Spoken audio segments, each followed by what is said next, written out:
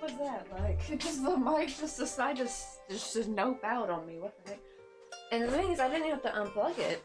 I literally just re-added it. I just like, I didn't even actually remove it yet. I just kind of hid the source. I just added a new one.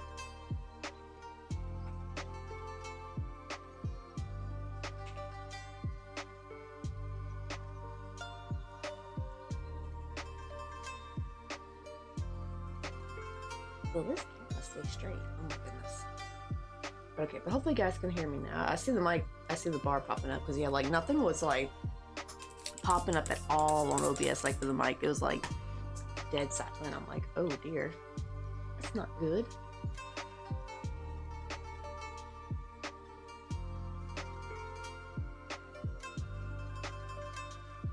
Here, let me get all situated. Get all comfy in my chair. Yeah, we're gonna hopefully try to finish our snake today. Let's see. At least we're doing the quick part. I'm gonna do the face before we probably, you know, add the hat and stuff, but I wanted to hurry up and just get the humble done because that takes the longest.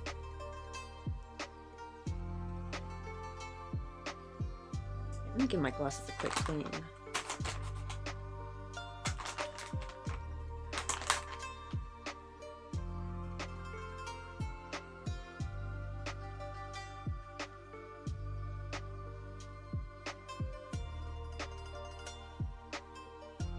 Let's see. Let me see what was all in here. I saw a drawing box. It's in here. Oh, Mr. Coffee's in here. And hey, Kylo, how you guys doing?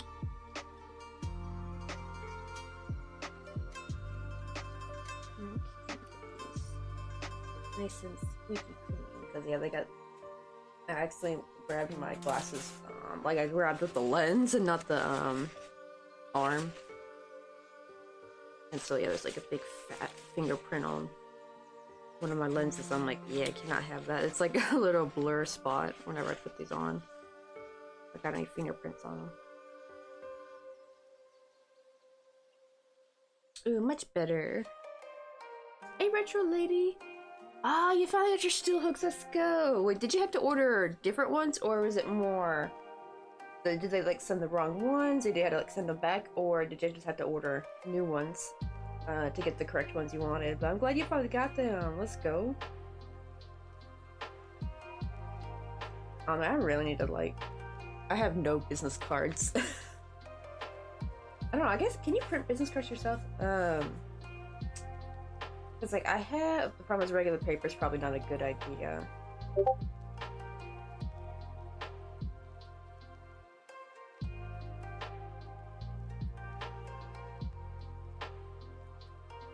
Let's see. Ah, okay. So I just had to send the other ones back, and this time order the correct ones. Let's go. It looks like a happy situation for all. The store gets their original ones back, and you find. Did they let you reimburse? Like, did they let you switch it out, or did you have to like pay extra, or do you at least get a refund when you send the other ones? I guess I would imagine they would give you a refund, because like there'd be no point in you sending them back if they didn't give you a refund. Honestly, that'd be just like no refund. I'm keeping them.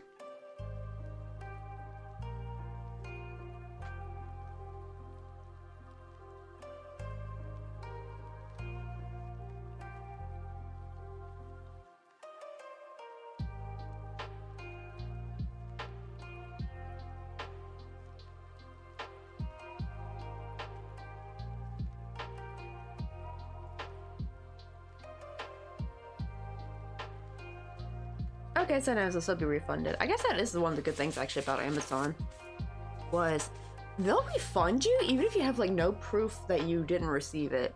Like, we was just talking about the other day about this with Mr. Coffee. About I still want to know who the hell took my stepping stool when we had first moved to our San Francisco apartment, and we ordered a stepping stool from Amazon, and it said delivered, and we went down and it was literally gone.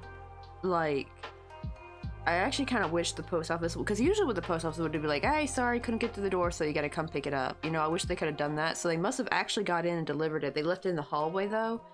They didn't leave it outside our door. They left it in the lobby area, because that's usually where packages would actually go. They wouldn't actually take it to your actual room. They would just like, there was like a little ledge that you would actually put packages on, and they would put there. And someone took my damn stepladder. Like, if we didn't, like, we literally went down as soon as, we were on the, to be fair, we were on the second floor. But yeah, like, I don't know how much the delay is, though, when they send you the package delivered confirmation. This was 2017.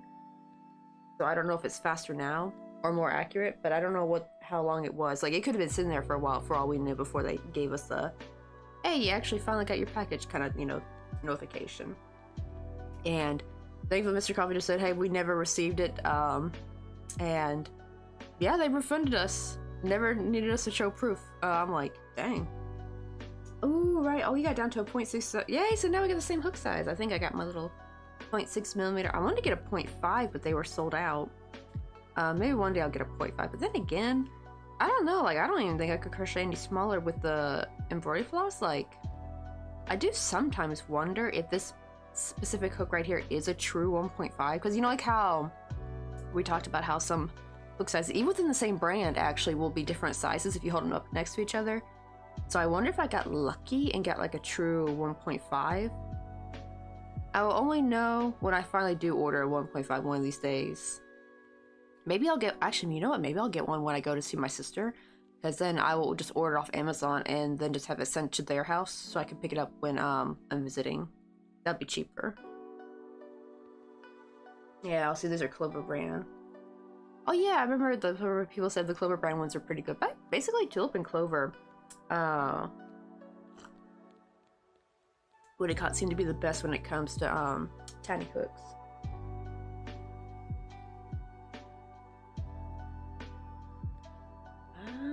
Wait, hold on, I'm talking with Mr. Coffee. He needs me to ask Grandpa a question later on how to get from Trento to Verona. Apparently the conference is going into the countryside.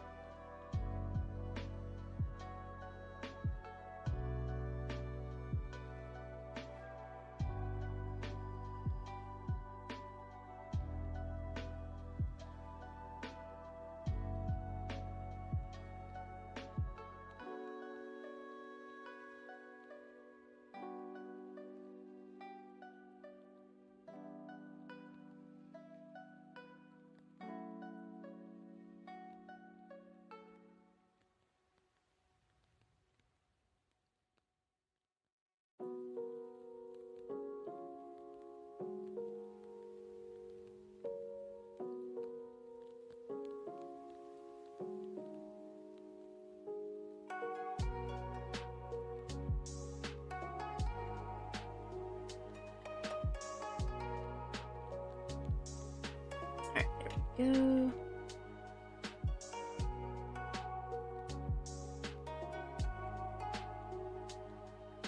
Okay, let me see, where are we? Actually, before I start, let me go ahead and start splitting some of this yarn.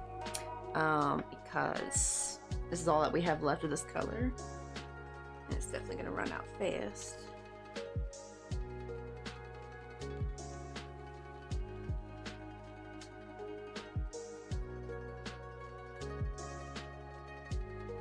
Oh, I think I've seen that book. Yeah, the 100 Micro Motifs. I want to get that actually one day. I think I like an ebook version because I think I'd be better off with an ebook version because of the whole like moving around.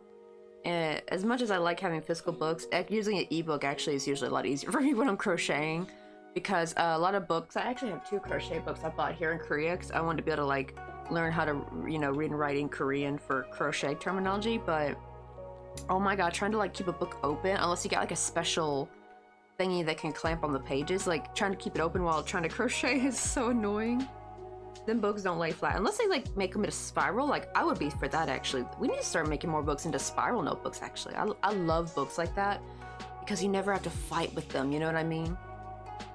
Weird thing is, I would feel like those would be cheaper to make on, like sure, I guess it doesn't look as elegant, but like I don't know, what's cheaper, the classical regular bookbinding or getting the spiral? Because I mean, for the spiral, don't you just have to punch a bunch of holes in put the spiral through there?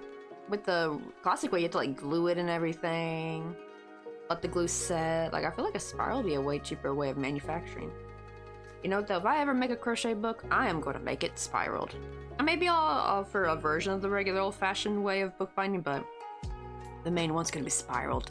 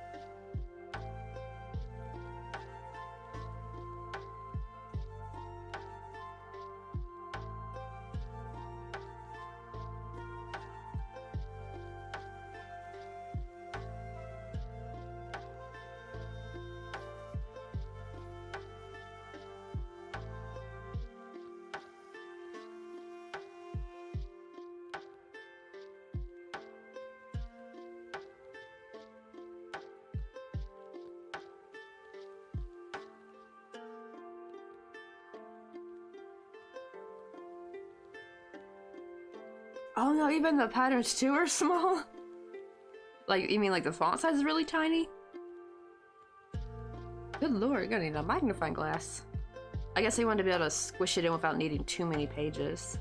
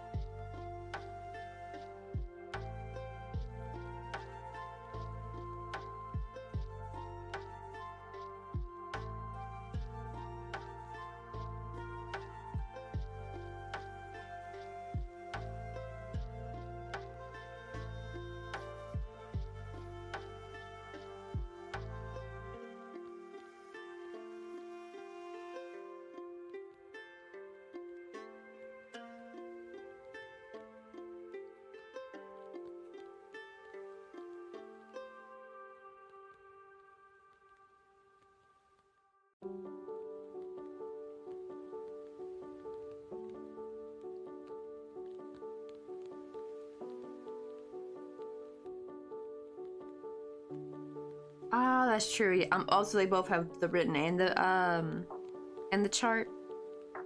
Yeah, that'll probably be why.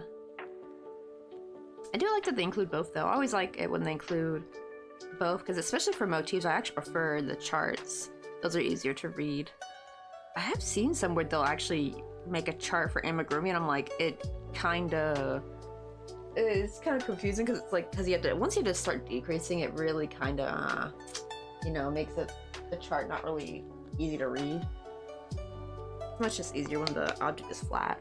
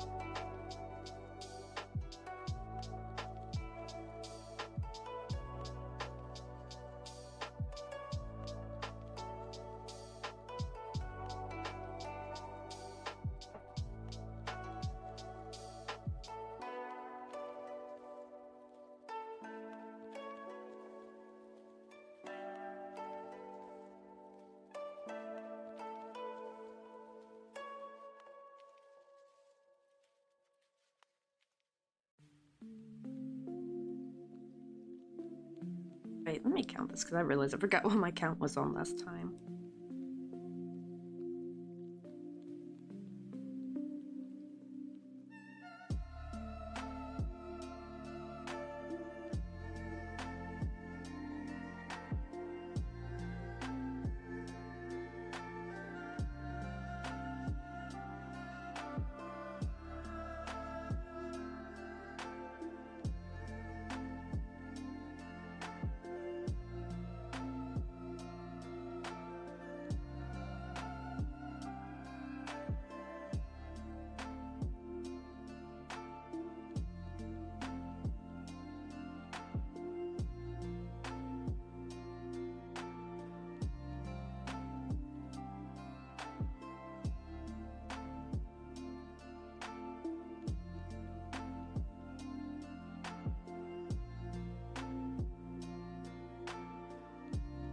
Okay, it's 32.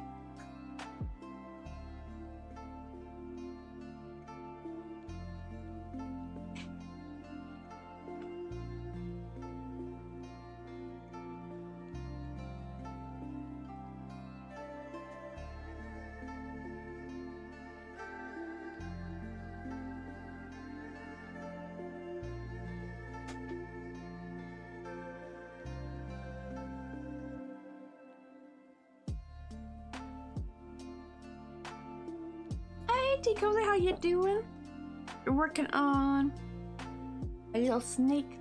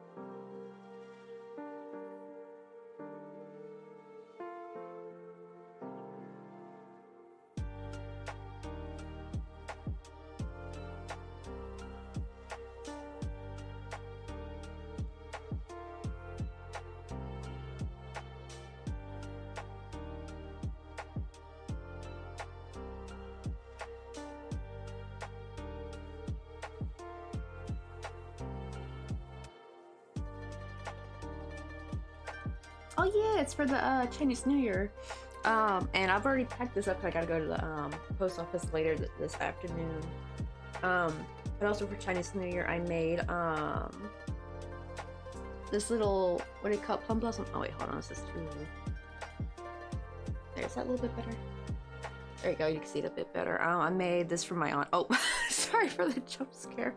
I was actually gonna talk about this with you guys earlier. These companies are getting ridiculous. And I finally got a screenshot of this. Yo, what's with the damn AI? Like, these companies are switching to AI, like, all their humans are AI in their commercials now. Like, they're not even using real people anymore. And what in the jump scare? This is for, like, to be fair, I guess they want to show the teeth. Because this was an ad for some kind of, like, tooth implant for elderly people. And it starts off with this lady, like this non-real AI generated lady splashing into the water, just super close up to the camera.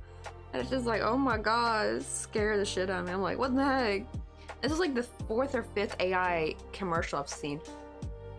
There was even like a Squid Game one for Bibigo, for like the food. Not only was the food AI generated, the people were AI generated too. It was insane. I was like, what the heck? Like, it is just, ooh, gives me the heebie-jeebies. I found a better picture. I was trying to scroll to this picture over here where I gave it like a little photo shoot with the some yellow paper in the background. did like a little, where's like a main one? Yeah, I did like a little, like I used my little rotating thing to get like a slow-mo video of it. This is still too bright. I think that's better and I can see it.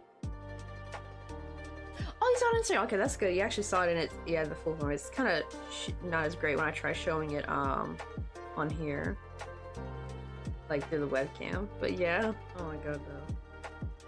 That old lady for the I think it's called Blue Diamond or something. The tooth implant. Oh god, that was such a jump scare.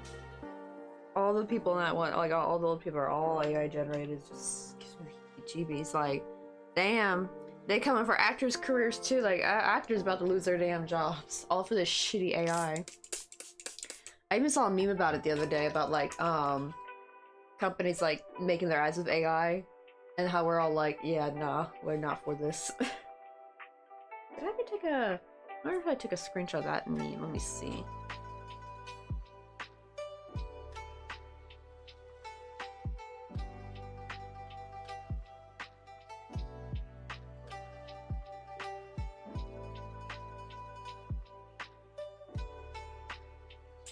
I don't think I did. Oh well.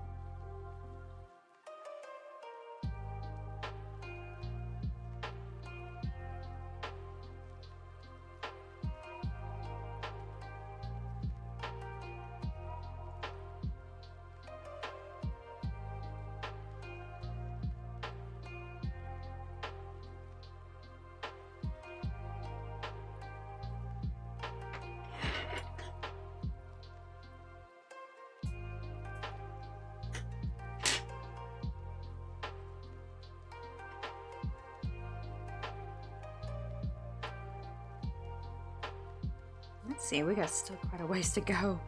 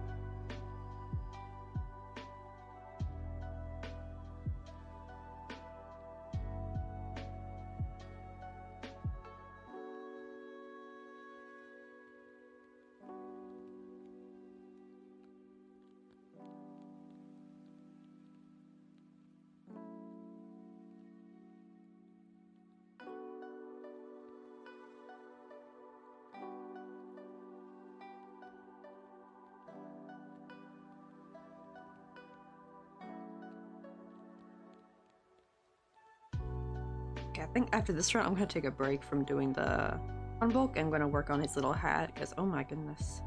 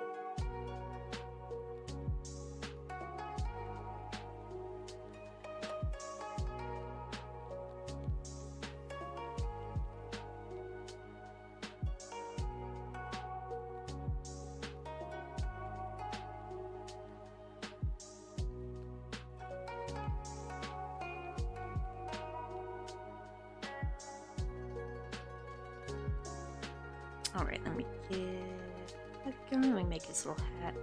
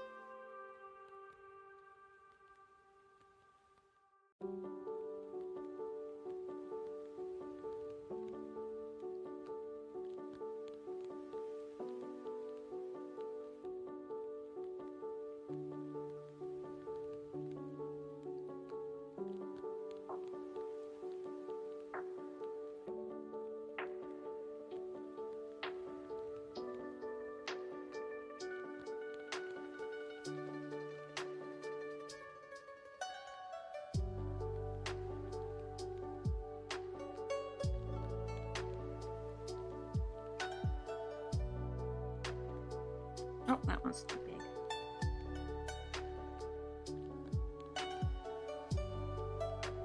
And I can probably use this one. Now I'm going to glue a little, because usually the top of the hat is very flat, so I like to glue in a little bit of cardboard.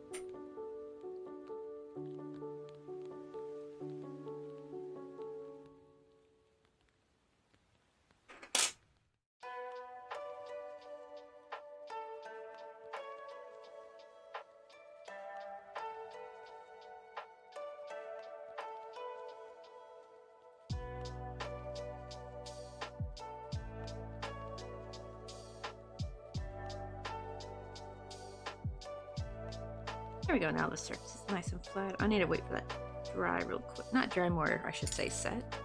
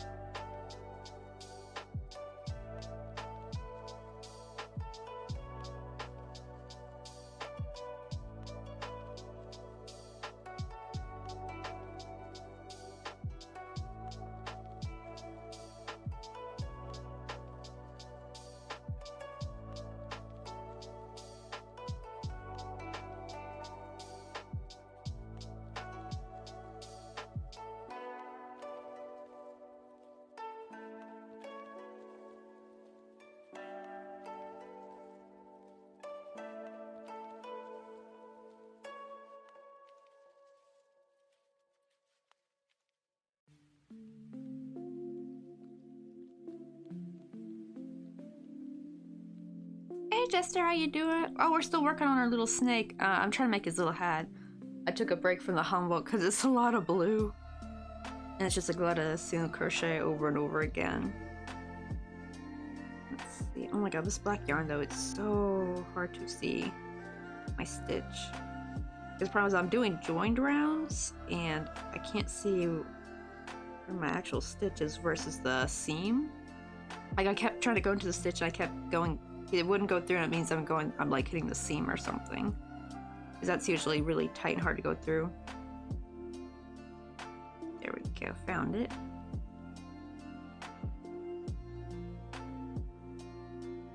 But his hat is, let me see, where's my little ox so I can show you. Cut a gut. And this is what it looks like. So I'm making him a small little one for his head. Oh, you know what? I realized I should actually have him out. Should have had him out on the desk. Granted, I guess it is not like you're the ox, so, but still.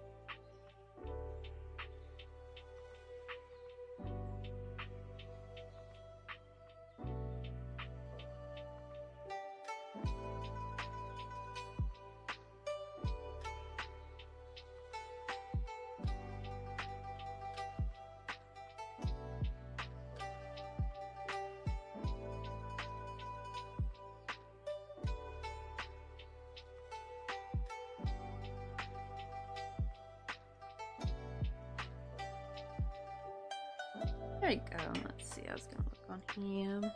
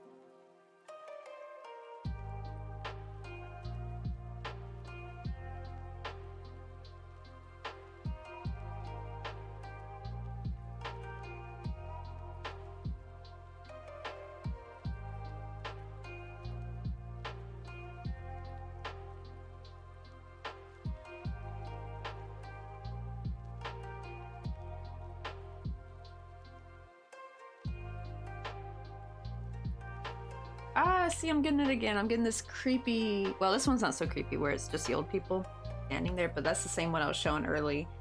Let me show the picture. For anyone new who's come in. I took a screenshot of it. There's my screenshots.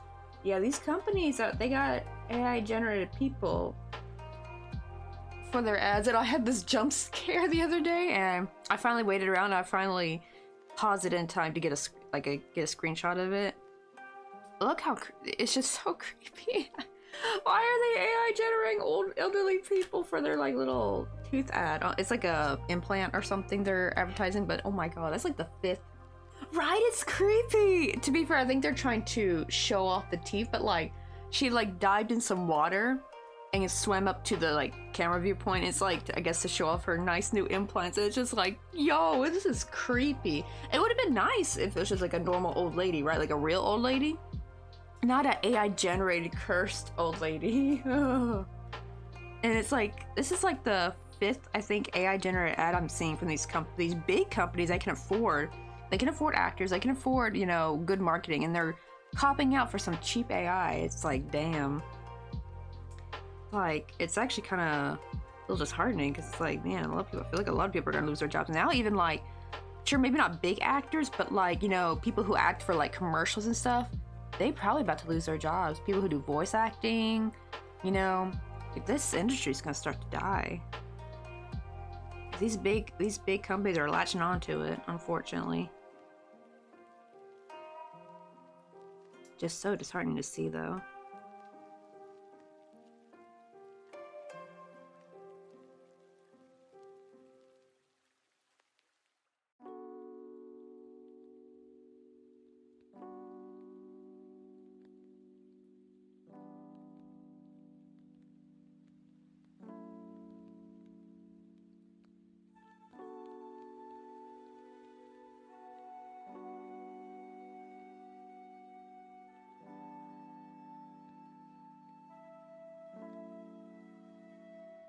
That ad though, I try to block it, but every time I try to block it, it keeps saying like, oh, Google AdSense, something's wrong. And I'm like, what?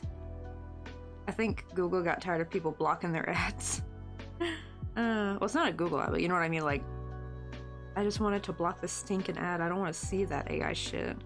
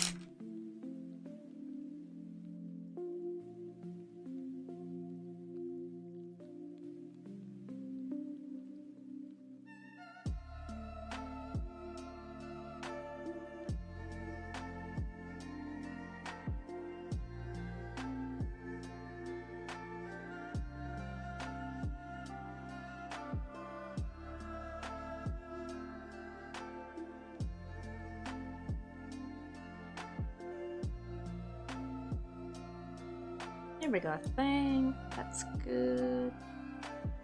There we go. Let me stuff it a little bit less though.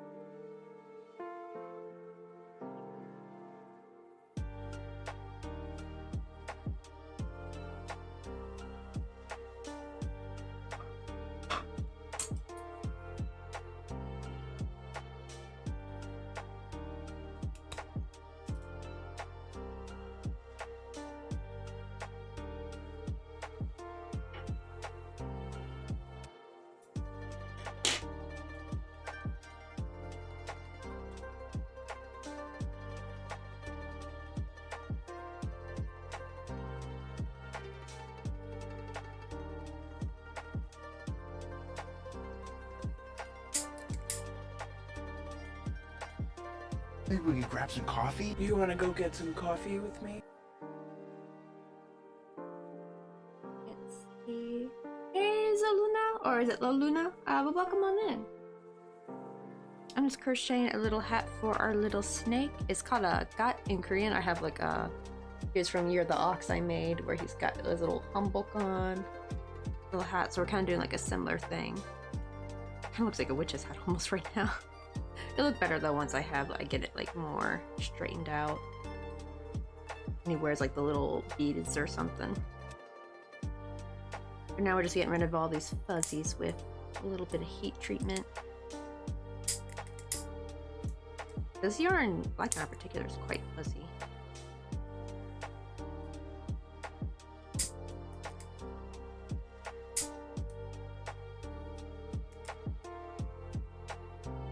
I'll probably also need to starch this hat. That way it's nice and stiff. I think this one I had... Oh no, this one I didn't. I think I had one where I did starch it, but I need to do that after I sew the beads on though.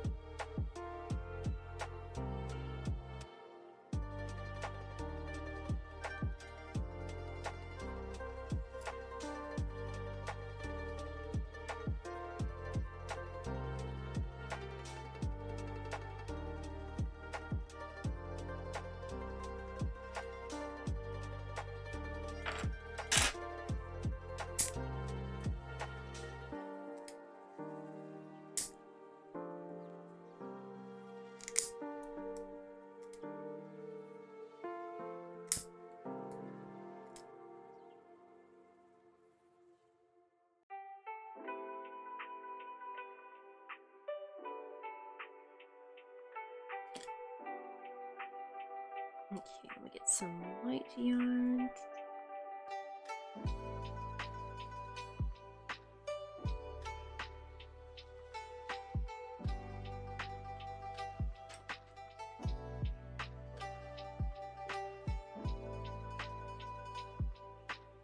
I don't think that's the yarn I'm thinking of. Ah, here we go. Brand.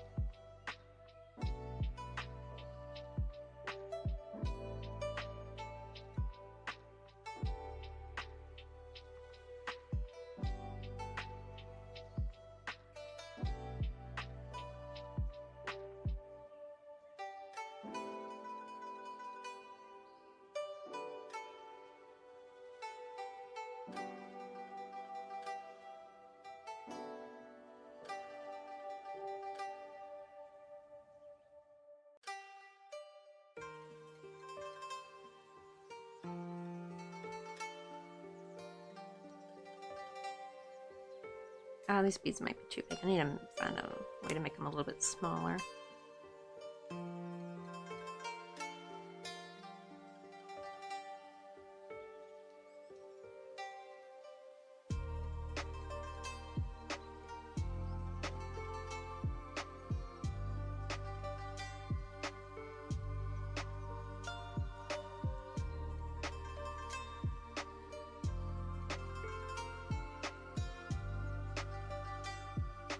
Hey, Sister Agni, how you doing? We're taking a bit of a break from the home book, and I finally just finished the hat. And now we're making the little beads that usually hang from the hat.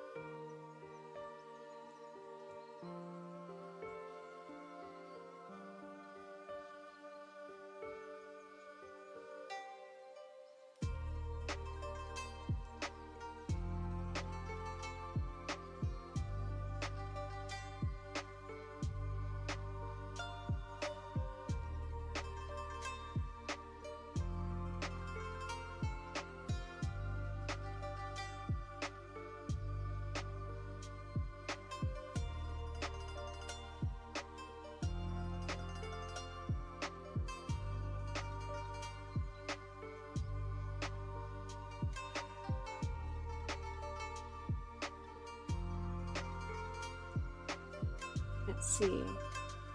Oh, I can have an interview with Chipotle. It's gonna be at 2:30. I'm going to get offered a shift at the end. I'm so nervous.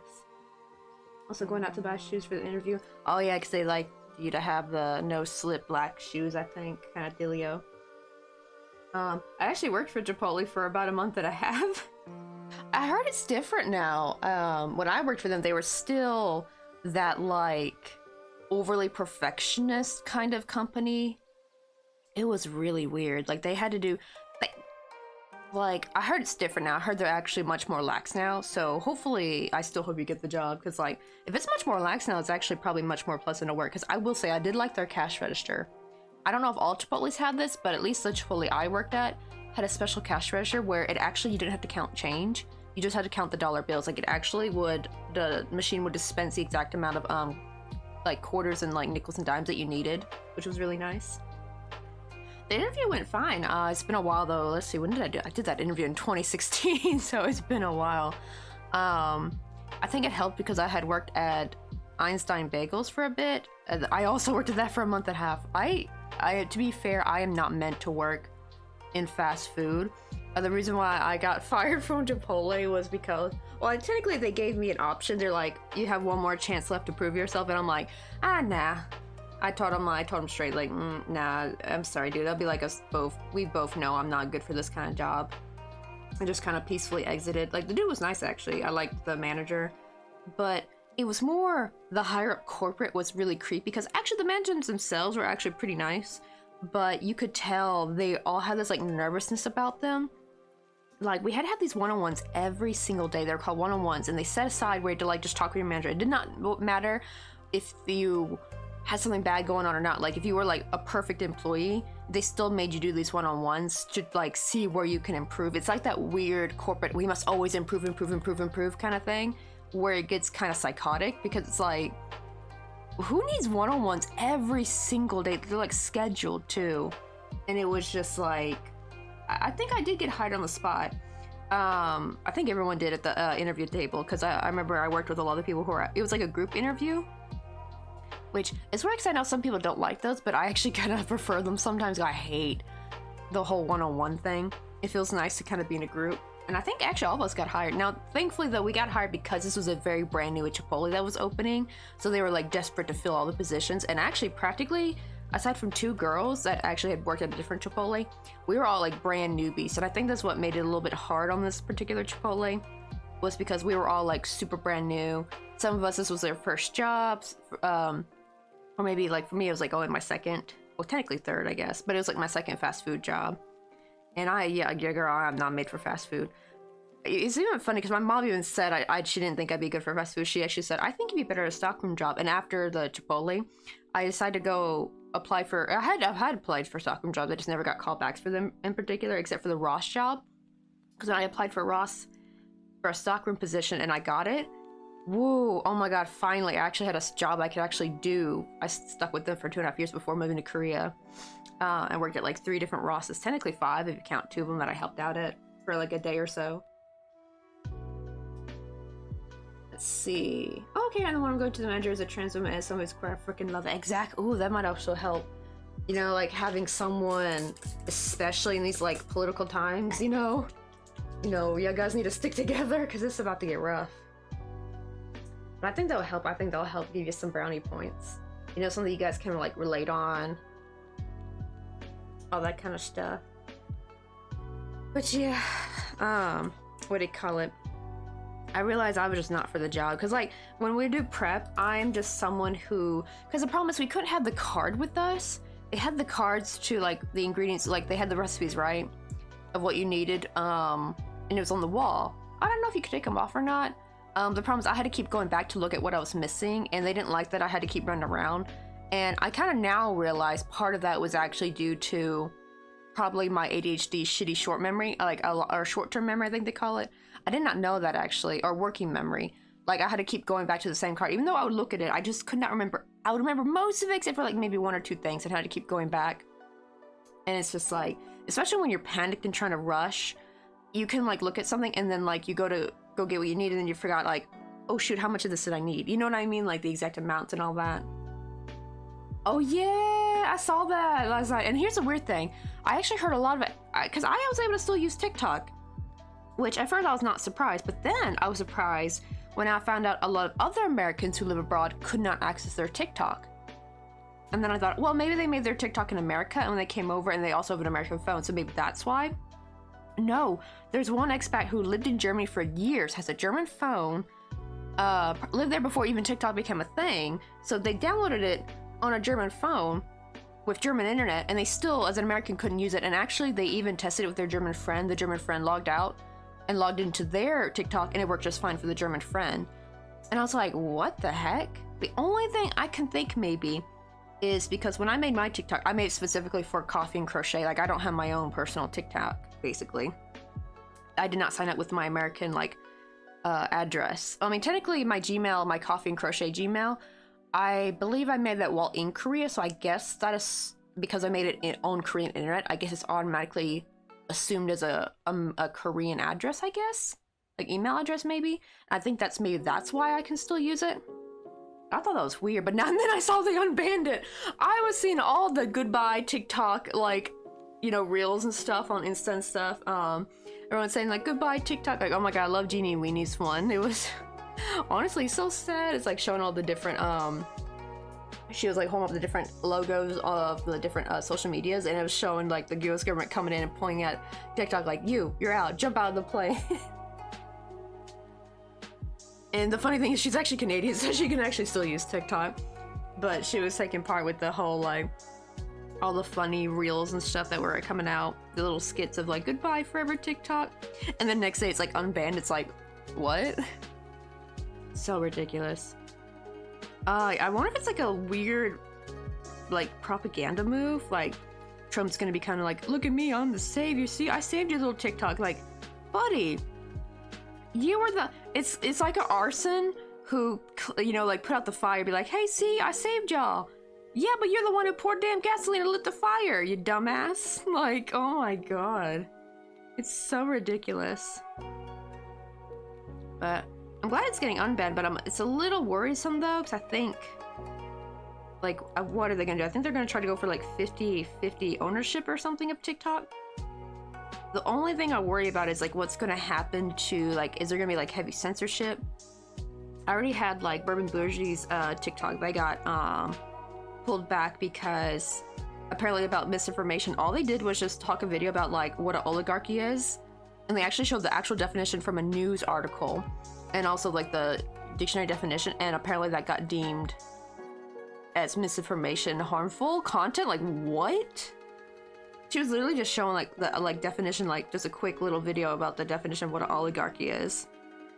Oh boy, them tech bros. They are our new overlords. Good lord, they really are. Yeah, they don't like being pointed out that they're going to be an oligarchy, I guess. That's so crazy. I've seen TikToks, like harmful TikToks of people being absolutely hateful and not getting taken down, but a video of like explaining a definition that's in the damn dictionary, they're like, nah, can't put that on TikTok, it's too harmful. Hey, hello, how you doing? Hey, Pirate Roddy? Give you a shout out, how you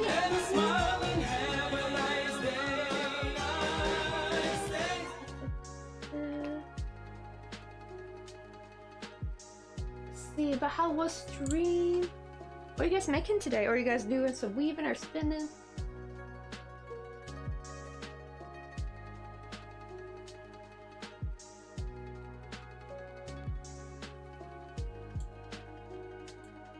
Did I go through? Okay, there we go. And we're just trying to make a little snake for New Year's. I finished his little hat. It looks like a cowboy hat almost. If I flip it upward, it's like perfectly a cowboy hat, but it's supposed to be a gat, which is a traditional Korean hat that you would see like in a lot of like historical movies and like this. I got like the little ox right here from Year of the Ox we did. We're actually now working on the beads. Let's see. Oh, you guys are working on a sweater I spun yarn for. So close to finish. That's kind of cool too. He went from spinning the yarn and everything to now like almost finishing the sweater. Ooh, what colors is it though? Oh, and I also gotta show ya another like Chinese New Year thing we did, because Japanese plum blossoms usually they actually originate from China though, but they bloom in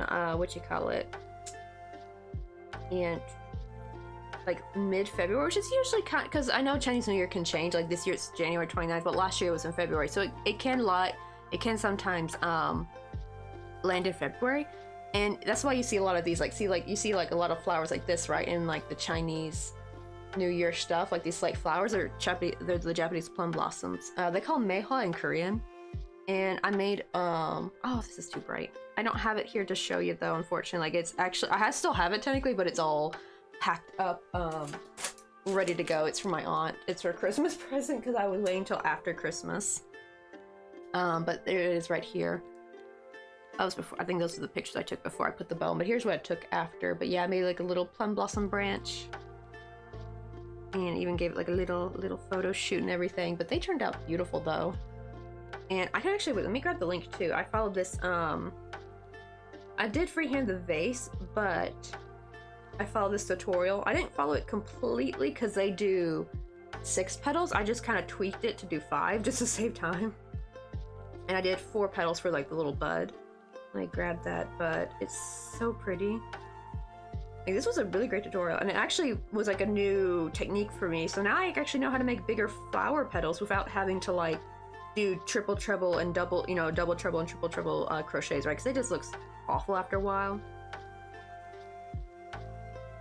But I also hate the whole like chaining and doing petals that way sometimes. It can kind of get annoying. But this is like literally just work back and forth. But it actually, I didn't think they would look that great. I thought going back and forth would make them look horrible. But this actually, this actually proved me wrong. I think as long as your last row ends on the same row that you started on, then the petal looks fine. It would only look weird, I think, if you ended the row on an even round, because then technically the wrong side will show at the edge of the petal when you're looking at the flower, and that won't look good.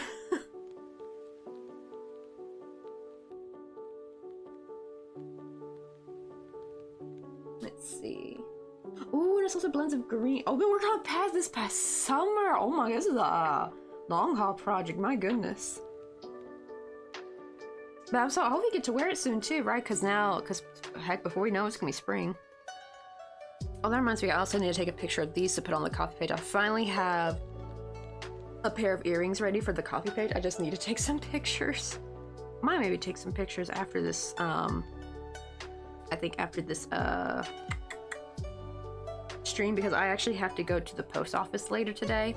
So I'm not sure when I'll end stream. Probably like 3 or something. It's only 12 now, so that means 3 more hours, honestly. And I want to see if we can take some pictures of these while the light's still up, because you know it's gonna get dark around like 4.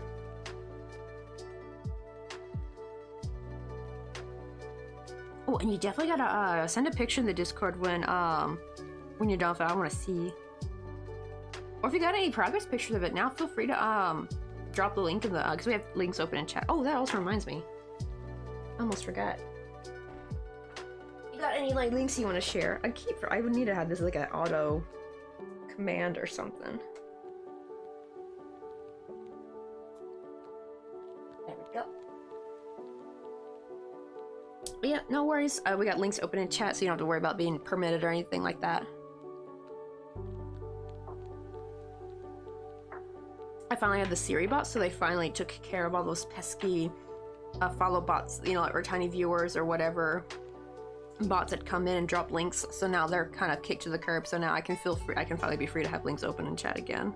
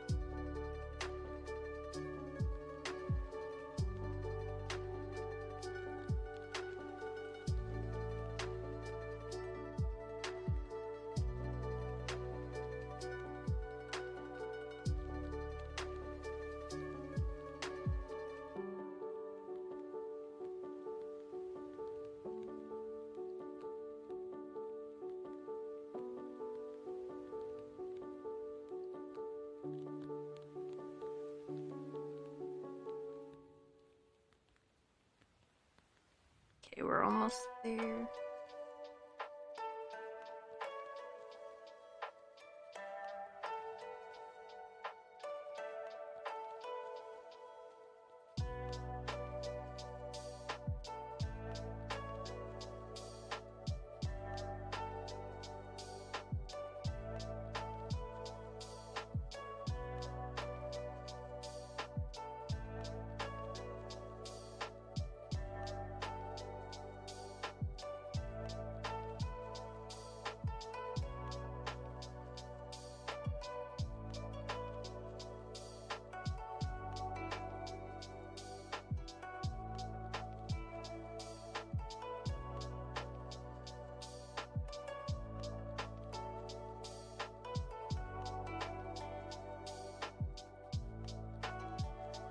Oh, wait, let me see. I want to see the color of the yarn.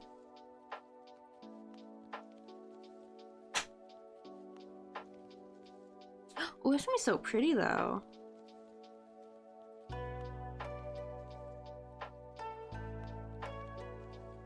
Oh, this is. Hold on. How to open this in Instagram?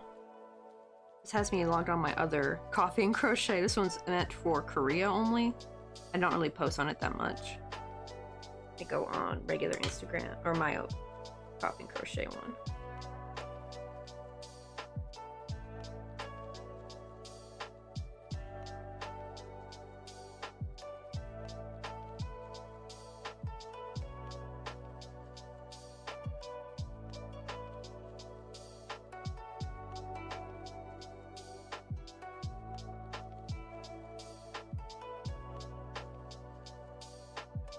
There we go. Now you got now you got 2 likes by coffee and crochet.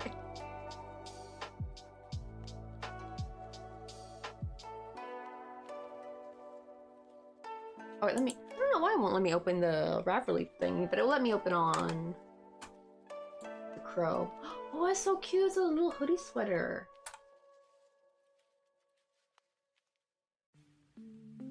That's cute. If I ever get, I want to make my own clothes one day.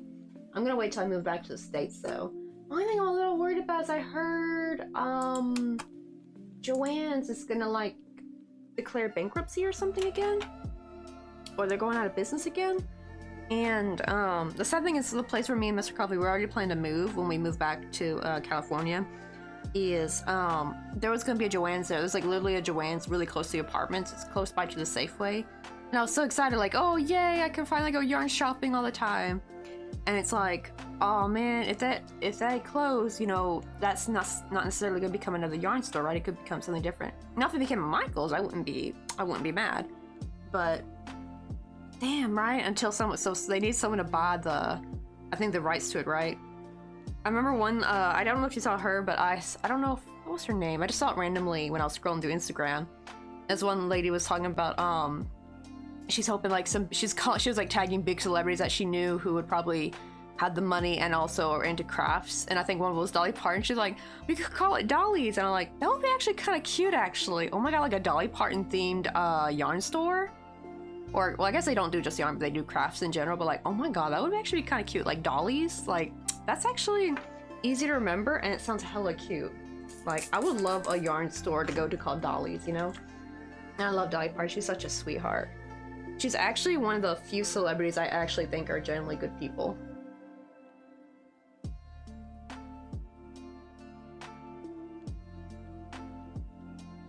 But I hope Dolly's partner saw her. I don't know. The only problem is I feel like when you tag a celebrity, like they're probably not gonna really see that tag because they probably get so many tags all the time.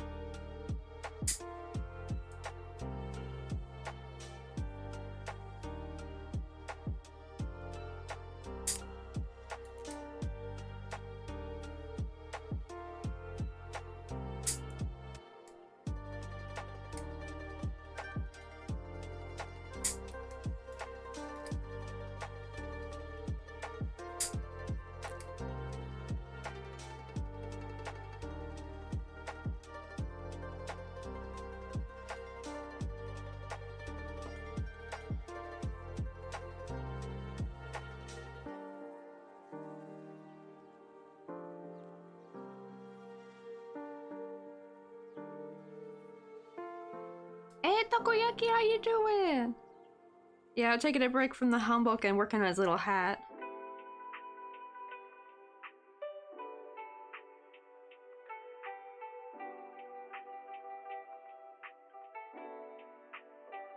Let's see, but there's his little hat. And we're just now working on the beads.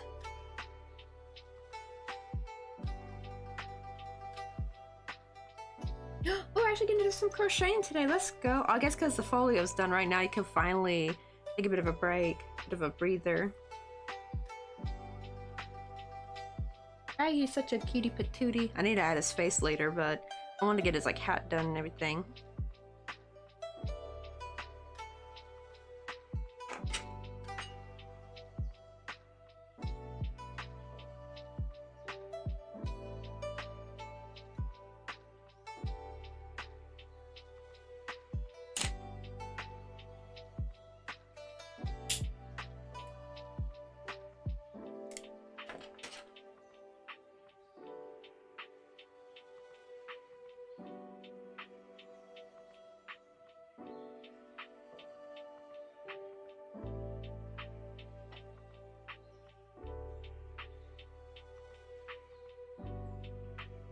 Not sure, but I gotta be on standby for corrections all but soon. 10 to 15 days, I shall know whether I get accepted. Oh, let's go! Just got a little countdown to go.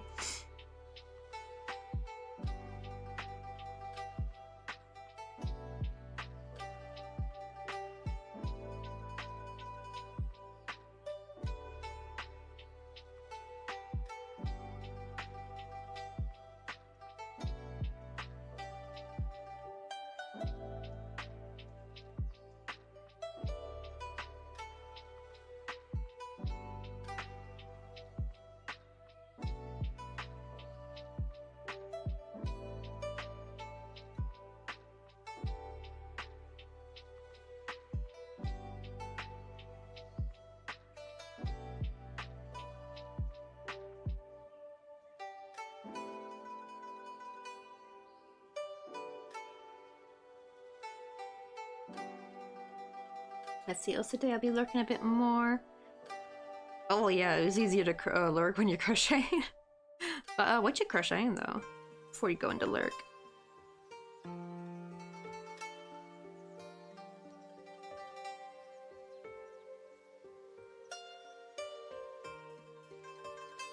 See, oh, making Finn and Jade.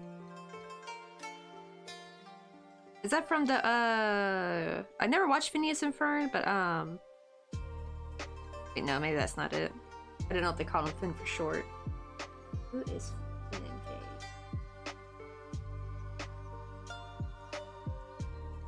Oh, okay, that's probably why. Yeah, I didn't grow up with cable, so there's like a lot of like, I know about a lot of shows, but I don't know like a lot of the characters' names and stuff. Oh, I had assumed that Finn was short for Phineas. So I was thinking of that.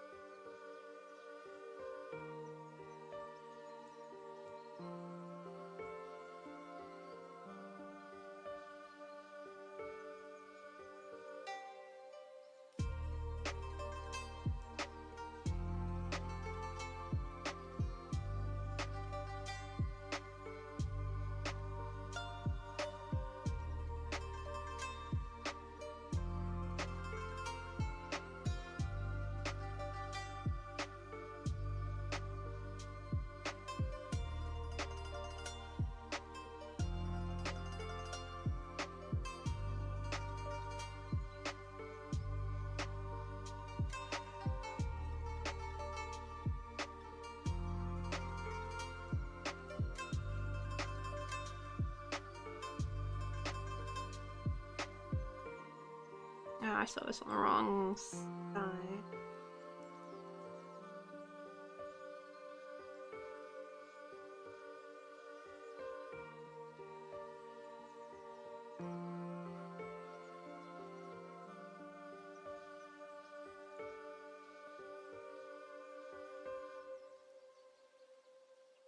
Oh, really? They actually got some. Oh, I didn't know it wasn't finished yet.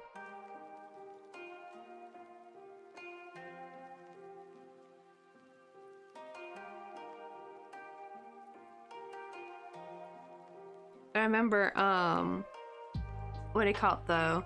When I was in Taekwondo, this was, I think, when Phineas and Ferb was still fairly newish. One of our Taekwondo instructors, Paul, him and the other young, they were like the younger instructors. They were like college age dudes, and they would always talk about Phineas and Ferb episodes. I felt bad I couldn't relate because we didn't have cable at the time. We didn't get cable, I think, until like 2 years later. I think I was out of high school when we finally got cable for a short little bit before canceling it. Because my goodness, it was just like, cable was just nothing but a bunch of ads. So, you know what? I know when people say like how the subscription stuff has become cable again. I will say there is one slight difference. No ads. You don't have to deal with damn ads, at all. So it's like still better than cable in my opinion, actually, the streaming services. Even though, yeah, you gotta like download a bunch of and pay for a lot of different streaming services. It will still always be better than what cable was, because cable was just a bunch of damn commercials. That's actually why my dad canceled it. And I didn't blame him. I was like, wait, this is the grand thing everyone had. It's like, it took forever just to watch episodes because there's so many damn ads.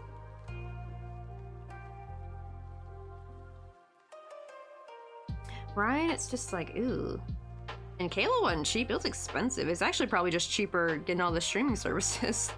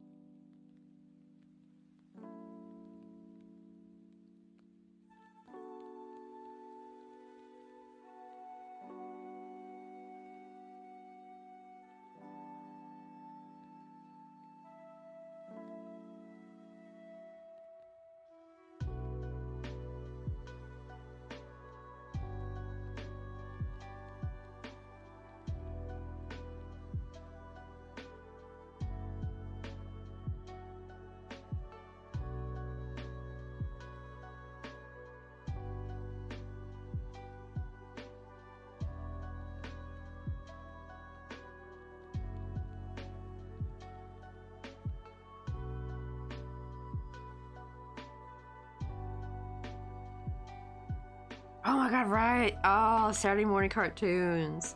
Oh, I got so mad when they got rid of one Saturday morning. Like, we still had Saturday cartoons, but it was more like there were specific cartoons that were usually only for cable, but they would play on public television on Saturdays. I forgot what channel it was. And if you woke up early enough, you could watch them. Like, it had things like Pepper Ann, Doug, like all the a lot of Nickelodeon stuff.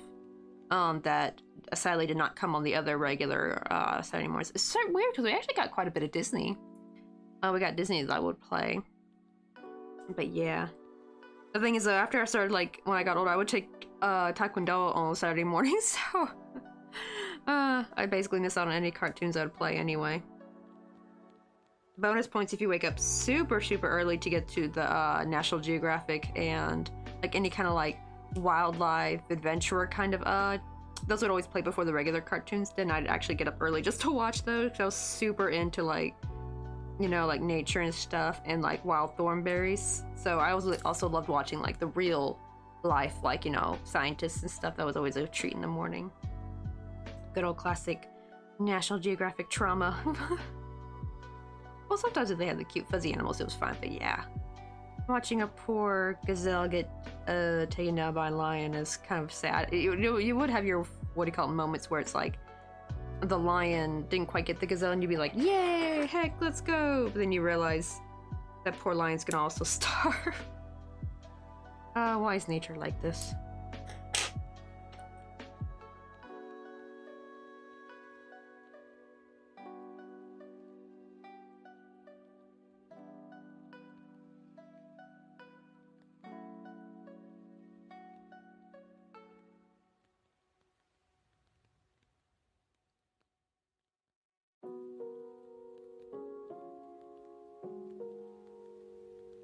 There we go. It looks almost like a little witch's hat.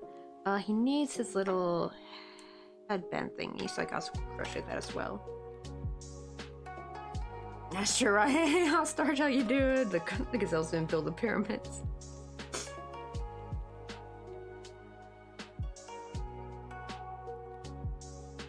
Oh, really? Wait, did actually National Geographic know more about conspiracies? I think I missed that evolution. I haven't really watched National Geographic in a long, long time.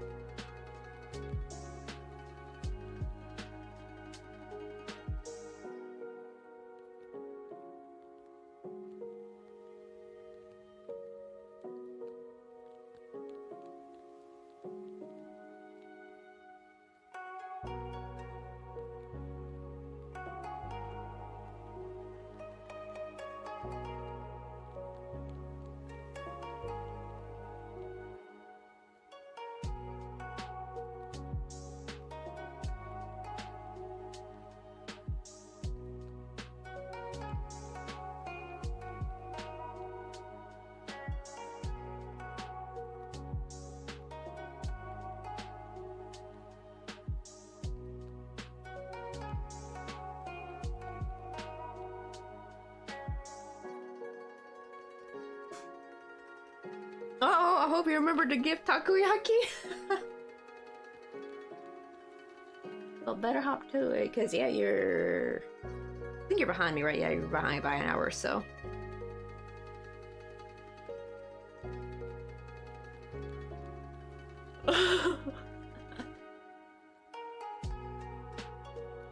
And now you're like, ah, shit, the gift!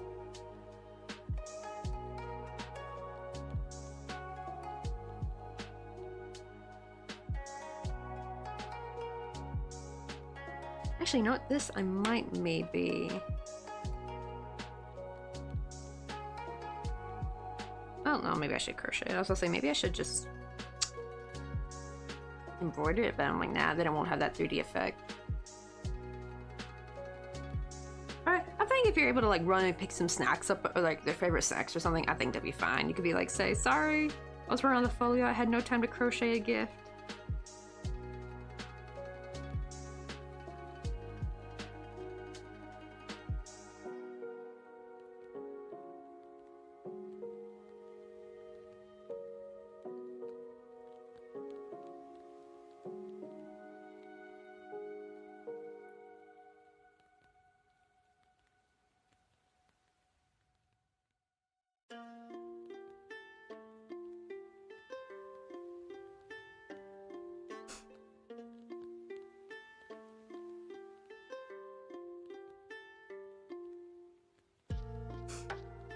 Let's see. Oh, I'll be turning into drink. Oh, that'd be nice.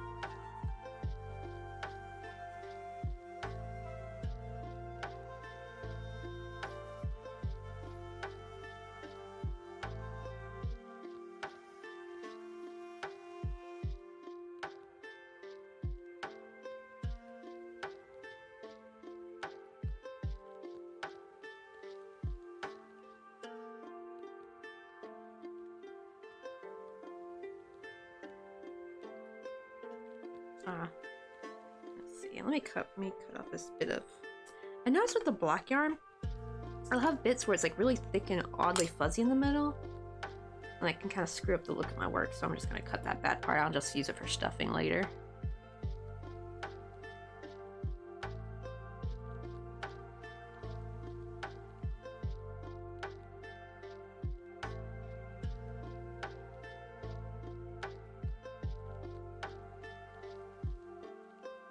Our Aussie takoyaki and all this dust. Hopefully we'll finish this little snake soon.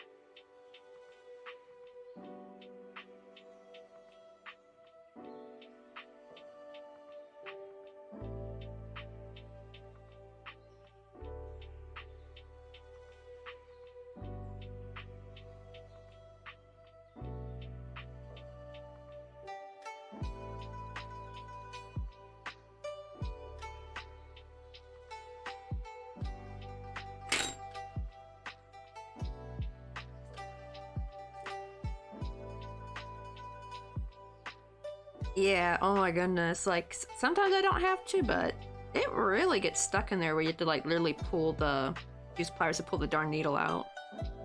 I actually didn't know what to do back then until I actually saw another micro crocheter artist doing the same thing. It's really bad when I work with actual, like, micro crochet, because, like, I have the tiniest little needle ever. I don't even know if there's even possibly a way to make a needle even tinier or thinner. But it's almost like the needle's too thick to go to the stitches, which can get really annoying. Let's see, but yeah, they get really stuck in there. And it also doesn't help that it's like really smooth, so when I try pulling it, you know, your finger just like slides like along it instead of actually getting any traction.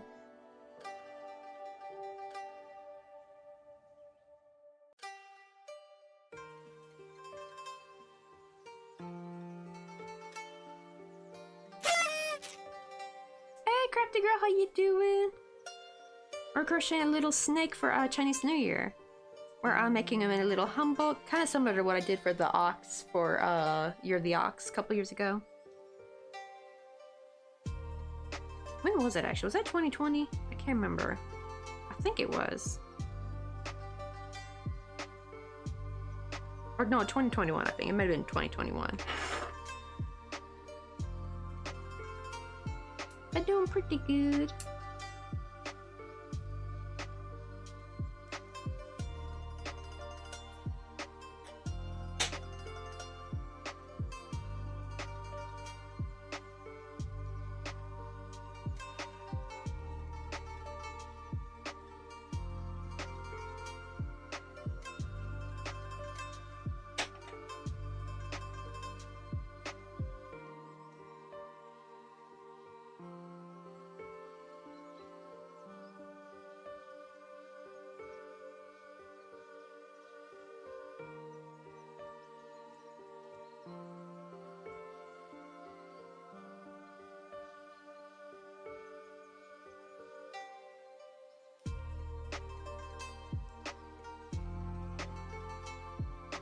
Oh, this is a cheap old needle, so it's fine if it breaks. I could just get another one. But I've never had them break before.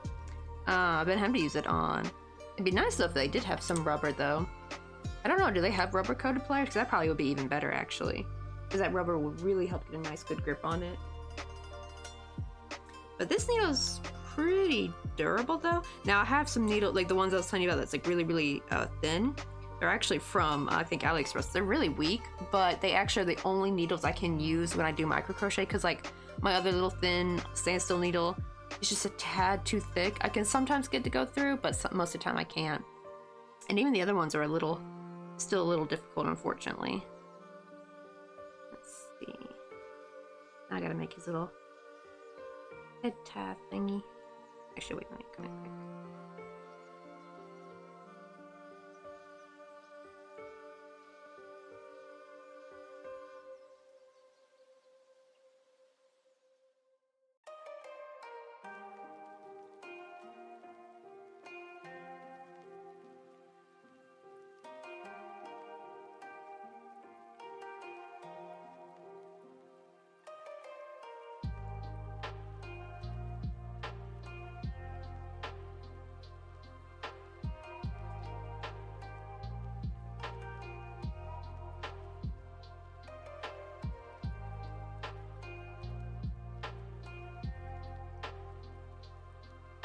Okay, let's give him a little tie.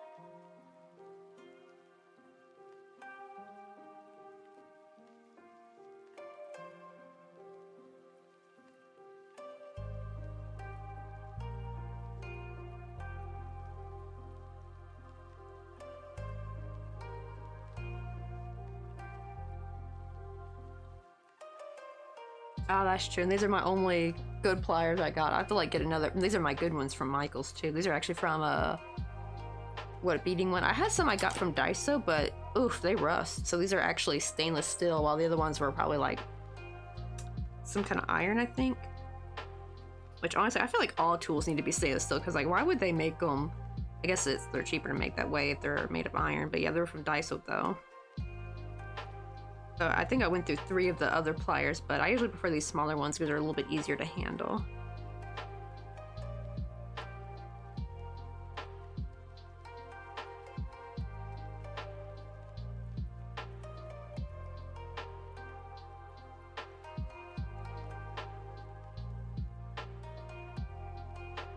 Gosh, you almost messed that one up.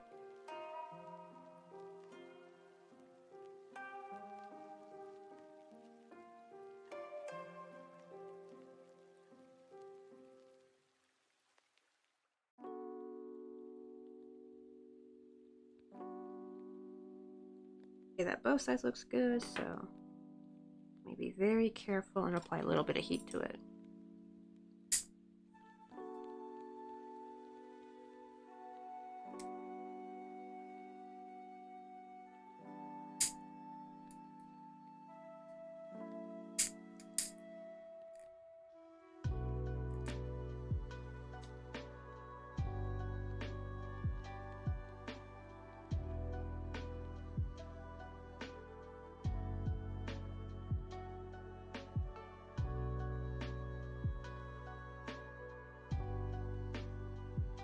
That's true, yeah, it's probably like the crappier steel.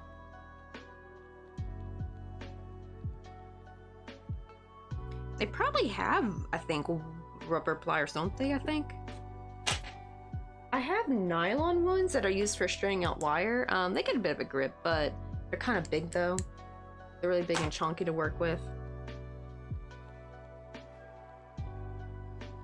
Okay, where's my glue at? This is how I keep the bow in place. Uh-oh, wait, one loop got a bit bigger.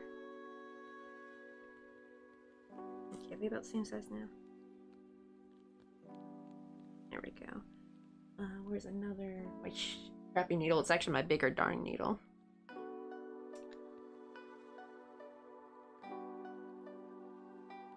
Okay, ooh, that might be a bit much. I'm gonna flip it upward. Add a bunch of glue.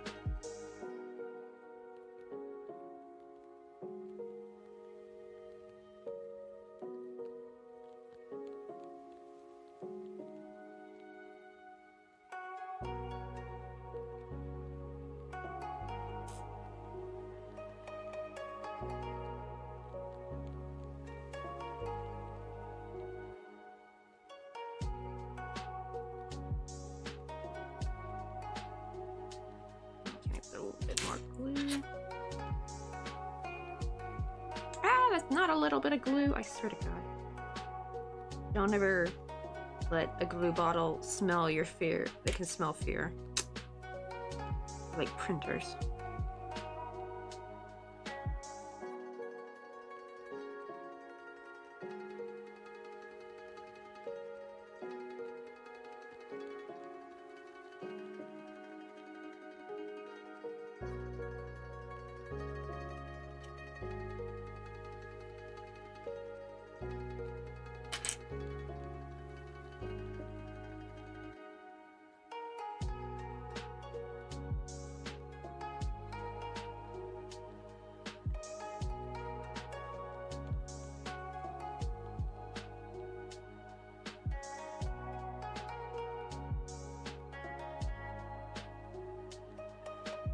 Oh, that's your automatic doors, yeah. Maybe escalators. I'm like, I'm usually not scared of escalators, but oof, man, after seeing like those horrible escalator accidents you see like in China, it's like, oof, wee. That is terrifying.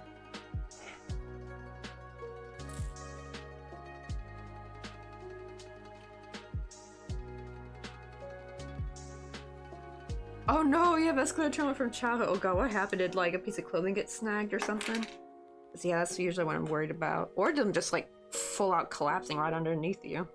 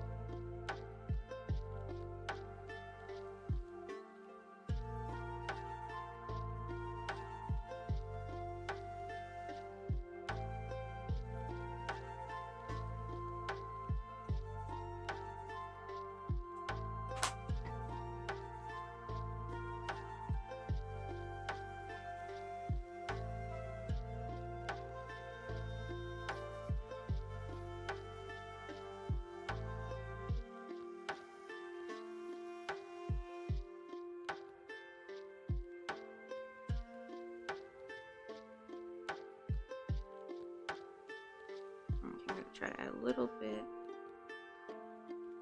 of some starched water to help kind of these a little bit straighter. I don't need to be perfectly straight, I just want them more like facing forward, not dipping back.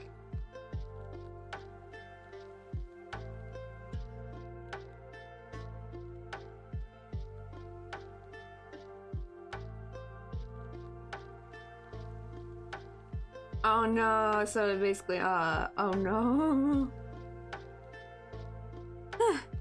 Yeah. To be fair, probably it's stopping suddenly like that probably could cause people to lose their balance, so maybe that's why he yelled. But yeah, I would imagine that would be traumatizing as a kid. Like, you push the big red button, and the escalators all become stairs all of a sudden, and now some grown man yelling at you.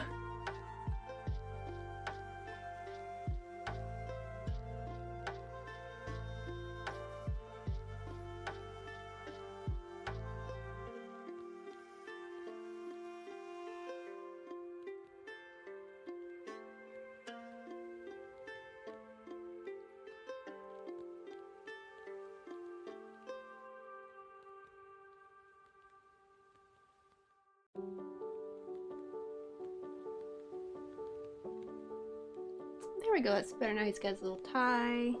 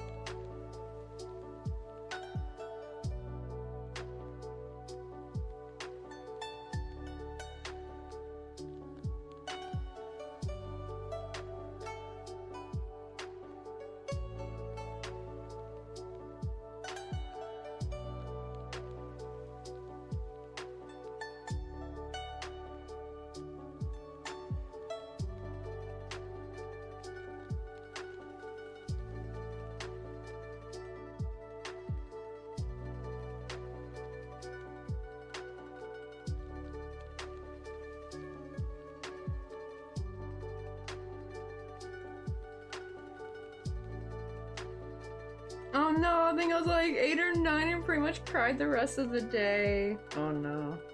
There is something traumatic about getting yelled at by random strange adults in public, though, I will say, as a kid.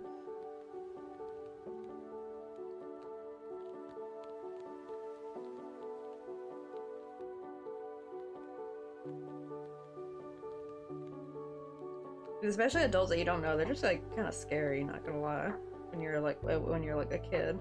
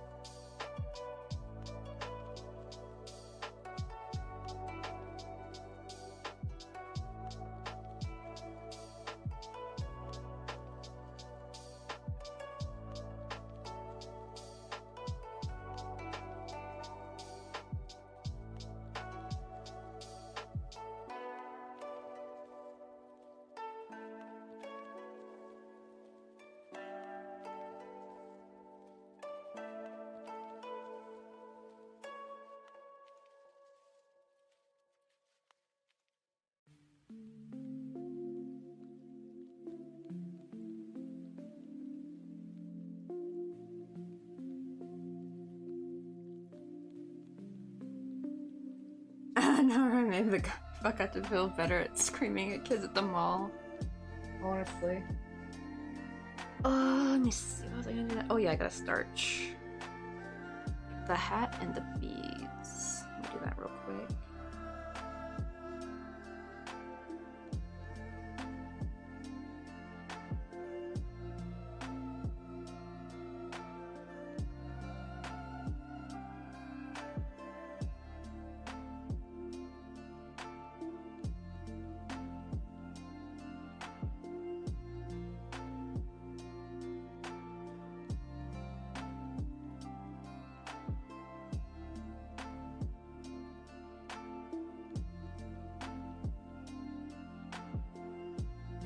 Let's also get this hat starched.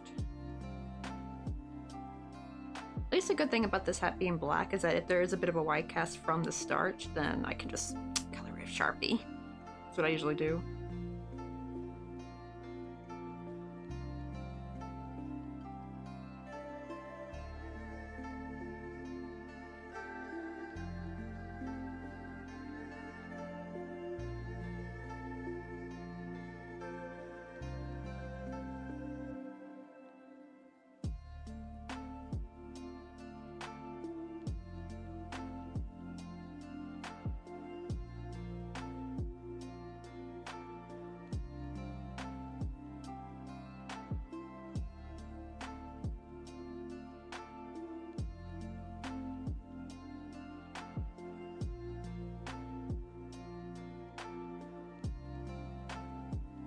I think I need a bit more starch.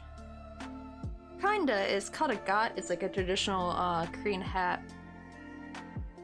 What do you call it? You'll see it like in historical dramas and stuff. Usually it's worn by scholars, I think. And not just scholars, I don't know, because I've seen other guys who wear it that were not typically scholars, but there's like different hats depending on your hierarchy though.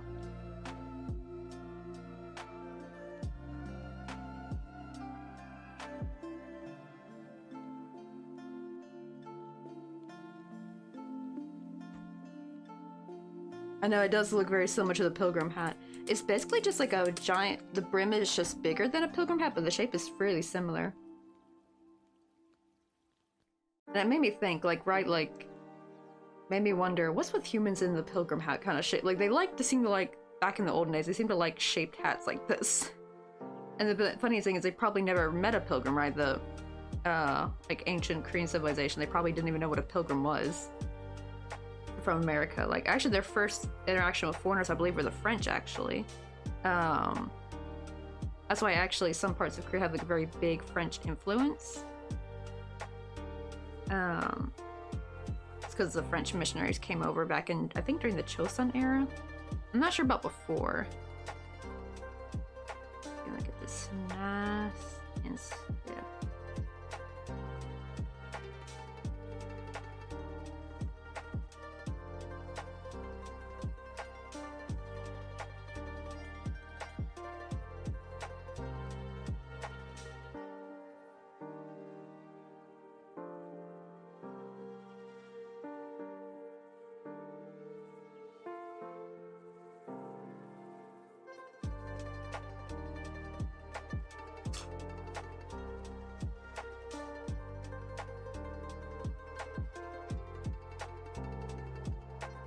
I know, and then the cowboys made it lower. Like, honestly, if I flip it up, it'll be kind of like a little cowboy hat. I should have actually made this part a little bit taller. There's actually a small version of this. It's actually probably even closer to the pilgrim hat now that I think about it. There's like a smaller one. I don't like the look of the smaller one as much. I usually like this bigger one. The thing is, I think what'll make it look different though in real life is it's actually mesh. So it's actually, the hat's actually see-through. So you can actually see the hair and the bun and everything. But the problem is I can't do that with crochet. So that's probably why it looks more like a pilgrim hat or a top hat when I make it in crochet. But in real life it's actually like a mesh material, a see-through mesh material. And that's what helps get its like unique look, I think. It's probably because of that. The whole like mesh material is probably what gives us its signature look. That look doesn't really make you think of a pilgrim hat when you look at the actual one. But when I see it crocheted, I'm like, yeah, I just kind of look like a pilgrim hat. There we go. I just gotta let that hang somewhere. I need to weight it down by something.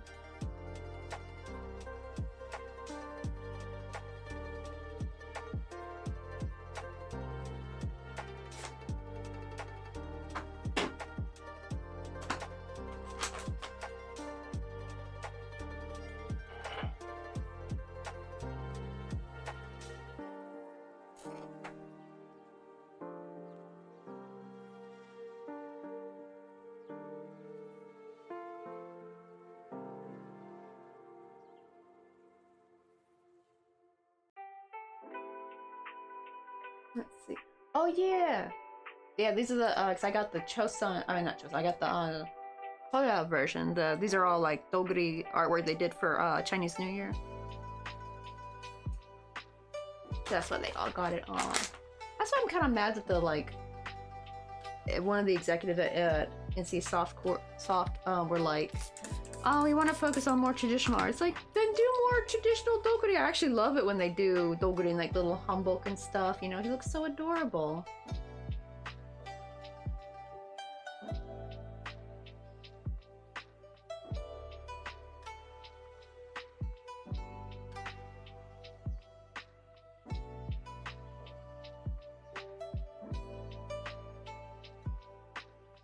Oh, these are all getting all out of whack. Put this back in order.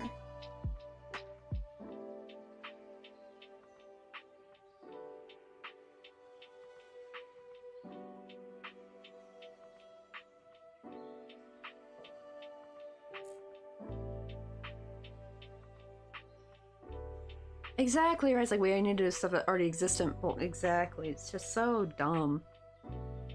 I think basically what they want to do is they want to change their demographic of people who buy from them. They want to appeal to the older folk, like the really old people. I guess because they have more disposable income. It's just like, well, okie dokie if you feel like that. I'm actually really, but the good thing, at least they're not being like Disney, where they're being selfish, like, oh, but we're gonna keep the IP, we're just gonna not do anything with it. They're at least trying to sell the IP. So at least that's a good thing.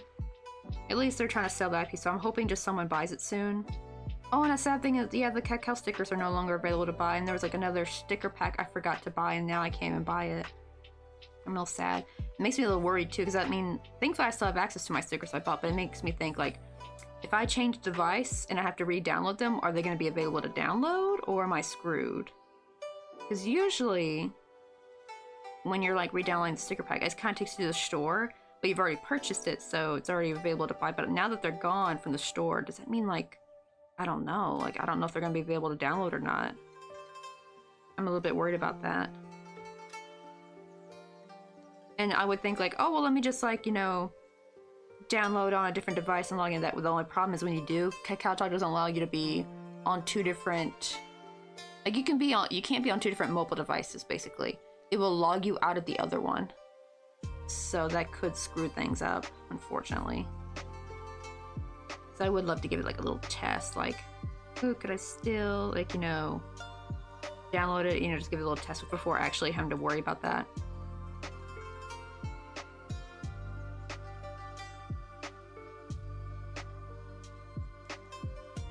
I know, right? I'd be like, good on, oh god, Disney better not. I don't think Disney would buy Doguri though. Doguri is just not on their radar. I guess that's the slightly good thing of Doguri not being too well known internationally. That would be weird if like an American company bought them.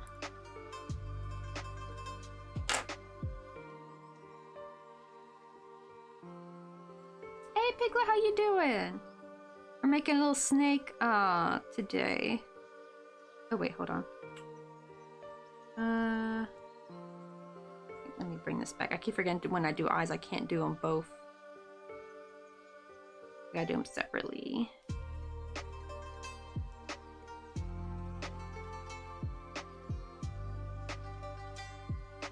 I mean, like, look what they did to Club Penguin. They're like, yeah, we bought the rights to Club Penguin, but we're gonna shut it down.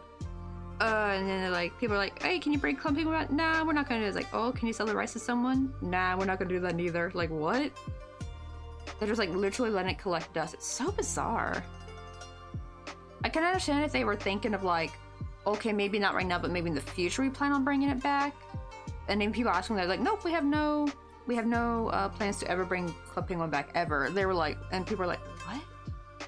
It's so bizarre. It's just like, just sell the rights, dang it. Somebody will be willing to buy it, you know? I don't know, what is this just like is it like a power move or something? Like, drop your damn ego, my goodness. At least make some cash from it.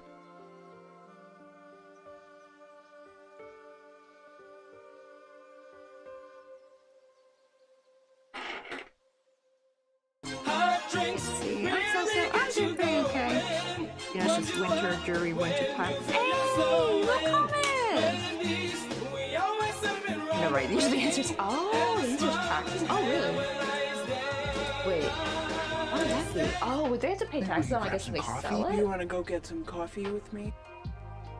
Wait, but actually, wouldn't eventually, like with Mickey Mouse, wouldn't eventually the Club Penguin IP expire and it become public access, I think?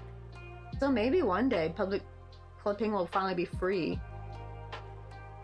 Let's see, let me give you a shout out real quick, but we're working on a little snack for New Year. For a little Chinese New Year.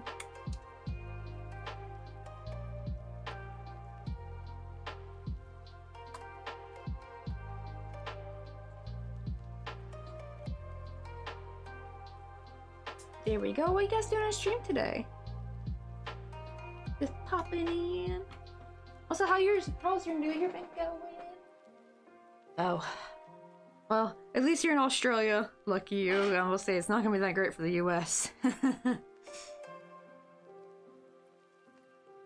Oh yeah, that was the I don't have it here to show you. I technically do still have it. I just gotta run to the post office later, but it's in here. It's boxed up in here with my with the Pushing keychain and little Fortnite Loot Llama keychain I made for my cousins. This, they're Christmas presents. I specifically actually waited until to send it after Christmas because I was too scared to send it before, because one, the shipping will be more expensive, and two, it's more likely to get lost if I shipped it during Christmas time. So I wanted to wait till after the New Year. But yeah, I did it I gave it like a little photo shoot, took like a little video on my little spin thingy, make it look all fancy, you know. I think this one's like my favorite picture right here. Looks so pretty. But I need to make me a cherry blossom one for my own desk. I haven't been making anything for me lately. That is true. Yeah, it took originally Mickey Mouse like 100 years to be free. Yeah, so sadly won't be in my lifetime. Oh, and you're running your first pattern. Let's go. Oh, what you making the pattern of?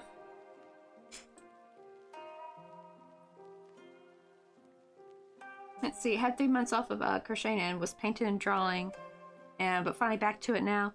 Funny thing is, I actually feel like I need to get back into at least digital art, because I don't know if I ever showed you a little comment, this adorable character named Doguri, but yeah, unfortunately back in November he got cut. It's sad too, because he was supposed to have one last chance with the video game they were making, or I don't know if it was a video game, it might have been a mobile game, and they just literally canceled production on the game. And what do you call it?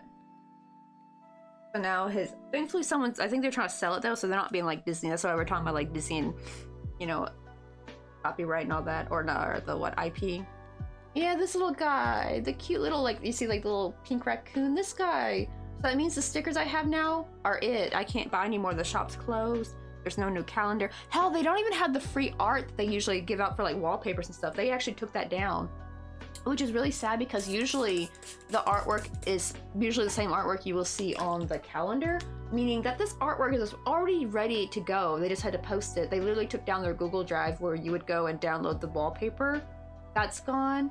The cacao stickers are gone. Thankfully, I still have mine that I downloaded, but I forgot there was 2 other packs I was supposed to buy, and I didn't think to buy them, and none of them are on the store again. And I'm a little bit scared, because like, what happens when I get a new phone one day and I have to reinstall Kakao Talk, because you can only be logged in on one device at a time.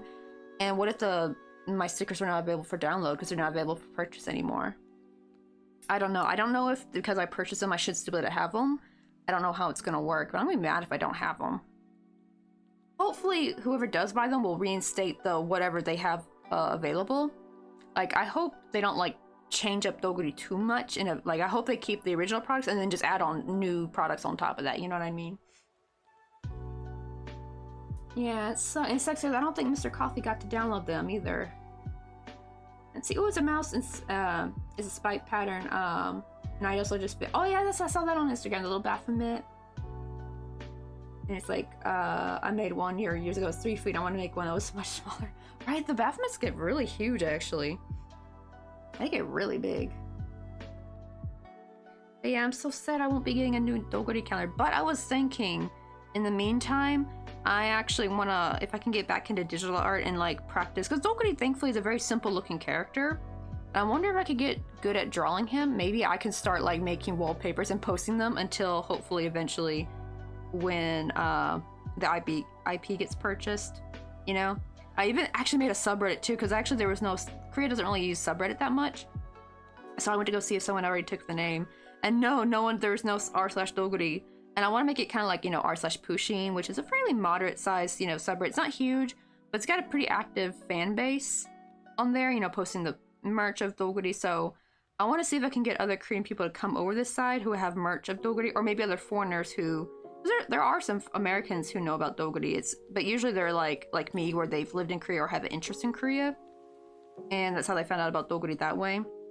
And if they have some Doguri merch, like have them like post pictures of what they got, you know, Doguri fan art. I want to try to make that a thing. Actually, and I also made a blue sky for them too. Actually, somebody already went and made a blue sky for Doguri, and it's not the official Doguri either because there's no post on there. But someone beat me to it though, so I had to name mine Doguri fans. Like, I can't believe someone beat me to it. Because like they literally just in November they announced that they were like taking him down. They weren't going to do anything with him. They're just putting him up for sale. I just hope someone buys his IP soon. I guess the only good thing is if nobody buys the IP, that would actually mean after it expires, I could actually start selling Doguri stuff. It would be kind of like public property, I think. But the problem is, though, is that's going to take like 10 years, I think. Maybe more 7. He's 3 years old now. He was made January 18th. 2021. I actually just posted like a little birth. That's like the first post for Blue Sky was I put a little happy birthday Doguri thing on there. Oh, I need to get some mini ice cream. Oh, let's go. Oh, now I kind of want ice cream. I'm gonna pass by the stores later, so maybe I should pick me up some ice cream too when I go to the what do you call it? Post office.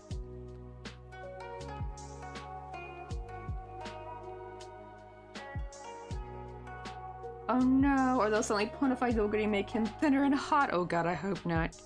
I love his little chubby self. He's so relatable and squishy.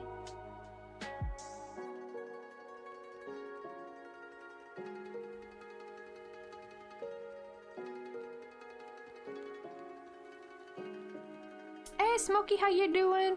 Uh-oh, are you guys having some snowfall right now? I'm guessing it's freezing where you're at. There we go, guys. We'll face on there.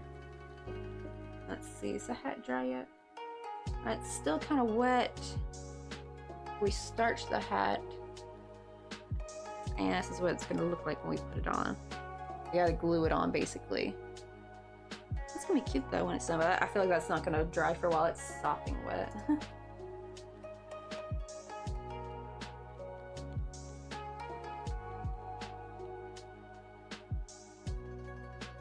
Oh, damn, it's 27? Oof.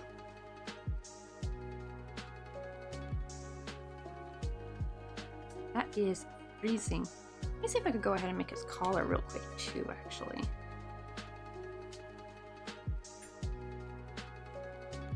Hey, Messiah Fisher, how you doing? We finished their little, what do you call it? His little hat. I took a break from the humble because I got so sick of crocheting around and around. We got his little hat ready to go. Got the beads on there. I also did his little headband thing. That was kind of hard because like he doesn't really have much of a round head to work with. I realized I actually could have put that a bit more forward. I was scared, like I didn't know where I was gonna put the eyes, but I realized I could probably put the headband over there. But oh well. I don't think I could scooch it, could I? Could I scooch it maybe?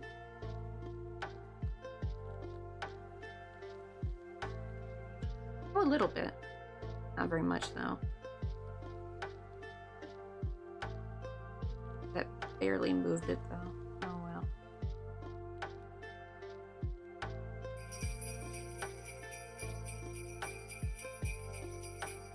Right, be snowing. Sadly, we don't get snow here. I don't even think there's been any snow. Last year we actually got a teeny tiny bit of a flurry for 2 seconds. And that was it. But so far, no, we haven't had anything like that this year.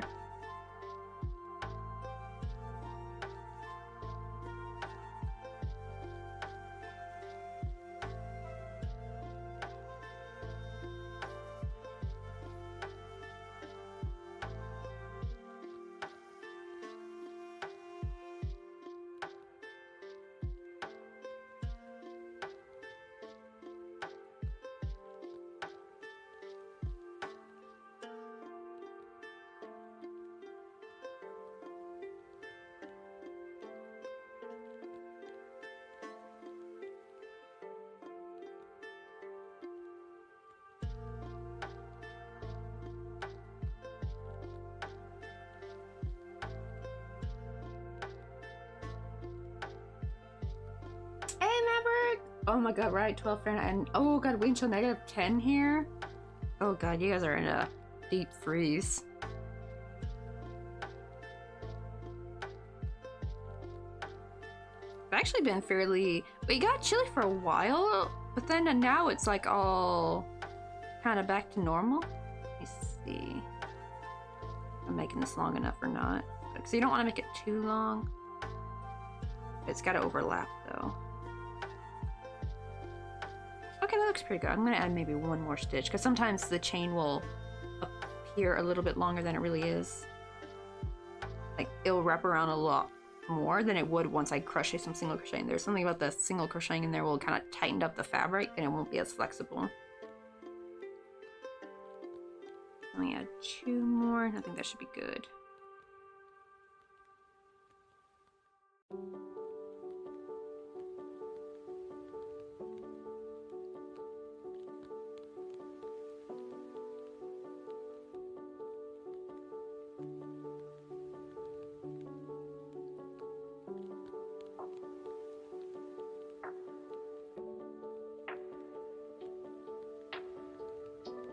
Pretty much. I didn't even realize they were going to be the same color because I'm actually using different yarn. This was actually the Karen Simply Soft yarn. I'm using my milk cotton yarn. I just felt like this blue matched the best with this little guy. However, he's going to be slightly different because he's also going to have some purple. Let's see. Oh, wait, should I make the collar purple? I think I've seen it where the collars are different colors actually. Hold on, let me double check that. Look at a picture of some humbugs real quick.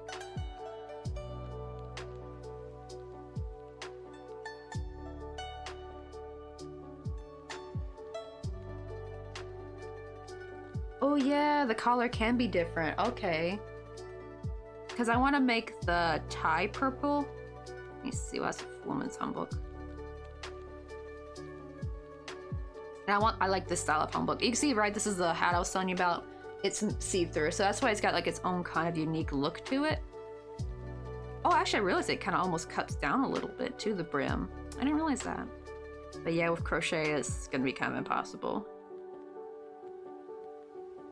Because see, sometimes the collar is the same as the mane, right? The collar is the same color, but for other ones I could see the collar is different. Like for this one it's like green.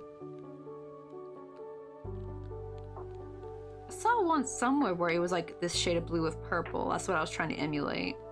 I can't find what particular. Wait, maybe let me put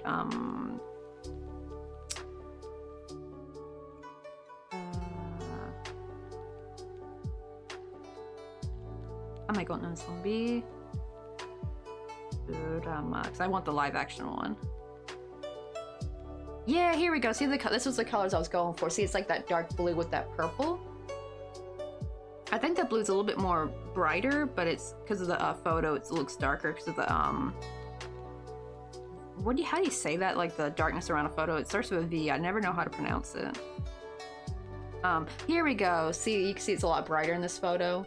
And I thought this like purple and blue looked very similar to this humbook. This is from Pamego no Tsumbi, the Scholar That Walks the Night. It's like a really cool vampire Chosun drama. It was actually a manhwa, a comic. Let me put C right here. It's actually a comic. I don't think they have it in English though. I tried reading it in Korean, but it uses so many older Korean words and I just could not read. I was like, oh my goodness, I need to like take a historical and Korean language class or something. Hey, Rainbow Wrangler, how you doing? Let's see, and also Renea Little R, how you doing? Uh-oh, it's under frostbite advisory warning, so no more than 30 minutes outside of time. Oof. Oh, like, yeah, nothing uncovered. For y'all, it's like -6 Celsius outside, it's too early. And, I like how you're my attorney crochet. That'd be kind of funny. And I'm attempting to crochet a mesh hoodie for 4 hours. I got coffee in a bucket. Wish me luck. Hey, also crazy Meko. Let's go get some tofu. Hey, you ever tried tofu pudding? It's actually pretty good. Chocolate pudding to be exact. I don't know how it would work for vanilla, but at least the chocolate flavor is very overpowering. So you don't. Especially if you get it's gotta be silken tofu though, but actually honestly, tofu is like my little hack to make really cheap, not cheap, I should say, quick pudding. Because, like, right, if you make pudding the traditional way, you have to, like, right, get cornstarch and milk powder and all that shit, and you gotta boil it and all that crap, and gotta wait for it to cool down. Literally, with pudding, tofu pudding, you literally just blend it. You put the silken tofu, it's gotta be silken, because if you put regular tofu, it's gonna be nasty. You gotta put silken tofu, which is usually used for, like, tofu desserts anyway, so it's already gonna be, like, perfect for, you know, not tasting too savory or anything like that. Or too, I guess, vegetable-y, if that makes any sense. That, what do you call it? Cocoa powder and sugar. And probably even melted chocolate in there if you want it really chocolatey. Literally blitz it and it's ready to eat. Granted, you can still, like, let it chill for a little bit. But yeah, let me... Actually, wait, maybe I should... Should I get the blue thing? Nah, that's not gonna look good. Okay, well, let me frog that and do a purple instead, because that's gonna give a nice little accent. A little pop of color so it's not all too blue.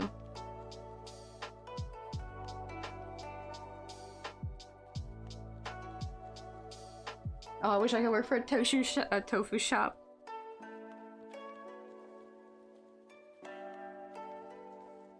Oh, there was even like a Korean cooking show that was on recently. I forgot what it was called. But Mr. Coffee was watching it, and they literally had this one round where they had to make a bunch of different tofu dishes. There was like literally a mountain of tofu they had to collect tofu from. And by the end of the contestants were like, I never want to eat tofu again. It was funny.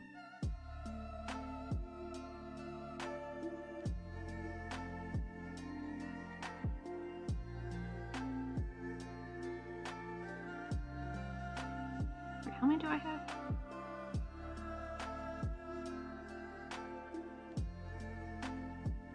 Okay, I got 11. I need like 22.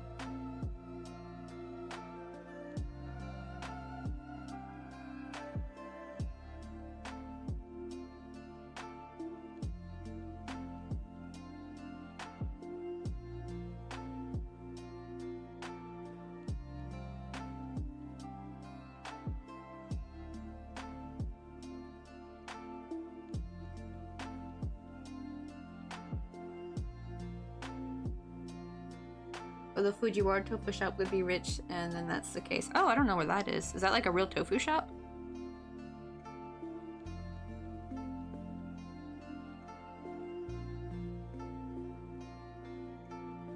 And I'd be like, I have no idea what that Pokemon is, but I got it.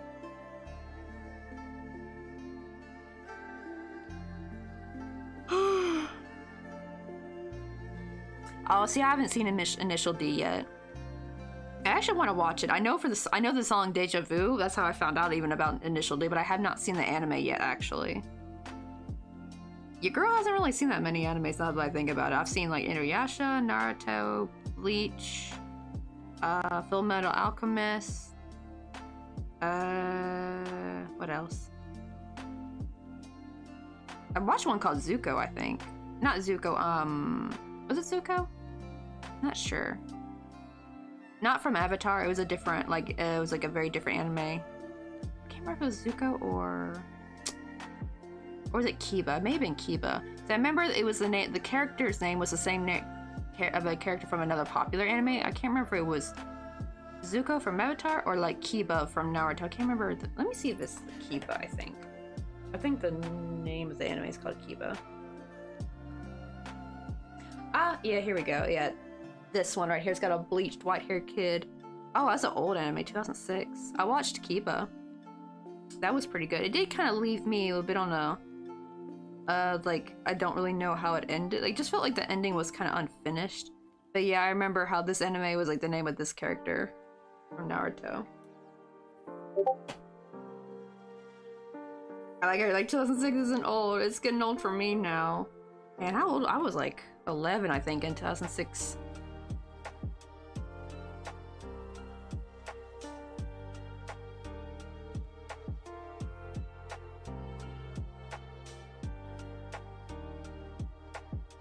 I'm not really sure to do for hidden freckle moles.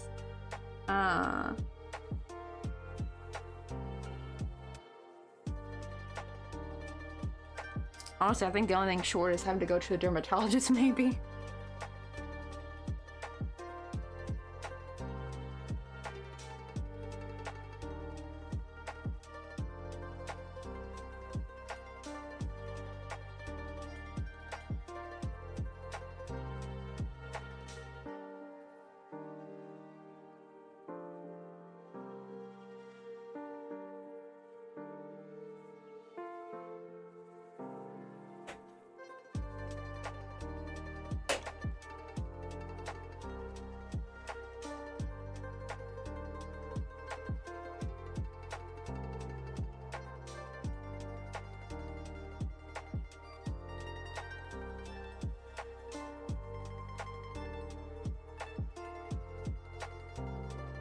It's like, I don't want to think Jurassic Park is an old movie and it came out 32 years ago. Or didn't I think it came out either when I was born or before I was born.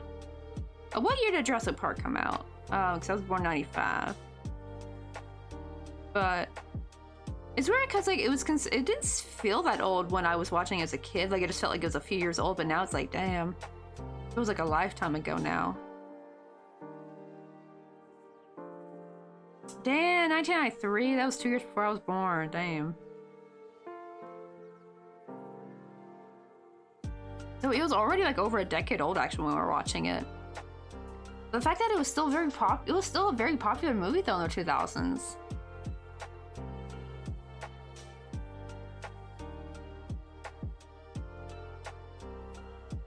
All right, let me pull up Discord real quick.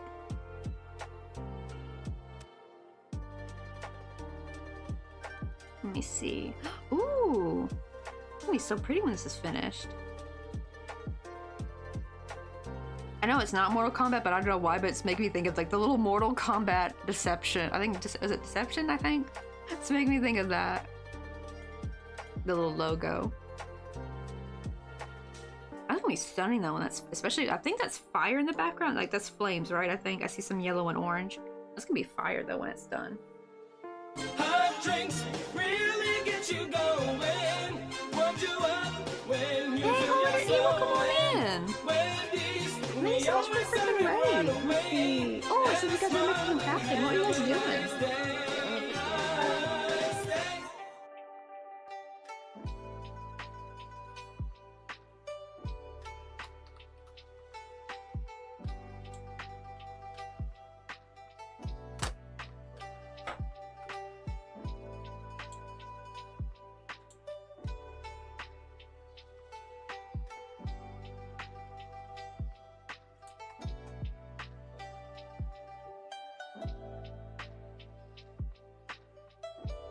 Let's see if there's a raid.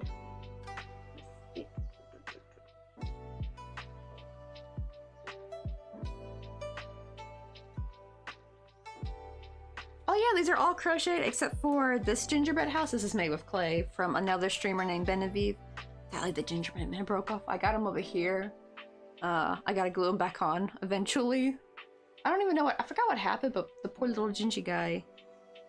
I think I dropped something like my pliers and it hit perfectly right there and it just like snapped his little feet off right from the platform. Oh wait, but yeah, these are all little crocheted characters. Actually, in fact, these are called bukjamoni. They're called the lucky pouch. You know, you see those like little coin pouches you kind of see. I'm pretty sure they have like a very similar design. I think in Japan and China, but these are specifically the Korean ones. I actually have these as a little pair of earrings I just finished. I gotta take pictures of these later to put on the coffee page. I feel like it's a little bit late though, because like literally New Year's is like what? Is it next week? When is it? Let me see.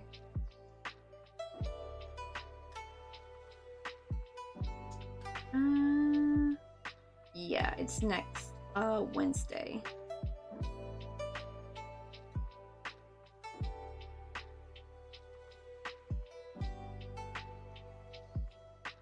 Oh no, well hopefully it's not Blaine or nothing, Rihanna.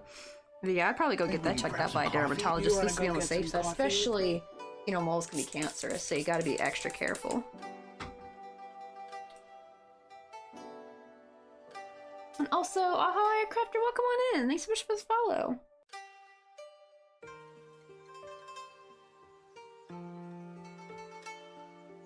So we're working on a little snake for New Year's. I'm basically just trying to give him a similar but slightly different outfit. I'm doing purple this time. I just did him blue and white, but I'm actually making him blue and purple. And I thankfully don't have to worry about sleeves for him, thankfully. And we have his little hat over here, but it's sopping wet because I starched it so that the hat brim will stay nice and stiff. I got his little hat there, but I'm just like letting that try to dry there because I gotta make sure the beads hang. So that way, when the starch stiffens and it dries, it'll be nice and hanging down loose. Not like all crumpled up. 'Cause you don't want it to crumple up. You don't want it to like, you know, dry in a crumpled up position. You don't want that. But right now we're trying to make the little collar because I kind of took a break from the hanbok because this was just taking bloody forever. Oh shoot, I think you guys are getting... Oh, you guys are stuck in ads. Hold on, let me go into a quick bathroom break.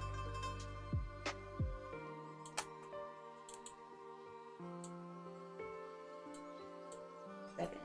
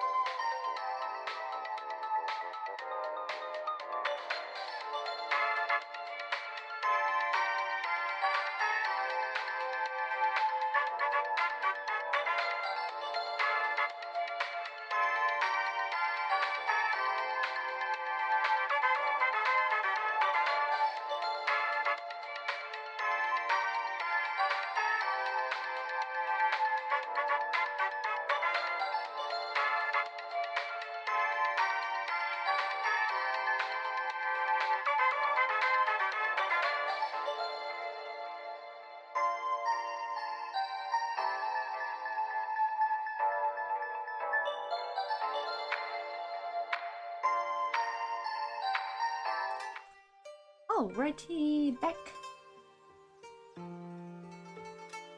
I also got, because I'm getting kind of low on coffee, so I brought some pink lemonade.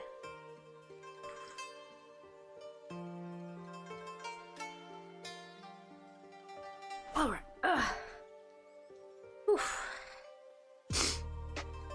Alrighty.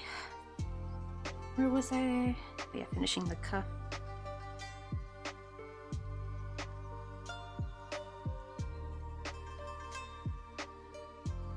Oh no! Oh.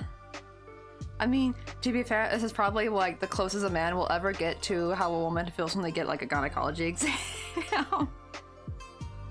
Cause yeah, it feels very invasive. Thankfully, most gynecologists are female, but the problem is, oh my god, I have yet to see one here in Korea, and I absolutely refuse to, because like, unless they're female, because like, apparently in Korea, a lot of gynecologists are male, and they're usually not very nice. They're not like in a creepy kind of way, it's more like they're just very like mean and blunt and very aggressive, like, and it's just like people like, especially a lot of the US expats had said they had horrible experiences with their male gynecologists here in Korea. They're very dismissive. They're very just mean and blunt. And what do you call it? Will dismiss any problem you have. Like if you're just slightly overweight, whatever problem you have, they'll just say lose some weight. Like, I'm sorry, but losing weight's not gonna magically make an STD go away, honey. Like, I don't care what you think. And so a lot of women were like here like, how do I get a female gynecologist? Like, they are here, but they're just like rare to find, and probably those poor ladies are probably overbooked like crazy. But my goodness. Oh yeah, they put the camera. Ugh. Yeah, the whole. Ugh. I don't know. I guess they don't ever. I don't know if they've ever had to put a camera up before. Have they ever needed to? I don't know. I don't know if there's a similar procedure like that. But yeah, it's like, ooh. But it's for your good health though, because yeah, prostate cancer unfortunately sucks. And I'm glad a lot more men are starting to take that more seriously, because like, man, before women had to like drag their husbands to the damn doctors to get checked out. If anything, if they would just keep like, if like more guys just go to the doctors and get checked up, like you see, you're doing the right thing. You're like, you know what, I'm gonna make sure I keep myself checked, because you don't want that crap sneaking up on you. Because I think prostate cancer, is it curable if you find it early? I didn't know how. Because, you know, like breast cancer, right? Breast cancer is usually not too bad if you catch it really early. The problem is if you wait too late, then it's like really hard to treat. But it's usually very treatable if you catch it really early. Like, yeah, my poor grandma, because, you know, like, now they really, you know, like in a lot of women's spaces, they like really push for women to get checked, you know, for breast cancer a lot. So I think the same needs to happen for men, you know, get your prostate checked. Get all that stuff checked, because so many people have lost their dads, you know, loved ones to prostate cancer. It's an ugly, ugly disease. Now, to be fair, I do kind of get why some people avoid the doctor so in America, just because of the damn price tag. That is a pretty fair thing, but some people just don't want to go because I think the whole it was like, it's a really uncomfortable exam kind of thing. So I think a lot of guys avoid that. Because it's just how uncomfortable it is, but it's so worth it for your health though, even if it's really awkward.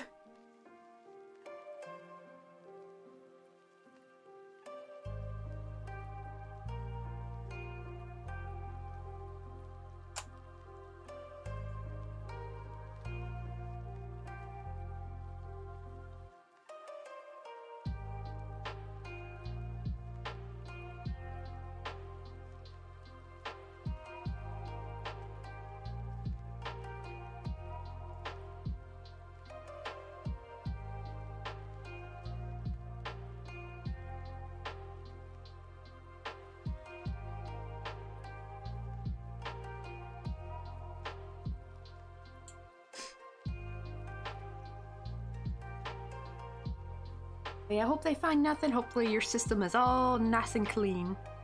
Hopefully there's nothing, no nasty cancer lurking about in there.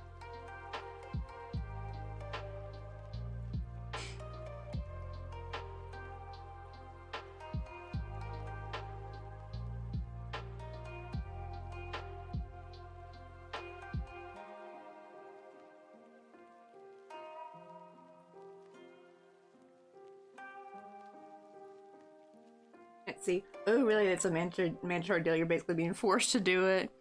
That is true.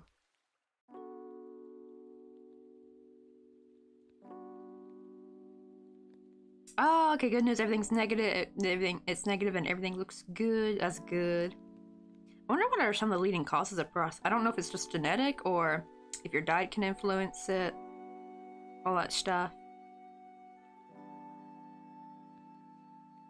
I do kind of think one of the biggest problems I think with us Americans is that fresh, like especially like fresh produce and stuff is really expensive. Like it's actually hard to have like a really well-rounded diet. And apparently the rest of the world is actually kind of baffled. I actually saw like one lady's TikTok thing like, I thought the reason why Americans didn't eat vegetables was because they just didn't like vegetables, but it turns out they didn't realize how expensive fresh produce and vegetables can be here. It's like, yep. Now granted, the way to go is definitely frozen if you can, but even then you still need to have like lots of freezer space for that. But yeah, as far as having like fresh vegetables, nah. Which usually though, frozen not too bad. It depends on how to cook it though, because sometimes some things are just better fresh, like taste-wise. You're more likely to eat it. But, or if you get frozen, usually you have to cook it, which will, you know, unfortunately cook away some of the nutrition than preferring eating fresh. But usually fresh though, I think usually have, or not fresh, but frozen usually technically have more nutrients, I think, because they're flash frozen right when they're ripe, I believe, so they have actually more nutrients than the fresh stuff.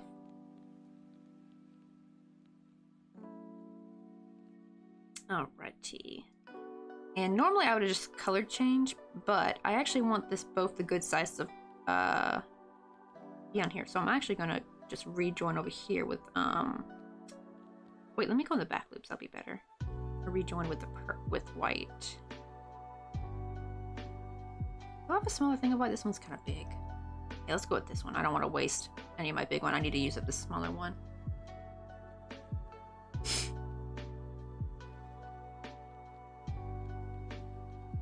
Oh, that's true. Yeah, breathing in all them chemicals and stuff. That's probably the big thing.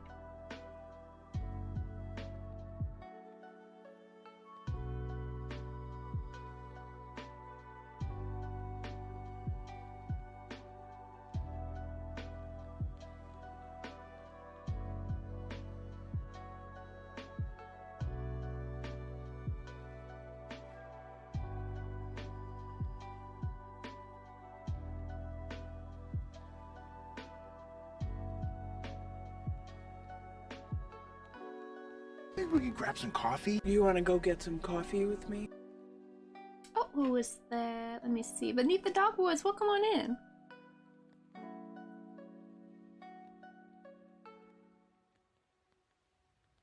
We're just crocheting a little snake wearing a hanbok.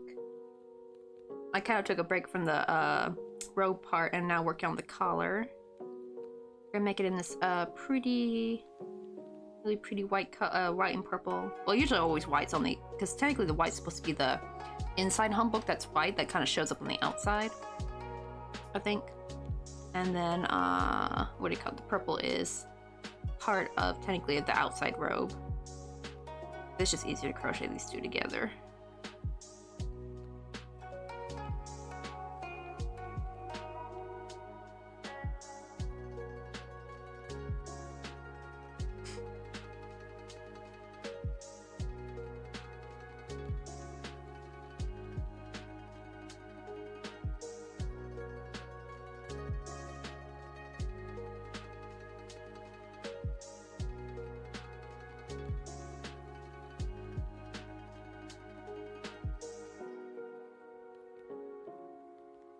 Let's see. Also, I have his little hat right here. It's still wet because I starched it, but we got the beads done and we got his little hat done. Here's what it'll look like once I have it on. I gotta glue it on later. He's gonna be so cute in it. Ah, shoot. Oops. Put that back so that way when it dries, I want to make sure it dries nice and flat.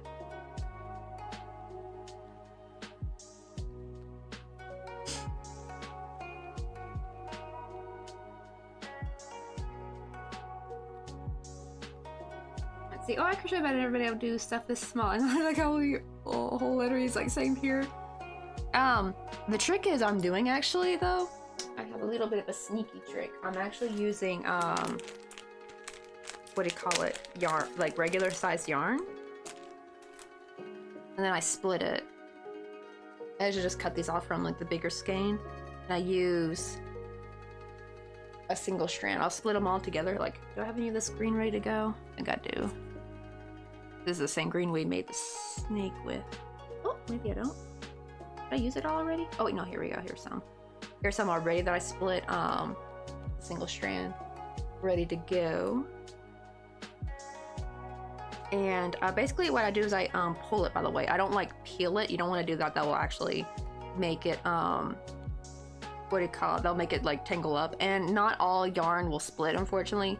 And I actually found the yarns that split the best. I thought it's because it was milk cotton. Turns out no, because I have some acrylic wool that also splits the same. Basically what you want to look for is if the single ply of your yarn is two little strands still wound together. Because if I try splitting this, it disintegrates, right? But because it's two little strands wound together, not only does it split pretty well, like it's not going to get tangled or anything. Our Karen Simply Soft will work, but the problem is when you split it, it's going to look like roving, kinda. It's going to be all fuzzy and destabilized and all that. But I think because it's still a stabilized strand, that's why it splits so well, but I just kind of pull it. And you see how it bunches up, and I just kind of pull that bunch down. And sometimes if the bunch gets too, you'll feel it, it'll get too tight. You start to pull the bottom part first. Don't pull the top part, because then it's going to fold over the bottom and get tangled. Then pull the medium, and then you pull the rest. And you just kind of repeat pulling from the bottom, middle, and then top. But this is so much easier than crocheting with thread, because I do micro crochet with thread. That's what this little flower right here was made of. Like, see, this little pink flower is the same size as this one right here, by the way. That's the size difference between my splitted yarn and a single strand of embroidery floss. This was made of a 1.4, and this was made of a 0.6 millimeter hook.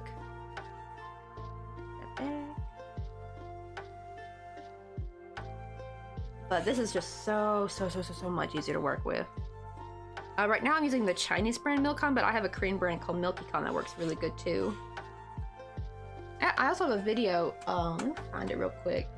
It's kind of old. Maybe I should do an update version. Let's see, let me find it. YouTube. But I got a little tutorial showing the different, like how to kind of check for it, what works, and also I show which ones work and which ones kind of work, but you have to like treat it with kid gloves a little bit. Let me see. Find it. Hey, Pink Lemon Day, how you doing? We're working on our little snake. I don't know if we'll finish him today, but he's getting pretty close to being done. Hot drinks really Oh my get you God. going. Hey, Warms Stu, how you up doing? when you feel your soul Let me and copy this when real these quick. we I'd love to all share with everyone, about to drop the how to split yarn. I was showing them how to split their yarn. But Bird Up, how you doing? And let me give you a shout out real quick. Where's my keyboard at? I got my trusty dusty handy dandy wireless keyboard. I love this thing. I hated crocheting at the computer desk. I much prefer crocheting over here at my actual crochet station. Oh, it's a kumi. Wait. Will you As grab in, some coffee? You want to go get some Wait. coffee with me? Is it two raids together? Let me go back up, because oh my god, all the chat's getting buried. But hey, Duck Scar! No Duck Shack. Let's see.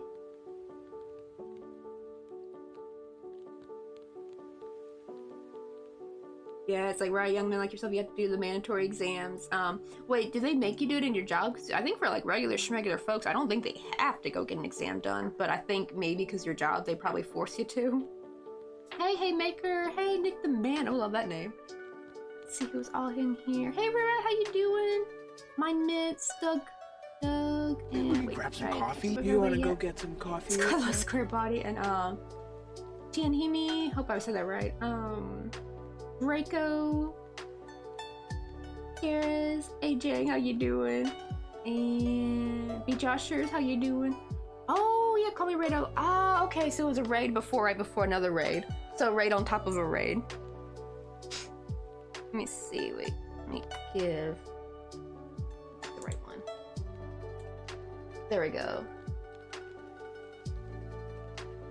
Oh, good to hear I nailed it. Also, ooh, we got a few follows too. Wait, let me catch up. Who followed me? Oh, letter E, and also Daskar, how you guys doing? And thank you so much for the freaking follows. We're working on our little snaky boy. So I have a crocheted ox so you can kind of see what it's gonna kind of similarly look You like. want to go get some coffee with me? And, oh, we got another follow. Who is that? Let me see. Oh, I love that name, Metalhead, because I'm a fellow metalhead. Love me and my Queen's Reich. Coffee? You want to go get some coffee? I'm a huge, with me? especially 80s metal. 80s metal is where you're gonna get me. You I wanna love go get 80s some power coffee and with me? glam metal. Hey, Greg Geek, how you doing? Oh, hope you passed your test today. You I bet want to you go can get cram some it for coffee it. with me? And also, hey Maker, thank you so much for the freaking follow. Also, Chainsaw. These are some metal sounded metal sounding usernames right here. And TNME, thank you so much for the freaking follow. Oh, did my thing not play for that? I don't think it played for yours. I don't know. Sometimes the alerts have been a little bit on and off lately. It's a little weird. Coffee? You want to go I get know some who doesn't coffee love with teeny me? tiny things. I love little teeny tiny things. It's like the best thing ever. Like I love seeing like little miniatures. Like I need to get one of them like miniature shopping carts I've seen people get. I really want to do fun little things with my amigurumi, like have them like where they're going shopping and they just put a bunch of different stuff in a little cart or something. But I wanted to get one of them, but it's like you have to like, I have to like justify a purchase coming all the way from China though, for just like a couple bucks. I would like have to have other stuff I need to order. Right, I'm gonna order one of those little tiny baskets.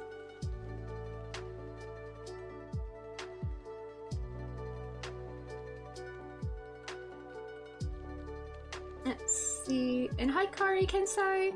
Oh, I said that right. But welcome in and thank you so much for the follow. Wait, can a basket be crocheted? Hold on. I got a Easter egg basket if you want to see that.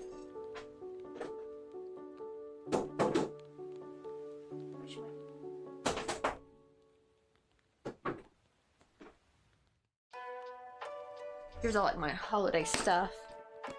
I got like 2 of these just full of stuff. This one's my more nicer ones. But yeah, I got like little Easter egg baskets. I got, oh, I'll knock stuff over, but I got little Easter eggs in there.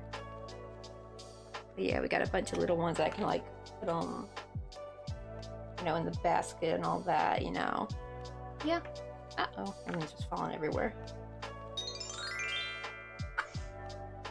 Oh, and also thank you for decorating the crochet desk. Can you let me get this back in order real quick. Actually, I almost pushed this into oblivion. Let's see. Let me grab this. You get to choose what you would like on the disc. We got the Fortnite Loot Llama. We got one of my favorites, Dallas the Derpy Duck with his little toasty bag.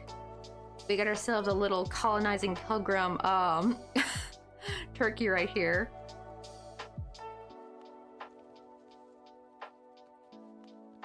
Oh, now your old main dresser's all nice and done. Oh, look, wait, sunflower. Oh, that would be Rosie the bear. I think that's who you're talking about, right? Is this who you're talking about? She's one of my favorite too. She's actually my little OC too. Oh, I gotta have mine with creamer. Gastritis does not like black coffee, I will tell you that. I know technically I shouldn't really be drinking coffee on gastritis, but I have like a mild form of gastritis, so I still drink my coffee when I can. It does have to have milk and stuff in it though. I will say though, here's the thing. Good espresso, I can have that black, right?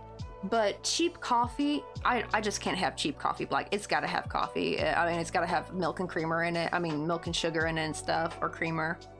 I cannot have cheap coffee black. I know some people can down that, but I'm like, that's just like, sure, I get it, they're downing it for the energy itself, but as far as like for a pleasant drink to just have at my desk, so I actually don't drink coffee for the caffeine. This is actually coffee mix. Korea and Japan are very big on their coffee mix game, because like I know instant coffee gets a bad rep in America, and for a reason, because it tastes like butt.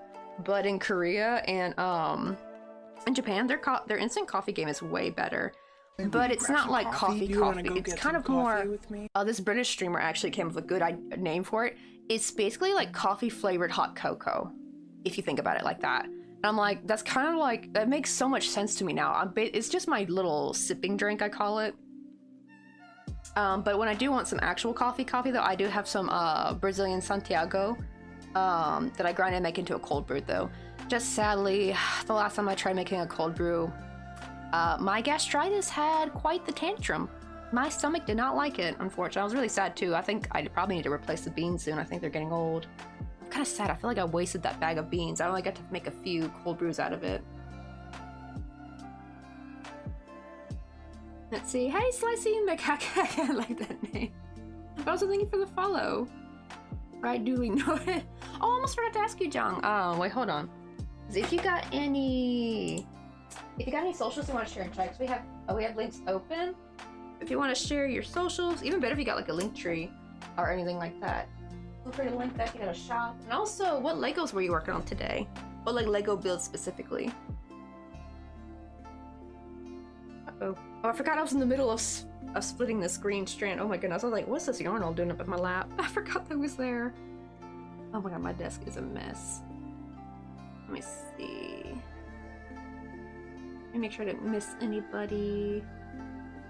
I like how Pink Lemonade's like, anything could be crocheted if you're determined enough. Oh yeah, so you guys are like... So you know how we talk about like miniature micro crochet? Oh my god, there is ginormous crochet. I think, did I take a screenshot? I want to see if I took a screenshot of this the other day. Like, this lady's insane. And she does multiples of these. Like, she does like huge crochet. I'm talking about statue size crochet. Like, I don't, like, to be fair, she does use Chanel yarn, so maybe it's not that hard on her hands at least. Like, she's not working with like coarse yarn, but oh my goodness. Oh, I'm not, wait, hold on. Open up TikTok, because I thankfully still have access to TikTok. Where is it? Recently viewed. Where's she at? Yeah, like, I'm talking about this. Look at that. That's crocheted. And she actually shows her process too on her Instagram. Like, she's giant crochet. I mean, oh my goodness, look at that. The little piranha plant. Like, honestly, props. She has to use like PCV piping in there to get it to hold it up. It's like, that is insane. Like, oh my god, I feel like that's like the complete opposite, right, of like micro crochet, which is probably another like really hard, takes a lot of skill. More, I think this is gonna take a lot of muscle. Oh, I have a little farm with little tiny ceramics. Oh, do you got any pictures? So also same for you. You like, if you got it, because you rated in earlier, do you have any like socials you want to share? But I'd love to see a little picture of those little ceramics though. That'd be cute. We have a Discord as well I can share stuff on. There we go.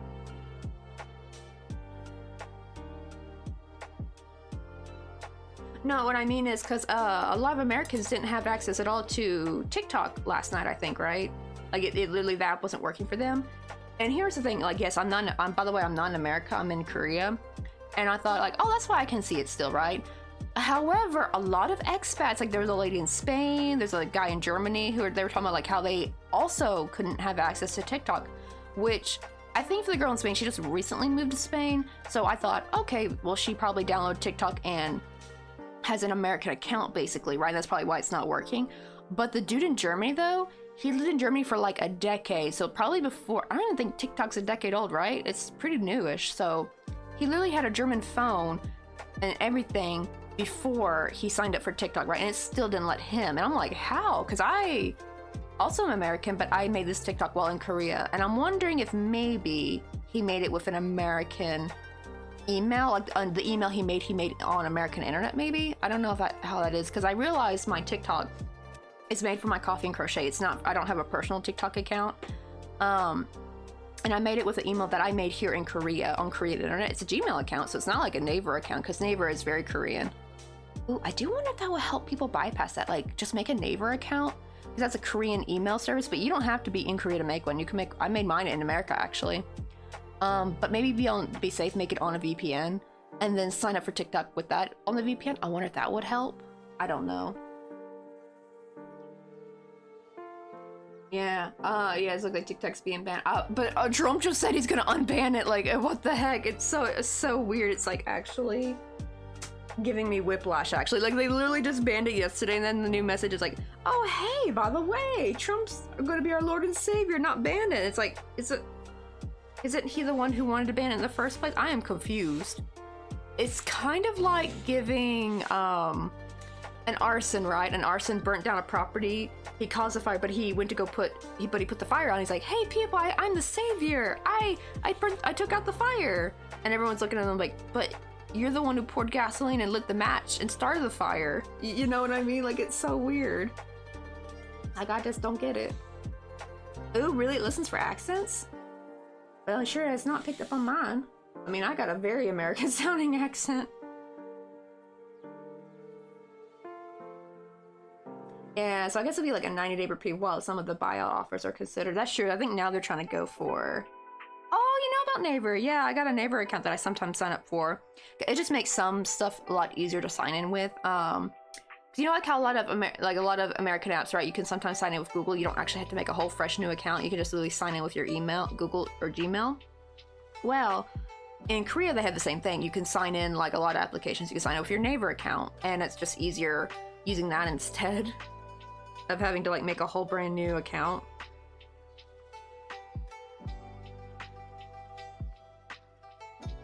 Yeah, that, oh my goodness, right? They're literally pulled that back. They're like, oh, no, maybe not a good time to implement this horrendous policy.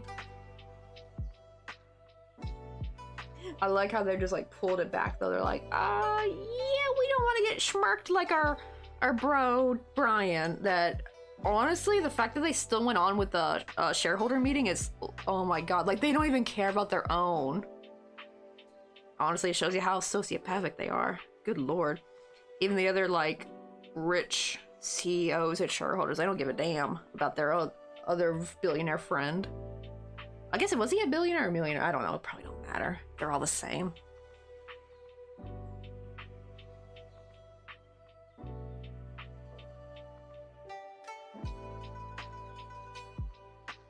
Oh, right, yeah, Naver was good for traveling in Korea and all. Only some stuff was in English, but worked so well. Yeah, that's why, like, when you come to Korea, don't bother using Google Maps. Download Naver Map, and they have it in English, by the way. Which, it's weird, because it's sometimes frustrating, because I kind of wish they would keep...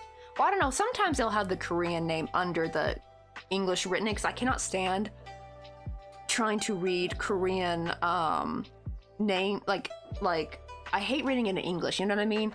I like to, cause I can read Hangul, but I want the menu and all the like settings and stuff. I want that to be in English, but I would prefer the name stayed in Korean. Cause yeah, I can't stand reading the long, cause it gets really long in English. Like the names become so gosh darn long and convoluted.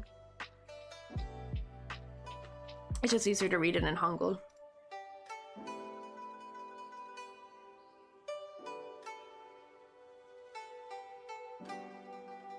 Yeah, I was actually thinking like at least one good thing that probably would come out of the TikTok ban was maybe some of the Gen Alpha kids will be saved.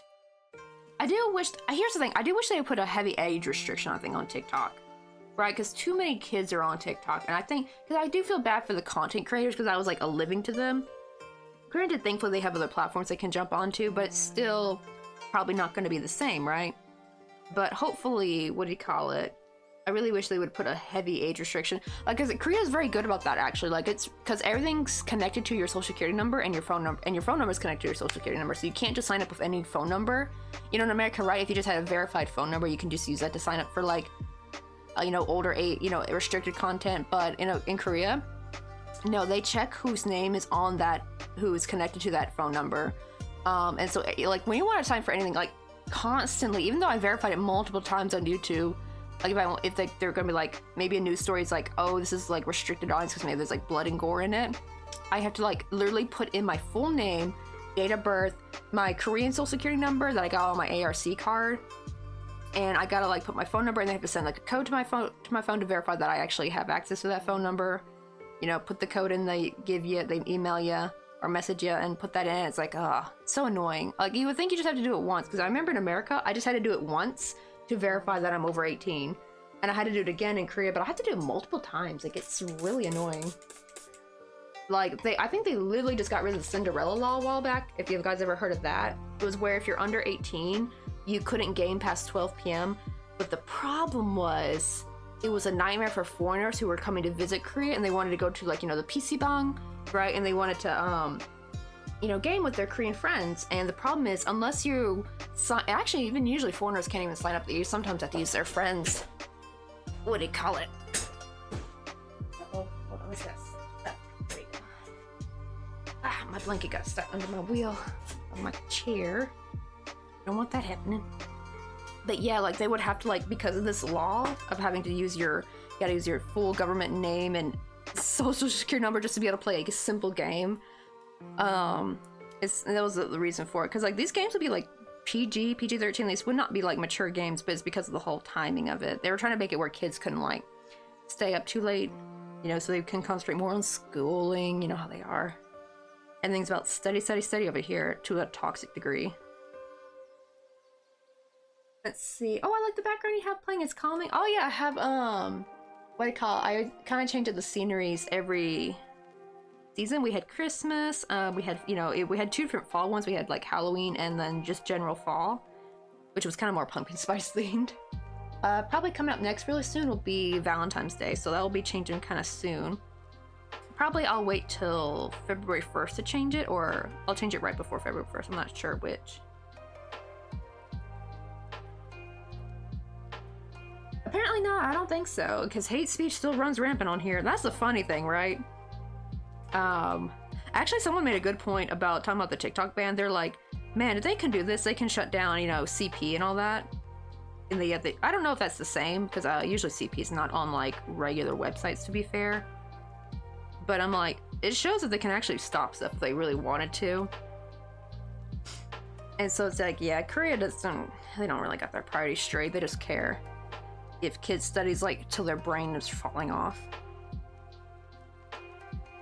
But it was a big problem for foreigners though that wanted to come over and game. Like even for foreigners who, I think unless you registered and live here, you would be stuck having to obey the Cinderella law, which sucks. Imagine you're like 30 something and you want to play a game with your friend, and then the computer shuts off because like, or not computer, but like the game shuts down. It's like, nope, sorry, you can't play no more. And it's like, but I'm 30. Let me play, dang it. Yeah, it was a big problem for foreigners.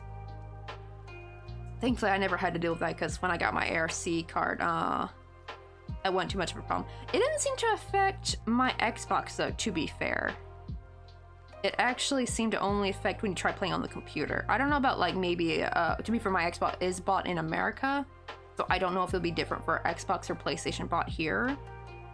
They'll probably have more heavier implications, I think, to go through that, like more checks and balances to make sure that you're like over 18 and stuff. So what a lot of, actually here's the funny thing, a lot of parents were actually against the Cinderella law. Can you believe it?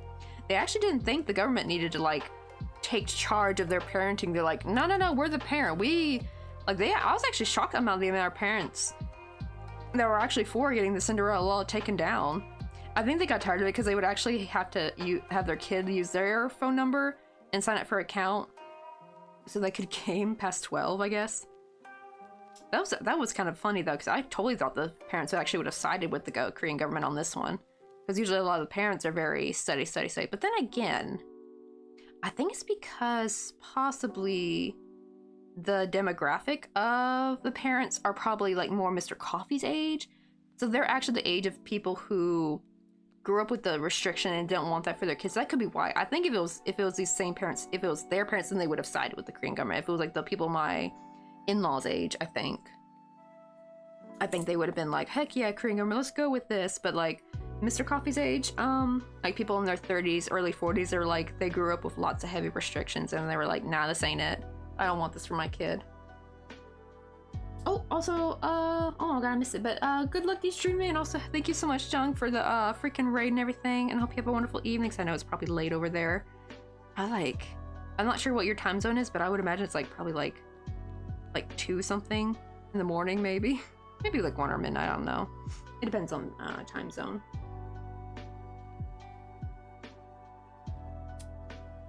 Sure I didn't miss anything.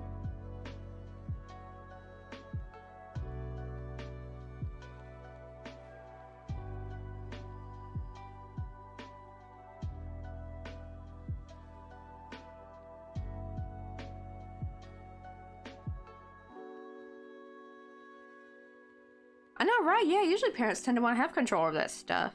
There is a new age of parents. There is a slight downside to it though, because actually these parents are a little bit unhinged. If you've ever heard about the recent, sadly, teachers that were like, you know, self-deleting and all that, it's because a lot of parents these days are usually a little bit too much on their kids' side to where it's detrimental. By that I'm talking about the kids who can be like lying straight up, you know, about their teacher, or like the teacher just does something slightly to like, you know, like, oh, they're misbehaving, so they put them in the corner. Literally, parent comes in like, how dare you? You know, they're becoming the my precious angel would never parents, you know, that we have in America. A lot of like Mr. Coffee's age people are like that now. See, before Mr. Coffee's age parents, they'd be fine with the freaking school whipping you and beating you if you like made a bad grade or something. Like, you don't have to even be misbehaving if you just got an answer wrong. They're like, yeah, my kid answers wrong, yeah, totally smack their face, I'm fine with that. Like, it's so different. Like, but that generation of kids that grew up that are now parents are like, we're not doing that. But the problem is some of them take it a little bit too far. Some are quite balanced though, thankfully, but yeah, a good chunk of them are become my precious angel would never. So it's like, the pendulum never falls in the middle. I swear, it always swings to like way too far, which is really sad because I do want, they actually do desperately need change. Oops, it's the wrong way. Let's go this way.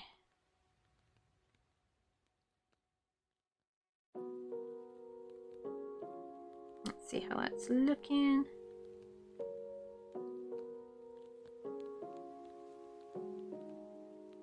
Oh, I wonder if that's why maybe the control's just taken away from the parents. They're like, no, I get to say if I want my kid, if I can tell my kid no, that they can't stay up. I don't want the government telling them that. That's my job. That'd be kind of funny if that was actually the reason.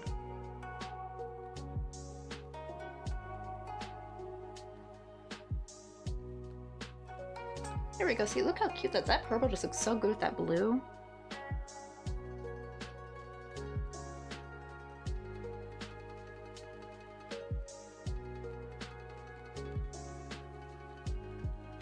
I know, right? It's like now, oh my god, that zero tolerance policy I've seen in some schools is just absolutely horrendous. All it does is like literally traumatize the victim more. Because then, like, I even heard where some schools where you don't even have to fight back, even if you don't like do anything to defend yourself, you can still actually get expelled just for being involved in the fight.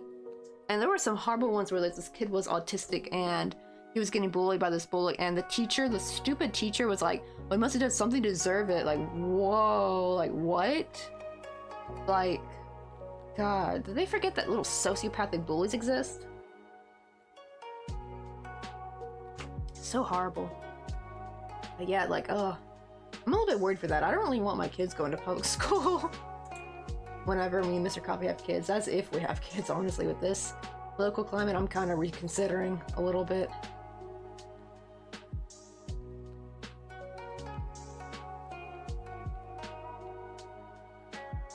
Oh yeah, I know what you meant, like, children don't think like that.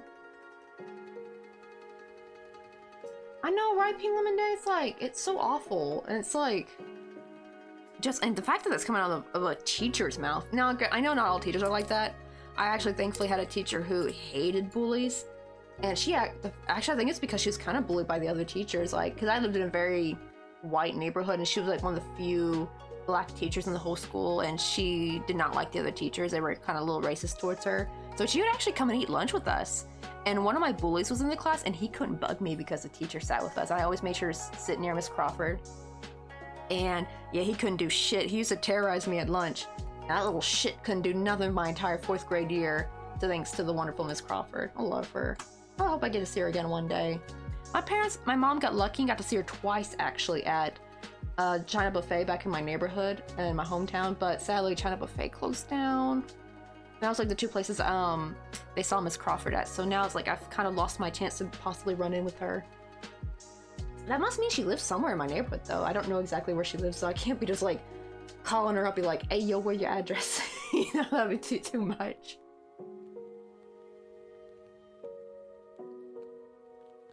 I know, right? So, yeah, what happens is the bully's bigger and they just lose the fight and everything's fine. Sadly, still, they'll reprimand the victim. That's how they always... I think it's because it's just easier to deal with the victim because they know the victim won't really retaliate, I guess. I think that's why. I think that's why this sad dynamic keeps happening over and over again, is because the victim is usually meek and too scared to get in trouble. So they're easier to punish, basically. Oh, let's make sure you can still see little Rosie.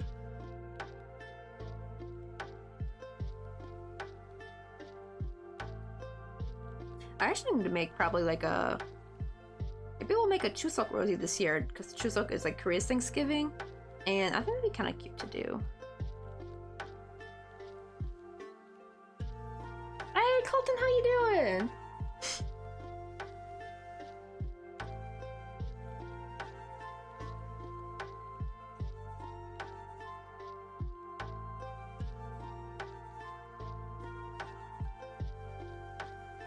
Oh, that's so sweet of your sister. Oh my goodness.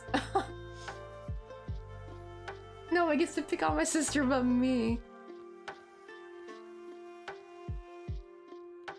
I'm glad your mama was. At least I'm glad you had parents that will stick up for you, because sadly some of the victims of this bullying will actually have parents that don't stick up for them.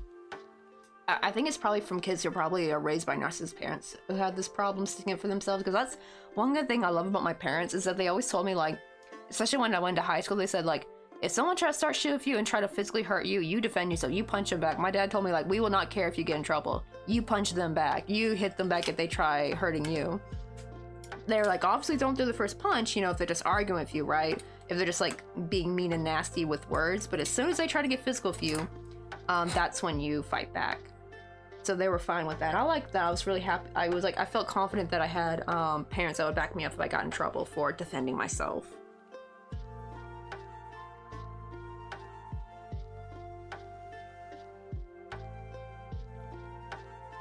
Wait, ooh, someone was pregnant giving away their knitting machines? I was gonna say, we're proud owners of some awesome new flatbed knitting machines. Let's go. Where'd you come from? Were they in the, like a thrift store? I heard lots of times, you know, like when people say, like, oh, to get yarn for cheap, you know, start with Walmart or start with, like, Michael's or big box stores. Someone actually said, go to the thrift stores first, because we have lots of yarn at thrift stores that you won't realize. And I'm like, oh, I never thought about trying. Granted, I don't know how they'll be good for amigurumi, because a lot of times you're gonna probably get, like, textured or different types of yarn weights. But it'd be good for people who do clothing, you know, bags, stuff that usually, no, excuse me, things that usually take all kinds of different types of yarn. Sometimes you might get lucky and find like a couple solid colors of worsted weight. Especially if cotton. Oh my god, that'd be crazy if I saw cotton yarn, like 100% cotton yarn at the thrift store. That'd be insane. Oh, you know what? I realized I don't think I ever posted my how to split yarn video. Hold on, let me do that real quick. This was before we got the raids. We're coming in. That's my how to split the yarn video I was showing earlier. I was talking about earlier, so that way people can learn how to split their own yarn. Guys, explain a bit about, like, I showed the different types of yarn and like which ones are weaker, which ones you can kind of do, but they're gonna still be fragile, like the 100% cotton. At least the brand I have, I can technically split and crochet with. Just you gotta be careful because it will disintegrate on you if you pull too hard.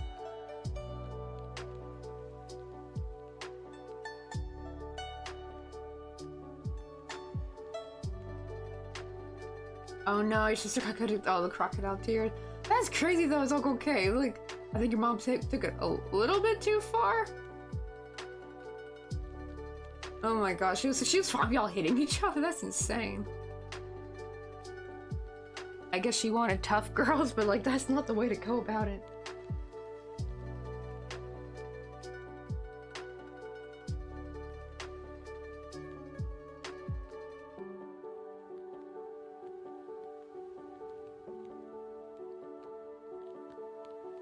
Wait, you mean you got them for free?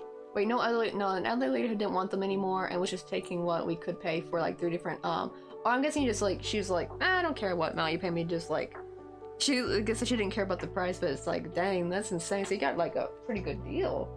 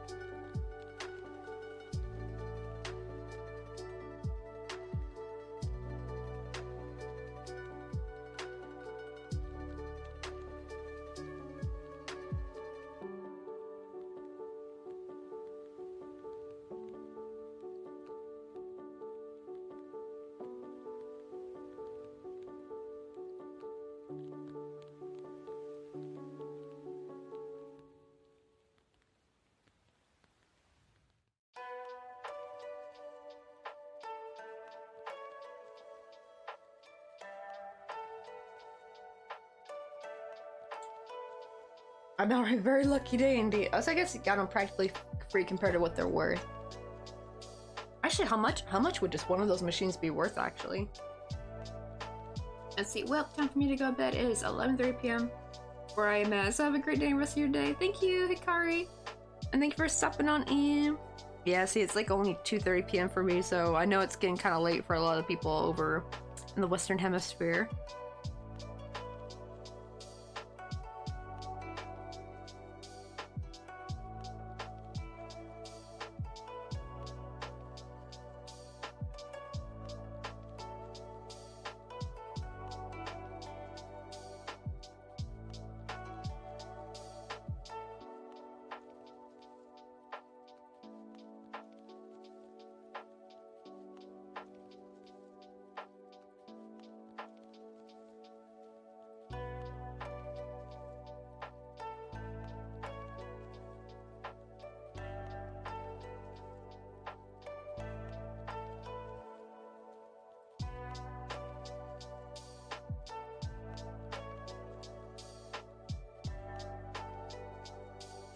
Yeah, that actually kind of makes sometimes dealing with bullies a little dangerous.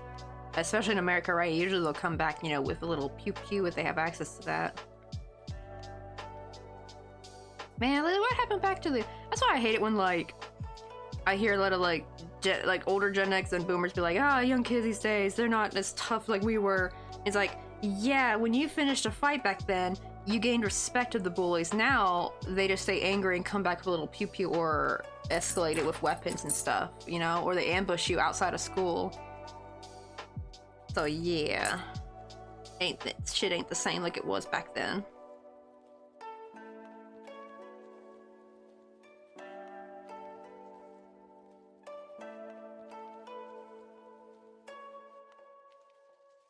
Okay, I need to get this a little tucked in there.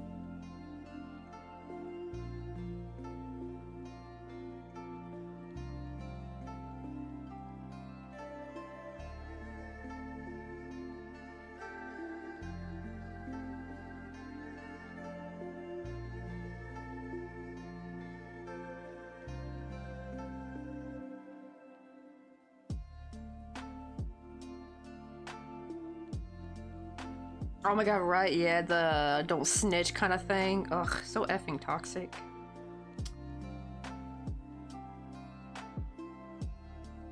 Honestly, if anything, I feel like that just makes the bullies look even more like bigger weenies. Like, oh, you can't handle you being told on to? Aww, poor little narc. You know, poor little narc bully. So sad. You can't handle being told on.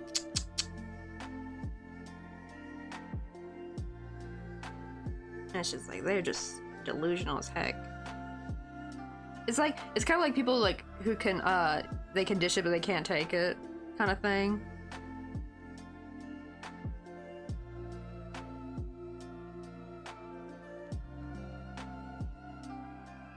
Well, let's really bring it together. Look at it.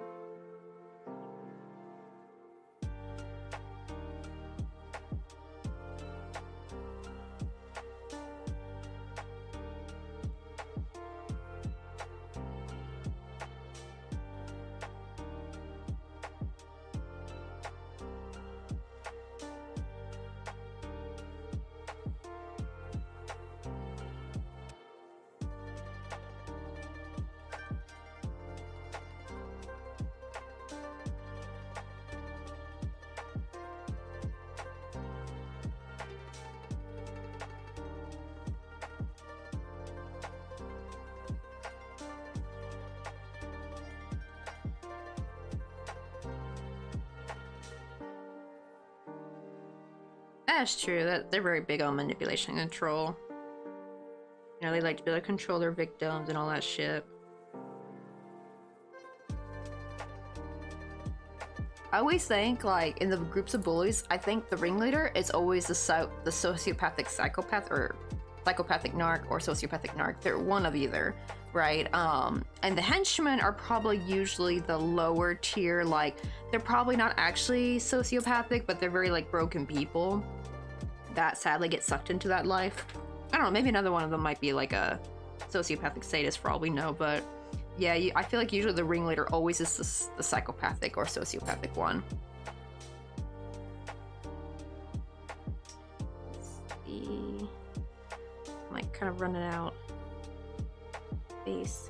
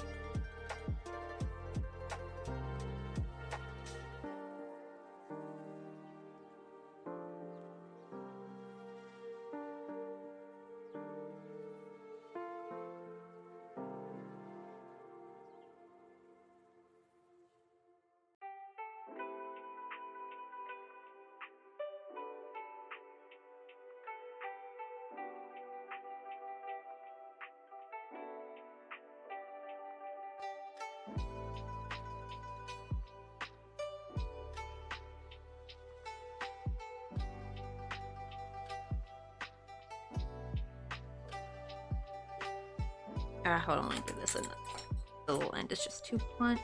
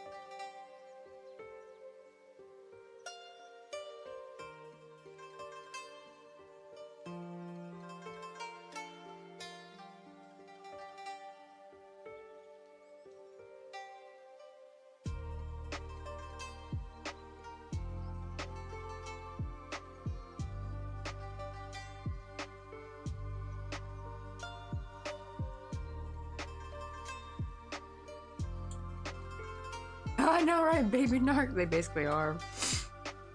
Little high school or school age bullies. They're just little baby narcs. At least the ringleader.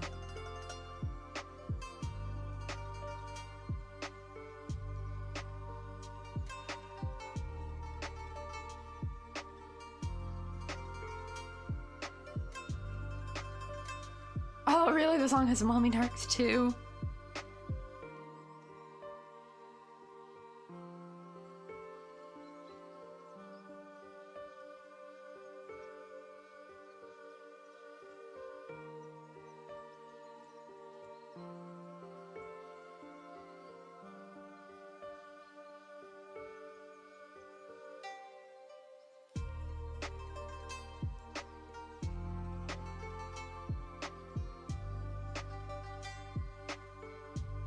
Oh yeah, I knew it was the Baby Shark song. We actually learned it in German, Kleiner High, when I was in German class.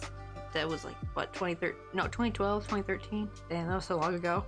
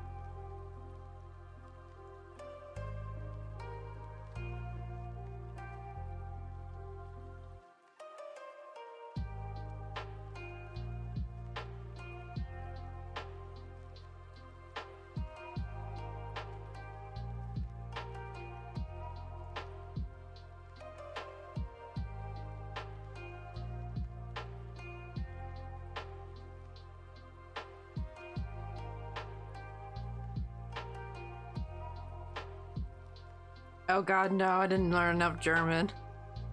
And even then, it was only German 1, so you don't really learn very much. And because it was so sad too, because Frau Moore was like, "You're gonna be in my second German class, right?" And I was like, "No, I won't be able to." She's like, "Why not?" I was like, "Because I'm graduating." And the look of shock on her face was like, "Oh no." I was like, "Oh, if I wasn't graduating, I would totally be in your class though."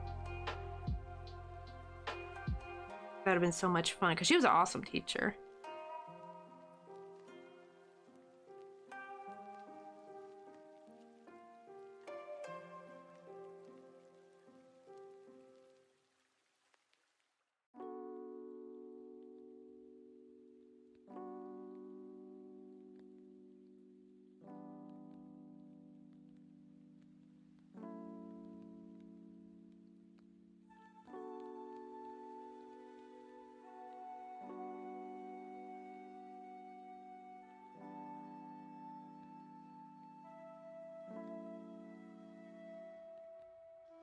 Oh no, really?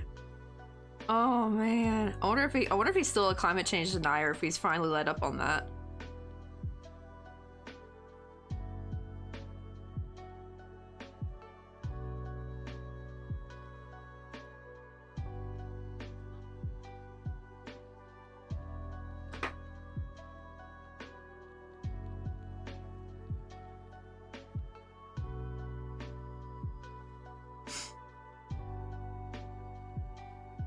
Ah, he didn't agree with the human effect part of it.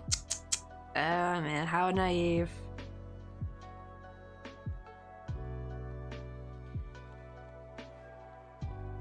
Hopefully he changed his decision now with how hot these damn summers be getting and how extreme these storms be getting.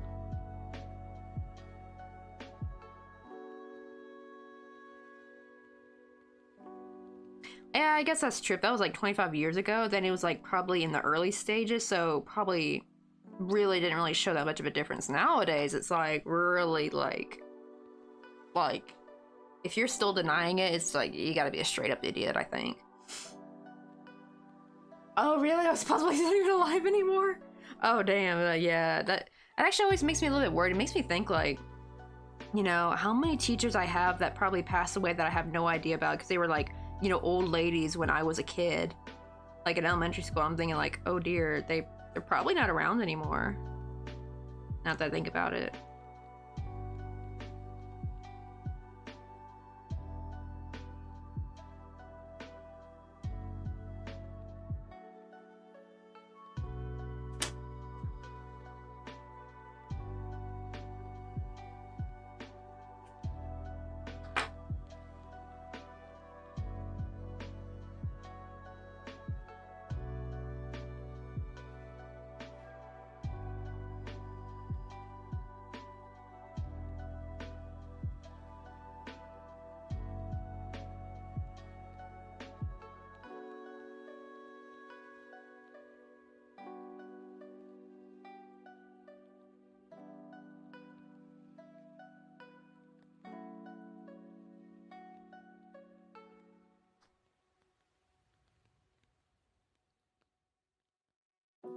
Oh, that's true.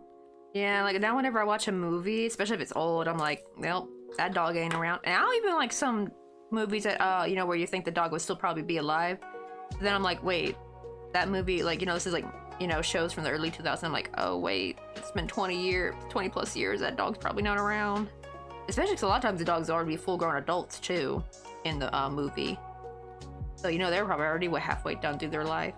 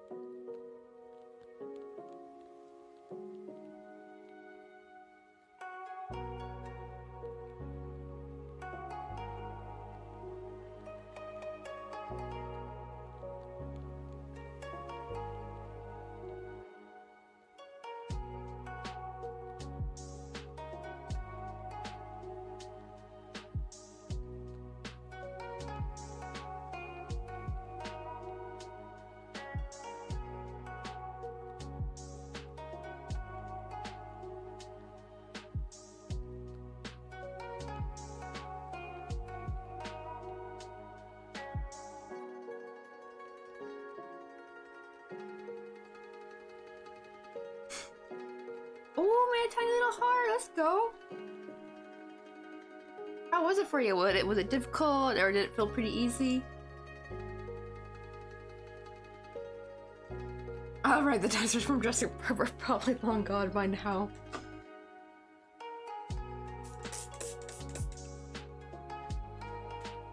Honestly though, they should bring back animatronics. Because I always think how like the first two Jurassic Park movies were like the best. And the third one kind of flopped because they went all full CGI and it just... The animatronics were way better. Granted, it probably is a lot more expensive to do though.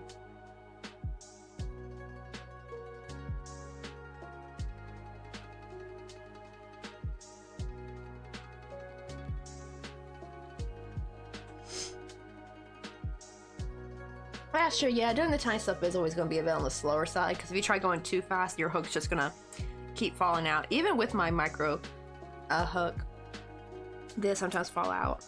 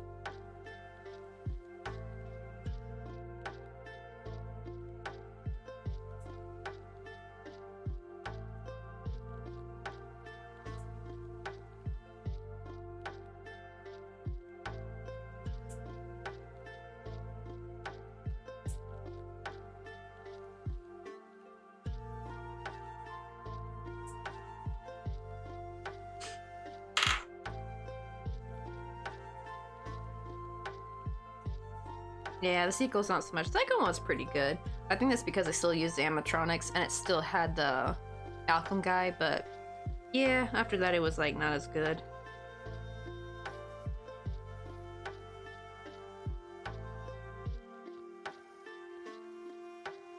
Well, back to the humble grind.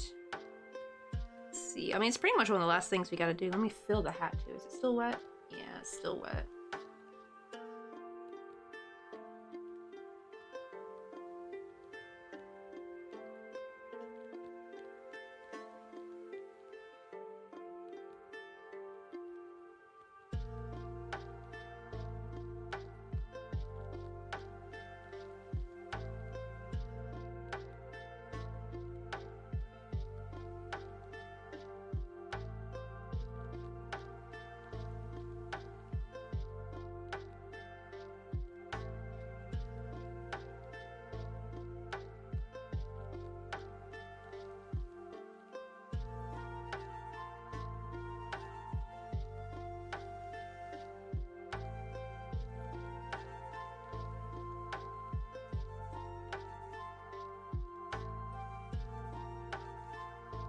Oh, right. Guess you have to try the machines out. You have to, like, oh, do you have any pictures of them? I would love to see some pictures of them, actually.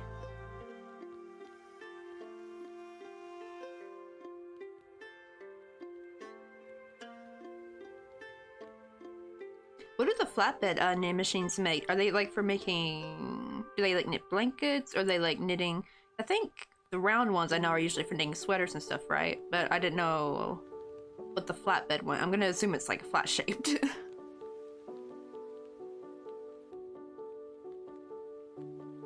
I know you had to learn how to fix a laser. Oh my god, imagine like a Five Nights at Freddy's except but at the Jurassic film setup or something. That'd be kind of cool.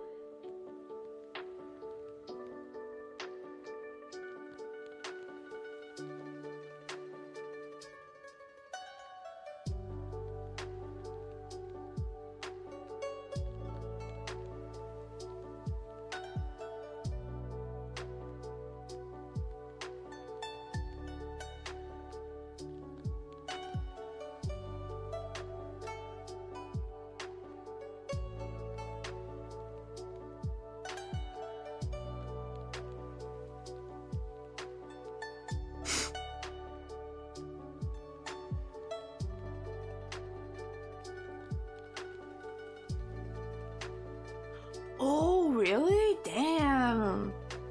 So you don't have to even do it manually. Just like, I guess you gotta feed the yarn in or set it all up and it just like runs on it. That's make neat, actually. Okay, so they do Afghans and stuff. Oh, but you can also do hats and sweater. Oh, so you can like kind of change it up.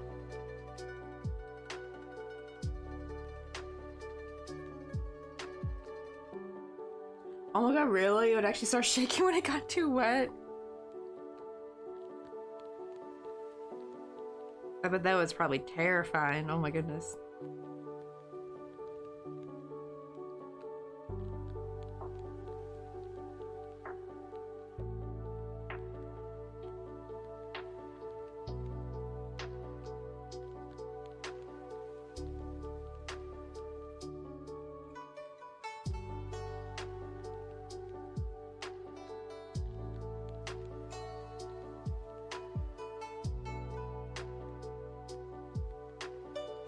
Let's see. Hey Maverick, how you doing?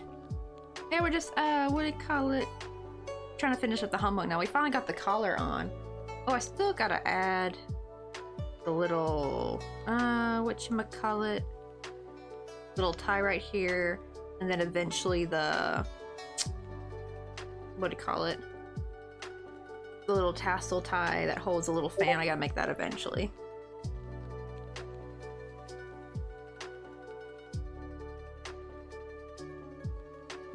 Oh, damn, these are huge. Oh my goodness. Damn, that's like some professional knitting machines. Dang. That's kind of neat, though. That's gonna save you lots of work, too. They look like they're in pretty good condition as well.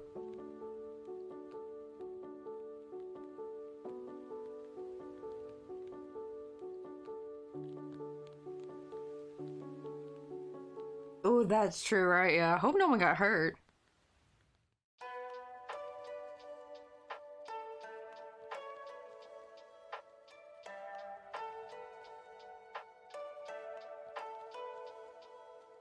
Oh, we're not using no pattern. I just going.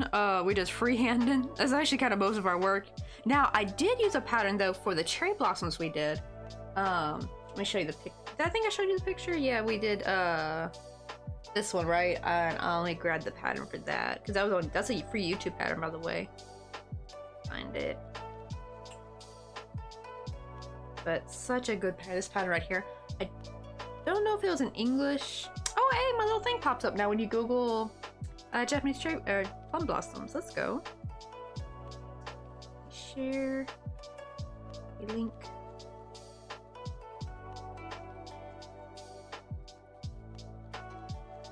Oh, that's true. Yeah, I probably still gotta wipe them down, all that and everything, to make sure there's no dust on there. At least they don't look that dirty. They just need, like, yeah, just a little quite quick wiping, and you'll be good to go. But yeah, that's the pattern I followed. I just kind of watched it. I didn't. I don't know if she. I don't think she speaks English. I couldn't remember if she had English captions or not. But I just kind of like watched it. She goes pretty slow. And you can also slow videos down now on YouTube, thankfully. I'm glad that's an option now. You can easily, well, I mean, that's been an option for a while, but I think there's another option too. Or it used to be like, I think they give you more speed options. There's like more speed options now. So you don't have to go too slow, but you can go just slow enough, you know, let it get to the speed you want.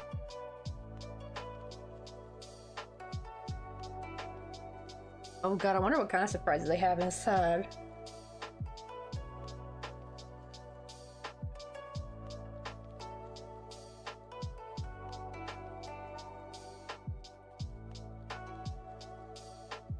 Right, I use that option when I watch Cat View Train videos. Right, yeah, make it nice and slow so it don't go by too fast. That too, right? Because some crochet tutorials they go a little bit too slow for my taste, and then you can like speed them up now. But it used to be before it would be a little bit too fast. But now I think we got like some more lower number speeds that we can put, so it doesn't go too. It just like gets a little bit faster.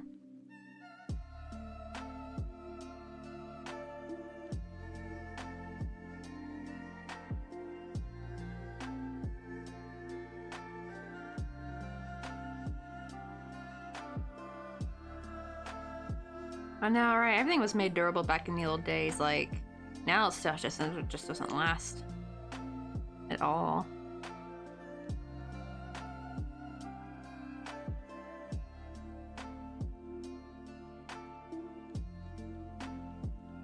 But we doing good. We're finally getting work on our snake. We got his little headband on because they usually have like a headband I forgot what the headband's called, but they have like a headband on. Usually it's mesh and see-through though. Same with the hat. The hat's actually supposed to be mesh and see-through, but you know, with crochet it's kind of impossible. But we got his hat done. It's kind of wet. It's wet though because I starched it. But that's gonna look how that's gonna sit on him. Oh my god, he's gonna be a little proper noble little scholar. He's gonna be a little snobby McSnobberson. Be like, oh look at me, I'm able to read Chinese, and you peasants can't read jack shit. Because yeah, scholars back then were probably a little bit on the snotty side. Because like this was before Hangul was invented, and so the public like literally were illiterate. They could not read or write. Only people who were of like, you know, were part of honorable families, they could attend, you know, institutions and stuff and be taught Chinese characters. It was weird because they would speak Korean, but they would write in Chinese characters. Wonder how that went about.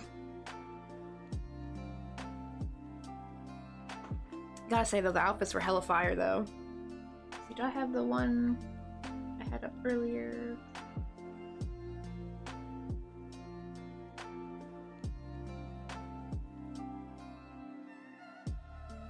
Like, they do be looking hella cool. Like, look at that. That drip is hella cool. Especially like the blue ones. I think it's because a lot of Korean men look really good in blue, like Mr. Coffee. Oh, I do love the guard outfit though. Guard outfit be kind of slaying though. I love the hat. I need to make a guard actually, honestly, one of these days. I have not made. Oh, I love the red guard. I think that's my favorite. Or like the red guard outfits. Look hella cool.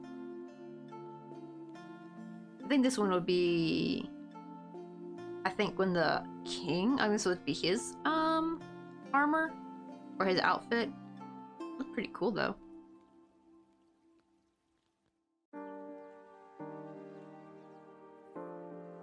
But yeah, one of these days I want to make like a little Amagurumi as a little imperial guard. Oh, he'll be so adorable.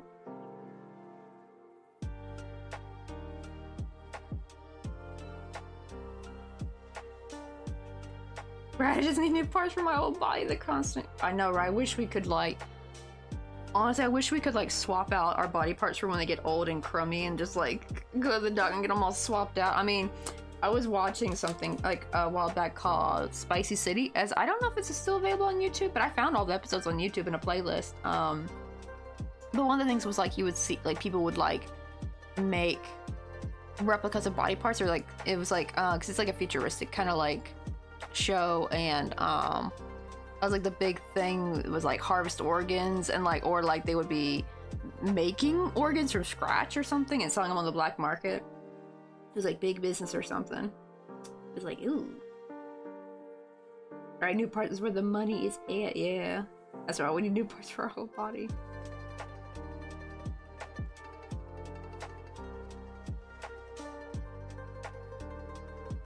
Oh, I didn't do a video tutorial for my crochet bag today, but oh no, it needs to be edited and I don't know how, so I think I'm just gonna redo it.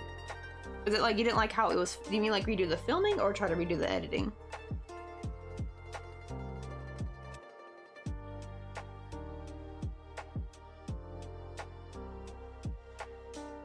Uh-oh, did they find out what was happening? Would they at least tell you what they found in the MRI? I'd hate to be left like hanging like that, be like, oh, we're just gonna refer you to the neurology. Like, okay, but why? Like, what the heck? Oh no, I hope it's not cancer or nothing. Or scary, a blood clot, ugh. I would imagine, right? Yeah, it's gone downhill, so I'm like screwed and just having some drinks. Oh, okay, redo the film. I do that too. I've had, I think I have like a carrot I filmed making that I'm like, the lighting was just so shitty, so I really want to redo it.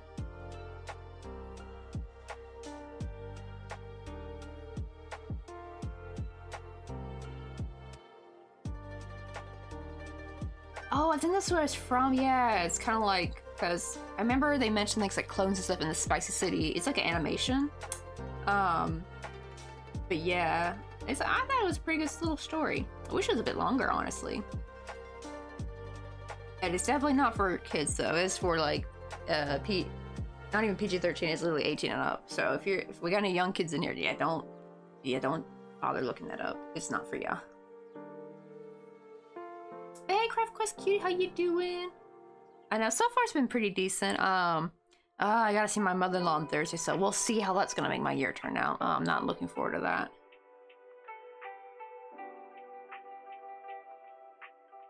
It's like, right, we could locate your birthday memory, so we sent you to people who are better at finding brains.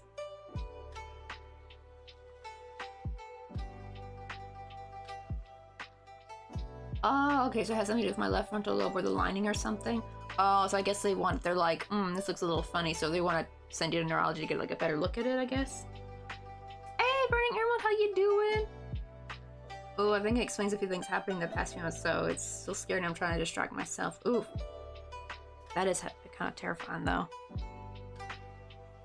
Hopefully it's nothing too extreme, or if it is something, hopefully it's curable. Hopefully it's, like, fixable, and hopefully it will not leave you bankrupt, because we know how these damn insurance companies be like. We're working on our little snake, Burning Emerald. We're making a snake for Chinese New Year. Yeah, it's a little hat right here. It's wet, though. I'm waiting for it to dry because I starched it. But he's gonna have his little gut. He's gonna be little dapper little scholar. They call him Sunbi in Korean. I love their outfit the best. Like, so there's different types of homebooks for guys, but I always like the scholar outfit. It looks the coolest in my opinion. That and the guard, but then sadly the guard is usually a lowly position, unfortunately.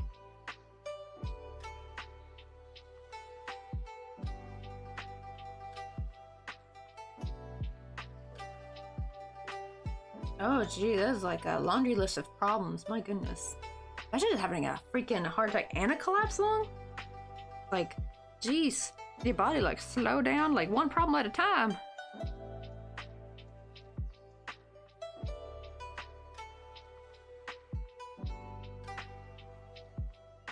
I actually wonder how many times, you know, like actual physical problems with our brain could actually be the leading causes of our, you know, mental health in a way.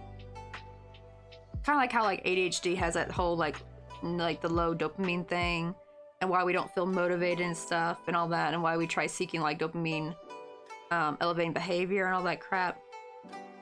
And it's made so many things make much more sense now. I'm like, oh, that's why I am the way I am when it comes to these things. I always sometimes wonder like, why am I like this? We were talking about because Crochet Lover got an MRI and they're getting referred to neurology, so they're a little worried.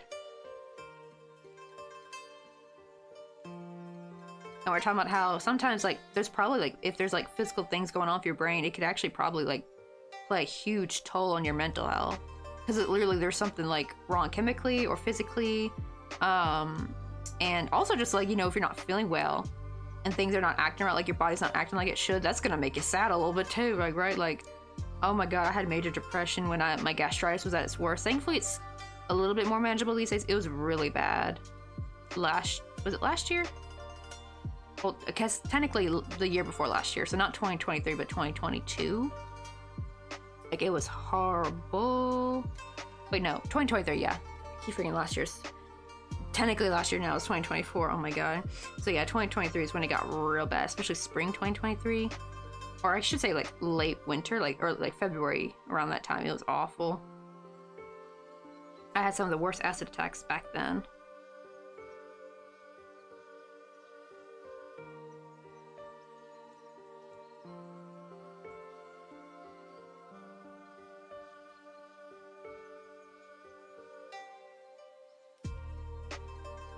Yeah, because right, if you're always in physical pain, you're not gonna exactly feel the best. I actually wonder if that's why a lot of, you know how older people get that old crotchety, like they're rude and mean all of a sudden kind of thing. I think partially of it, sometimes it could just be a rude asshole, but sometimes, especially if it was someone who was never really rude before, and they're becoming like this, I think it's probably because they're just in pain all the time, you know? When your joints are bad, just like walking to get things done can be aggravating, you know, arthritis. And we take our hands and legs for granted for all the things we have to do to get, you know, point A to point B, or to do our normal daily task, or just regular everyday stuff, you know? Hey dude, how you doing? I had a prolonged post-concussion syndrome. Oh my god, I didn't get diagnosed for over 20 years though. It's crazy how much mental health improved once I got treatment for it, right? That is crazy. They just like blew you off for like 20 damn years. Or was it more you couldn't afford to go to get treatment and then you finally got to go? Because I have heard of times where people have had conditions that got gaslit from their doctors so many times for years, and they could have, if they just like the doctors would have just effing listened or ran a few tests, they would have found the problem sooner. They could have gotten it fixed. Yeah, I had my 2 Norco. I'm guessing that's a type of medicine. I have no idea what that is. Just trying to relax. Or is that a drink, maybe? Could be the name of a drink for all I know, but that sounds more like a medicine, I'm guessing. But yeah, I know when I'm in pain, I can be really horrible. Yeah, poor hurting people here. Hopefully the situation improves. Right? I feel like some people, when they hurt, they get really snappy. I'm the opposite, or you get like really quiet. I'm like I get really quiet and I don't speak a lot. If I'm like in pain, like I remember this pissed me off so much too, because my mother was getting like, why Marie doesn't want to talk a lot. She was trying to use the excuse of like how, oh, I must not be studying my Korean well because I'm not wanting to speak. And actually I was having a really bad gastritic attack, and I was just trying to, breathe and be able to like keep from like being in agony and never in pain. Because if I took deep breaths, it would kind of help a little, alleviate the pain for 2 seconds, kind of. And I'm just like trying to hold my shit together. Basically, I'm trying to hold my sanity because I'm in like awful pain. And she's like here all bitching at me and like, oh my freaking god. Honestly, people, if y'all consider getting married, please meet y'all in-laws first. Honestly, it's like, as much as I love Mr. Coffee, I think I would not have married him if I knew what kind of in-laws I'd be getting. Or more, I should say in-law, because father-in-law is wonderful. It's mother-in-law who's not so wonderful. And I have to see her freaking Thursday. Okay, so it's like a really strong pain pill. Oh, yeah, I heard it's getting real cold over in America. You gotta get into like a freaking cold snap. Or, what do they call like Arctic something? I know, right? Yeah, when you're like exactly right, because he was like, I get easily irritated. Really, nobody noticed. I didn't even know it was something I could have.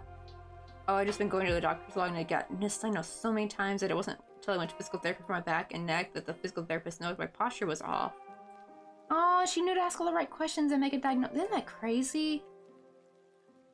Like, dang, if you had just like gone to physical therapy much earlier, that would have been like caught so much sooner.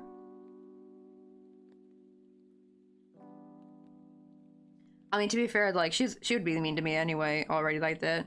Or she tries to be more passive aggressive, kind of. She already didn't like me because of my weight, which was hilarious because I actually was skinnier then. I was a size 10. I'm back up to a size 12 now.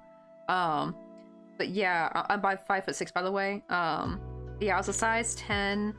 That's an American size. I don't know what that would be in like UK or Australian size, but yeah, I was a size 10. 5'6", so yeah, I'm not like skinny, but I'm not chubby. I'm not really, I'm a little chubby, right? Even at size 10. But I'm kind of like mostly at a healthy weight-ish. I'm just not scrawny, you know what I mean? Like, I'm not skinny. I actually felt pretty good at size 10, honestly. Size 8, I think, was the best for me. I felt the best at a size 8. That's when I was at my most fittest in Taekwondo. And felt pretty good about myself. But size 10, I felt pretty comfortable at. And she was like, how could you marry this fat American? And I was like, whoa, lady, excuse me. I'm a size 10. Oh, take several seats, ma'am. She probably wishes I was the size I was back then. Because I went up to size 14. My highest over here. Hey, Anicia, how you doing? I hope I'm saying your name right, but welcome on in. Let me give you a little shout out. Let me see what you guys were doing. Ooh, Dreamlight Valley. I think I've seen some people play that.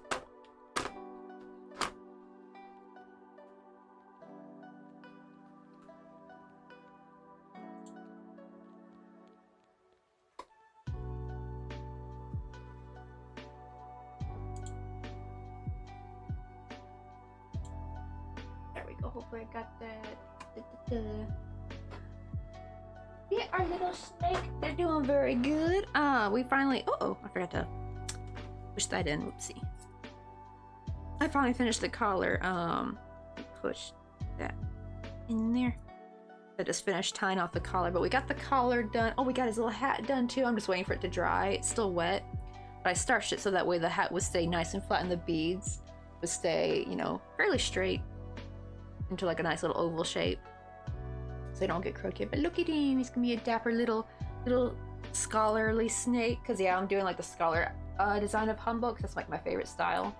Very similar to when we did the ox. I did this like back in this was actually done before I started streaming on Twitch actually. So this is actually done as a YouTube video. Though sadly a lot of the clips from that YouTube video are just like blacked out because the video editor messed up when it was exporting. So yeah, that wasn't too much fun.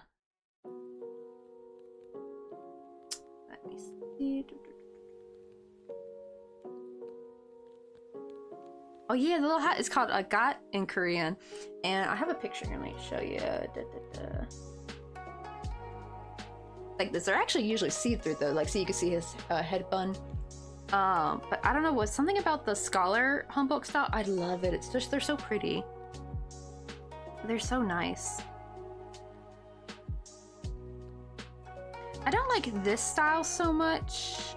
Or it could be just maybe this is like a cheap, oh wow, it's a $77. Yeah, it's probably a cheap kind of almost costume. Like it looks too narrow, this one, right? This one has some nice flow to it, you know? But it's just such a cool looking outfit. I love it.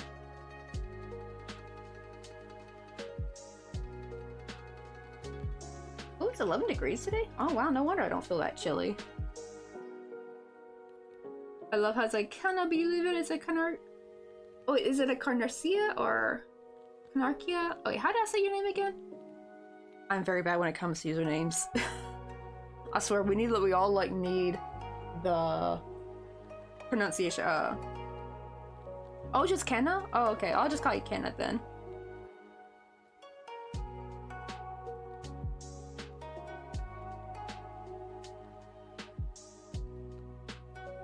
Oh, it is Canarcia, okay.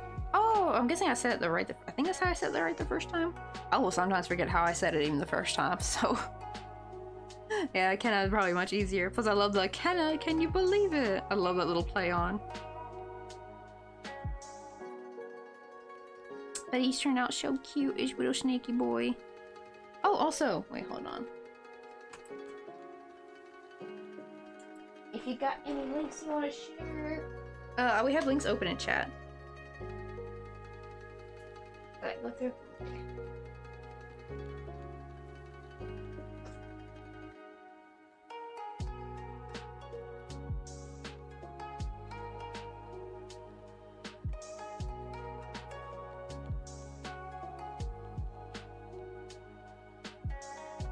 I know, right? Yeah, I gotta imagine this is the Spanish one. But then again, we've had some stuff pronounced very weird though on Twitch, so that's why I'm always like coming up with different options. Because there be sometimes where I think I'm pronouncing it right, but they have it pronounced in a very, very different way. Oh, welcome on in, everybody. We're just doing a little tiny crochet. This is what we normally do on the channel. Sometimes we might do some micro crochet, which this would be considered micro crochet, where we work with the thread, but it's kind of hard to do on stream though. Like, here's this flower, for example. This is like the same size, basically. Like the same pattern I followed. This is made with my splitted yarn. That's why I can usually make most of my amigurumi. I'm not working with thread when I make most of my amigurumi. I'm actually working with yarn that I splitted. So think of 4-ply yarn, and I took 1-ply out and crocheted with that. And I usually use a 1.3 or 1.4 for these. And then for this one, I use a single strand of embroidery floss and a 0.6 millimeter. I got that little one right there. These are just some Japanese plum blossoms.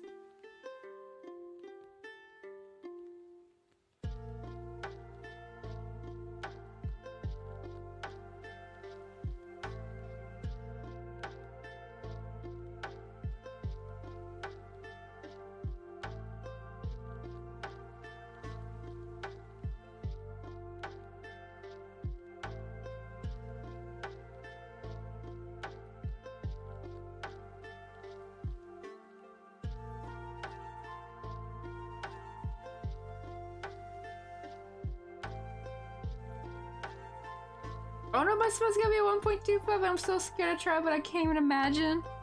I will say though, splitting the yarn is like usually the way to go. Probably a 1.25 might be able to work.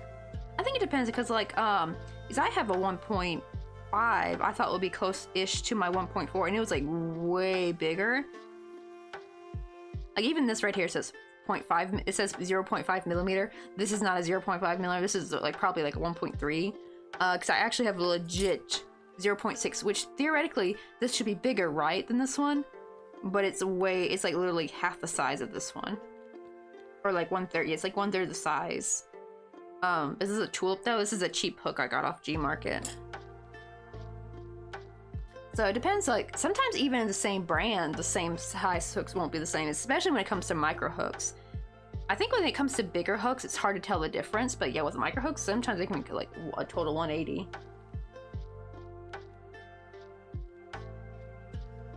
I'm not sure, I don't know if they really go into that. Usually they just go by the head of the hook, like the little hook itself.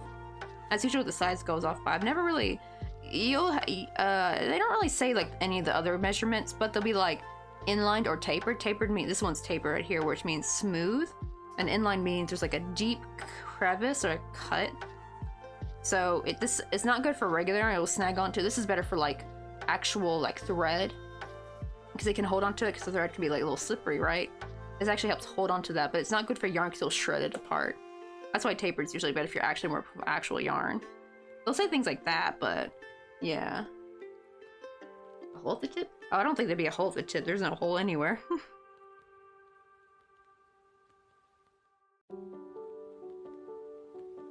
I don't think I've ever seen a crochet hook have a hole in it.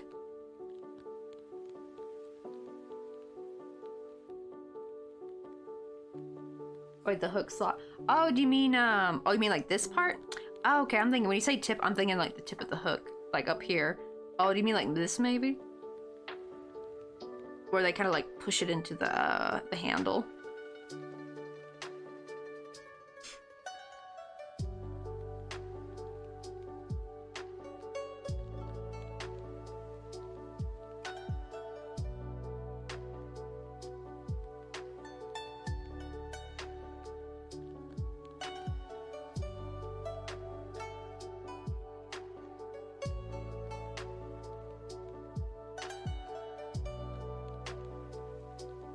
Oh, the gap, because that's what I was confused by saying a hole.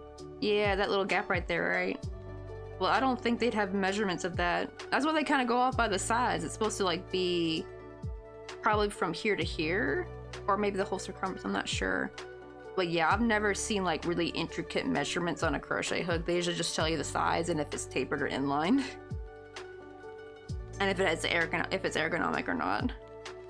I don't think they go into that many details. I know there's some like tools you go like, you'll see all kinds of like little measurements and stuff of, but I've never seen that for a crochet hook. And they should though, because my goodness, the size differences are insane.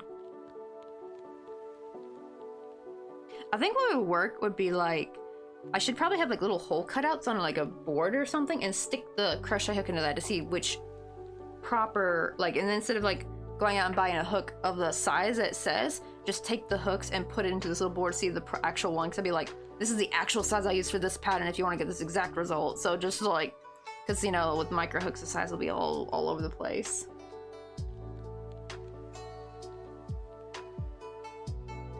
Exactly right. Well, that's the thing, is they're actually, only the bigger hooks go by number, I think. Usually, like a G hook, or well, I guess they go more by letter. Well, yeah, I think it'd be called size 4, but that's because it's a 4mm though. Usually they go by letter, the bigger ones, like J, like G, F, K, all that kind of stuff. But the micro hooks just go by the exact millimeter though. I don't know why they're different. I think it probably goes by maybe how they're made. And maybe, I guess, because they're so small, it's very easy for inaccuracies to develop, I guess. I don't know.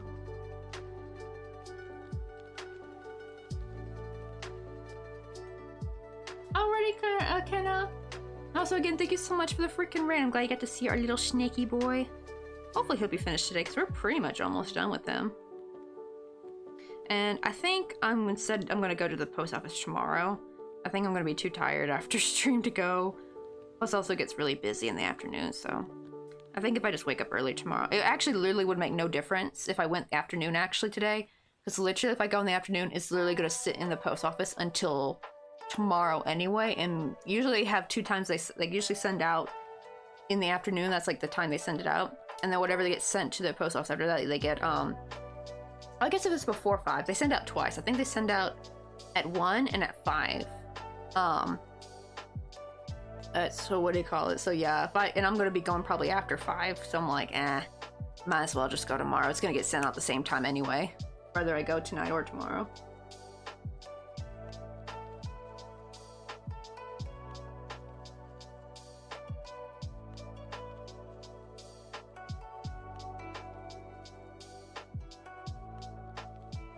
I know, right? I was like scrambling for like hook sizes. I know. Is there even an F size hook? I know there's a K one, and a G is usually what a. Or do I have it? Where is it at?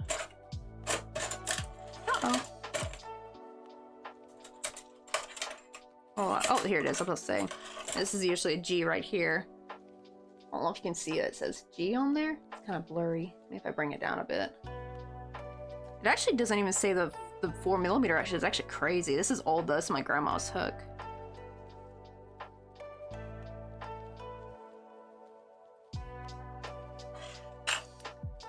But yeah, I'm trying to think of like the closest. I think J's in there because I think I've used a J before. Oh, I think I was trying to think of H. I think I was trying to think of like, let me see. I think it goes from G, H, J. I think is how it goes. I'm trying to think of like, but I don't really use the big hooks that much anymore, so I'm like forgetting the freaking order.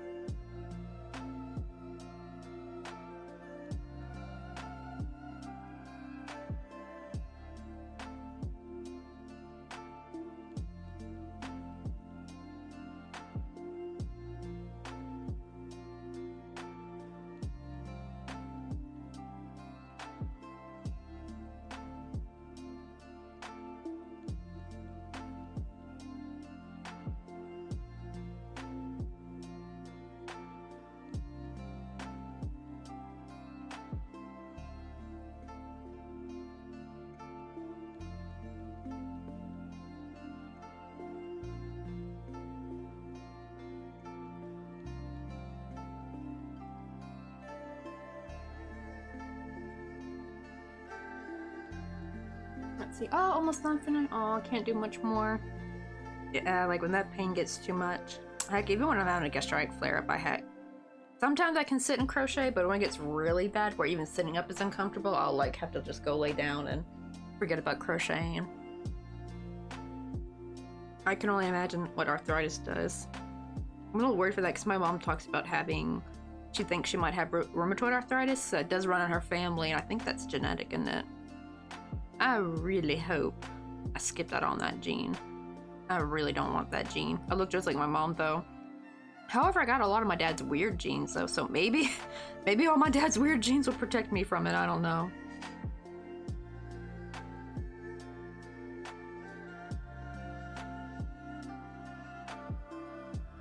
Let's see.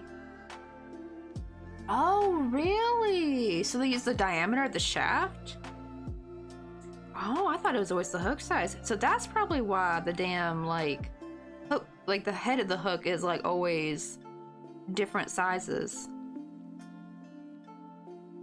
I thought it was maybe like the freaking, like, oh my goodness, that should be in the head of the hook, not the damn shaft.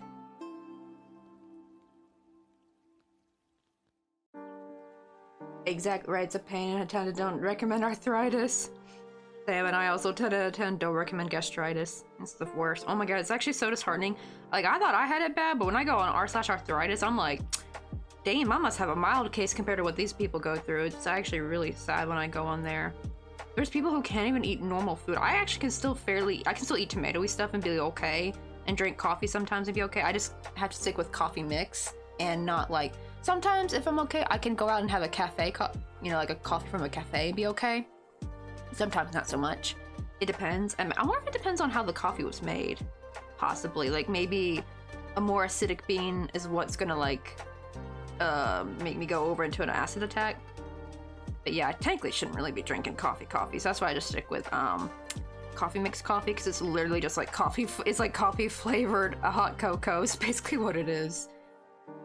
It's just a coffee flavored drink really at this point. It doesn't really give you any caffeine. That's why I got caffeine pills. I got caffeine pills for that. They're a little bit easier on the stomach than actual coffee is.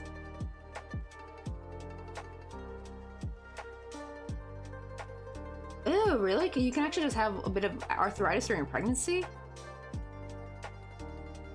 Oh yeah, along with, oh, the tendonitis, which is similar. Ooh. No, I already had carpal tunnel back then, and then I had, what do you call it? They call it cubital tunnel. That's actually the one I'm kind of dealing with a little bit if I'm not too careful, but it also happens when I use the mouse too long. Now this side of me will go numb if I'm not too careful.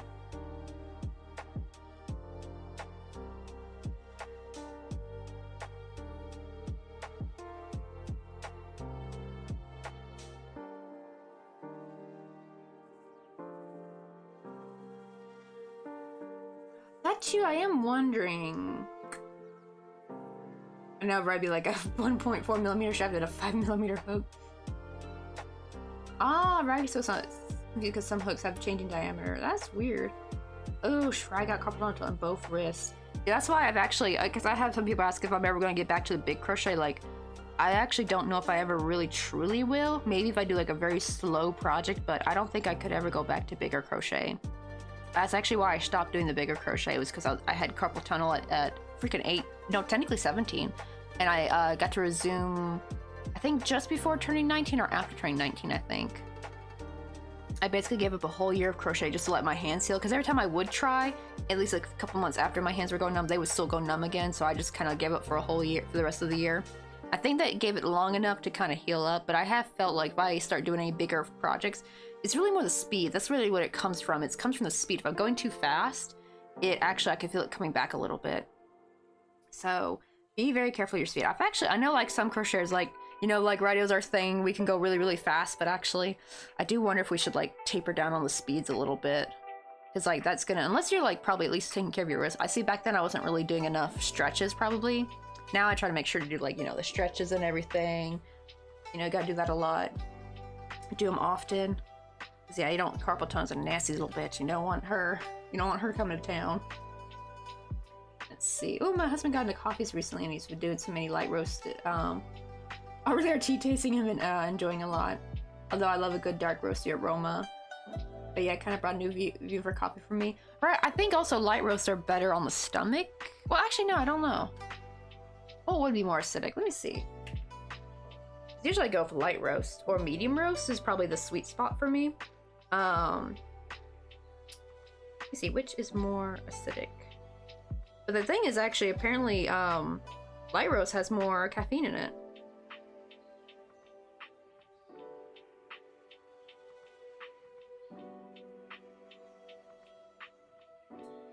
Oh, actually, so maybe I should actually start going for darker roast. Because actually light roast is also more acidic.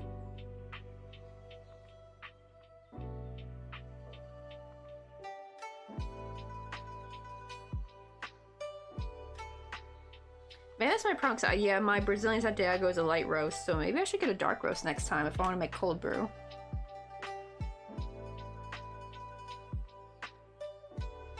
Oh, right, I had tenderness in my wrist, but it's gone now. Right, you probably right, give the hands a little wiggle after each round. That too, like give them a good shake. You know, that repetitive motion is what kind of causes the injuries if from not like giving them a break. You know, not doing different motions with them. Get back.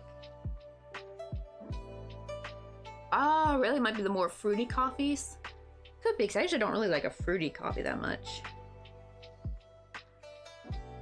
I don't know, maybe Brazilian Santiago is a fruity coffee? I'm not sure. I think I'm thinking of more of like not fruities in the actual sense, but like fruities in the, you know, like a raspberry coffee. My dad loves like I think I got him cherry bourbon coffee from the Firehouse thing. I don't know if Smokey's still in here, but yeah, what do you call it? About my mom and dad some Firehouse, like firefighter coffees. They sadly didn't have whole bean though. They were all sought out of whole bean. They had them all year round, and I was gonna go get the whole bean. Now all they had left was ground though by Christmas.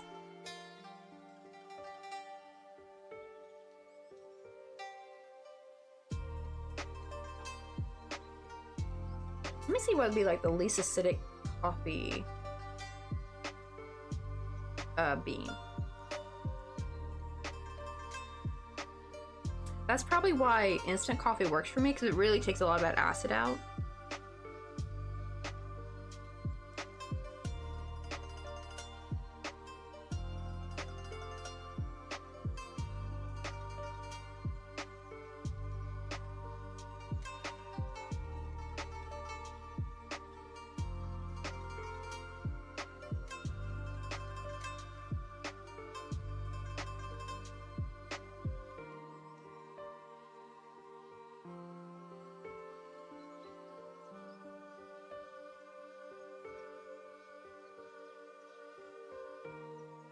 So it looks like Brazilian Santiago is like a Arabica bean. That's probably why they said get Robusta instead. Oh, I did hear, I think a lot of Korean cafes use Robusta, I think. That might be why maybe when I make a coffee at home, it's too much on me, but when I get a coffee outside, because even when I've had a coffee that gave me a little bit of an upset stomach, it was never as bad as whenever I made my own coffee. I don't know if I was making it too strong or something. I know, right? Just add some ammonia to neutralize it. Kids under that stay in school and pay attention to chemistry, right? I mean, that poor girl at Target sure as heck didn't like mixing Fabuloso with bleach. Oh my god. Oh, like, did your parents not teach it not to mix cleaning chemicals? That's one of the first thing my mom taught us was don't mix the cleaning chemicals. Whatever you do, we would like to live to see another day and not die of like gas poisoning or some shit. I feel like they should teach that shit in school, actually. Right? They actually need to stop worrying about, like the first thing of chemistry, screw all the, you know, textbook crap, whatever, that they're gonna forget anyway. They should actually have, like, a genuine, general chemistry safety kind of thing, like, about in the real world kind of things you're gonna run into, like, don't mix these cleanings together, you know, that's too dangerous, don't do this with that, you know, like, just simple household items. They should have, like, a course on that, or, like, that should be the very beginning they teach you. Like, shit like that you're gonna need to remember, actually. Not stuff that you're gonna, like, literally forget about once you get out. You know? And I'll be like, no need to make chlorine gas.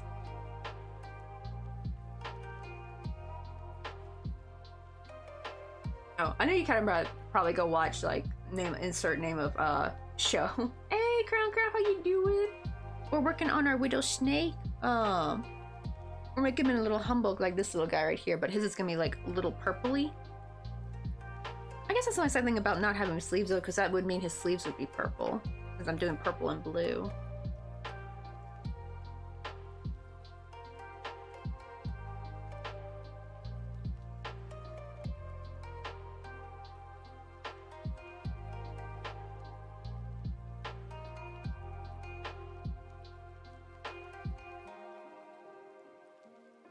Oh, okay, so it does say Korean cafes do use Arabica beans, but Robusta beans are typically used in the instant coffees. That's probably why my instant coffee hardly gives me any, like, I never had an upset stomach from drinking the instant coffee mix, like, ever. If anything, actually, sometimes the pink lemonade, my little Crystal Light, that will actually upset my stomach a little bit if I drink too much of that. Like, I've never had any trouble with this coffee mix stuff. And it's another reason why I drink it too. It's actually really great for drinking on stream because regular coffee, like if you make it, unless you make it into iced coffee, it doesn't really taste that good once it's been sitting on your desk for a while. But actually, instant coffee, in my opinion, actually tastes kind of good when it gets cold. It makes really good iced coffee.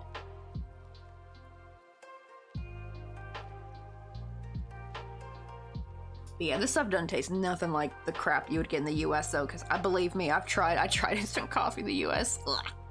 Absolutely disgusting. Korea, Japan, they know what they're doing.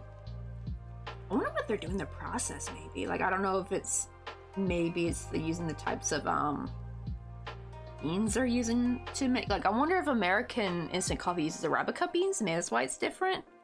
Or it's just, what is it, the process is different? So I don't know what they're doing different. Oh, so they think they're going to be teaching you how to do something. That is true, actually. But then again, we have Google, so if there's kids are going to like, oh god, I hope no kids try doing that shit, where they try, like, you know, pouring bleach and Fabuloso in, like, the, you know, the freaking bathrooms just to try to get out of, like, class or some crap, and they end up killing people. Like, yikes. Like, that does worry me. I can just see some kids, there are some stupid kids who would do that shit just to get out of class. Yeah, that's true. You don't want the damn pranks. Ah, pretty much right. It's like teaching them how to do a dirty bomb.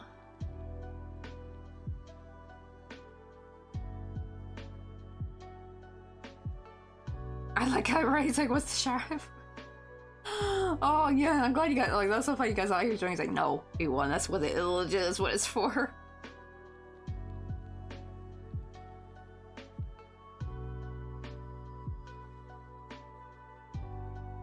Right, yeah, you don't even want to transport the two together. That would just be, if there's like an accident or something, that's just gonna be absolute hell. That's too, maybe. Like, maybe I know you're supposed to do like a coarse kind of ground when you do, because I make the cold brew, what do you call it? With, a French press. That's like the easiest way to do it, because you just pop it in the fridge overnight and then you like press it down in the morning. It's perfect. I'm actually thinking, I think it did depend on the beans though, because like I had some coffee I would grind that never gave me problem when I had it as a cold brew. It was actually quite delicious. But this recent one, yeah, it was giving me trouble. But the thing, I don't know, because when I think back to the other time, it was also before my gastritis got too bad, so I don't know if it was just my gastritis wasn't as bad back then, or was it because like my condition's worse now, or was it because of the bean? I don't know which, you know, it's hard to tell what did what. Hey Misha, how you doing?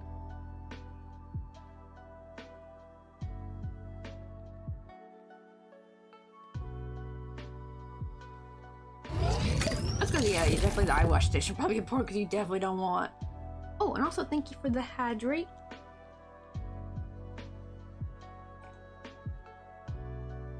And you want to know something, Misho? Don't worry, I have been drinking water like secret sips off stream, but you're actually the first hydrate of the stream. We're 5 hours and 40 minutes in, and you're the first hydrate, Misho.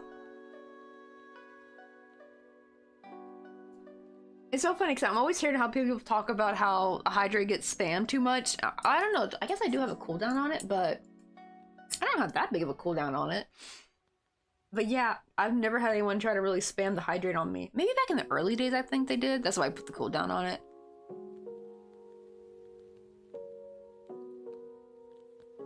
That's true, yeah, cold brew is stronger.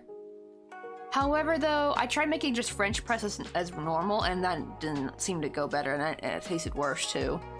I don't know, I just couldn't make it taste right. The only way it would taste good if I made it as cold brew, but then if I made it like that, it'd be like, oh, well, both ways I was in a world of hurt. So yeah, I think that particular type, it is Arabica, so that might be why. I did not realize that most of the instant coffees were made Robusta. That makes a lot more sense now, knowing that Robusta is also, what do you call it? Oh, you know what? I actually wonder. Maybe because the coffee beans got too old, because I don't know how, because, you know, I don't know how long coffee beans still stay fresh. I mean, these beans I probably need to toss out. Let me see, how long do coffee beans stay fresh? Because that was actually what someone pointed out as maybe why cafe coffee never upsets my stomach really, almost never does. And even when if it has, it's usually when I've drunk it on an empty stomach. It was never really the coffee itself, it's because I had the coffee with with no food. If I've had food, I've never had any issue drinking an outside coffee.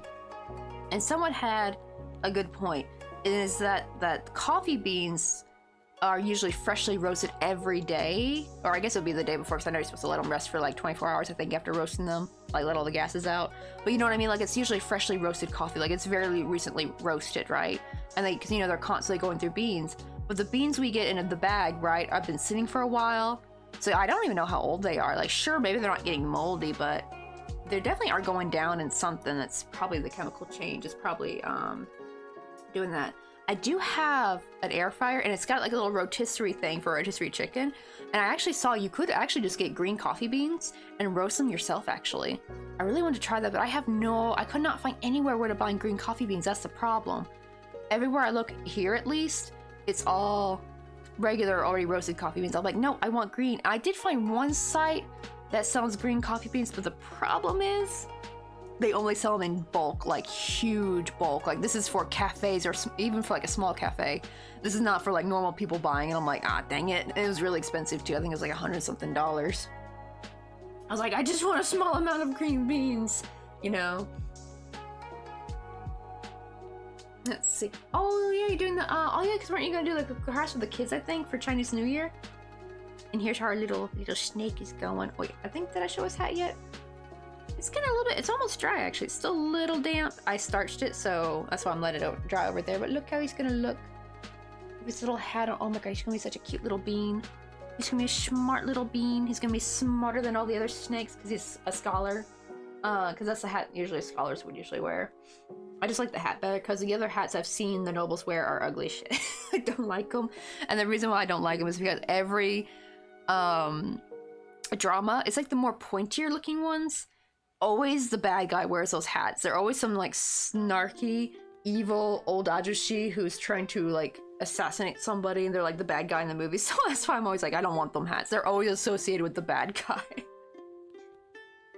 Ooh, I think it's more of a constrictor. I kind of wanted to maybe look like a constrictor boa a little bit, like that kind of face shape.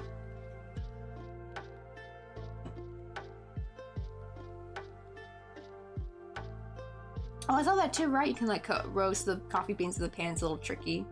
But I had the little rotisserie thingy, and I literally saw someone's video showing how to do it in and it looked like the same air fryer we were using. Like, not the exact brand, but like same type. It's like a big air fryer, but it's not like a simple. It's not one of those air fryers where you like, you know, push your thing in and out. No, it's like it's shaped like an oven, and we got like a bunch of attachments. We got one for rotisserie chicken, which has like the little cage, and yeah, it showed it's perfect too because it rotates, meaning they're gonna get like evenly toasted. I'm like, I just need to get the green beans. That's all I need. I just need to get those somewhere, and I just don't know where to get them here in Korea. And the sad thing is we can't take this oven with us when we move because it's obviously not going to work in the States. But I am wondering, maybe we should get like a similar oven. And then I don't know if it's easier to get a hold of green beans in America, like other places where you could buy them, you know, like in smaller amounts, maybe. I don't know. Heck, can you even go to a farmer's market and get them? Is that a thing? I would love to just go somewhere and get them instead of like ordering them, because then I can make sure they're super fresh.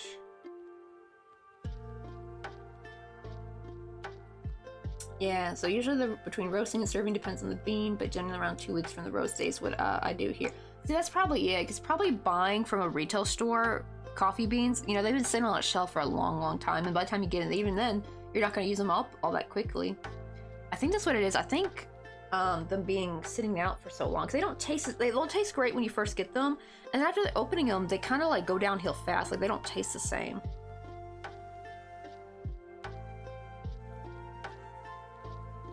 Let me see. Let me look up how long do freshly roasted coffee beans last.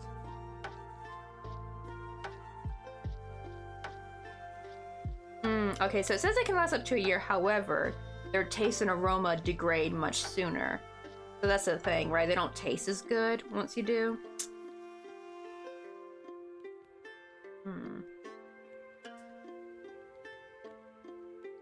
Yeah, I think the only way I think would be better for me is that the thing is there's no cafes nearby that sell coffee beans. That's what pisses me off.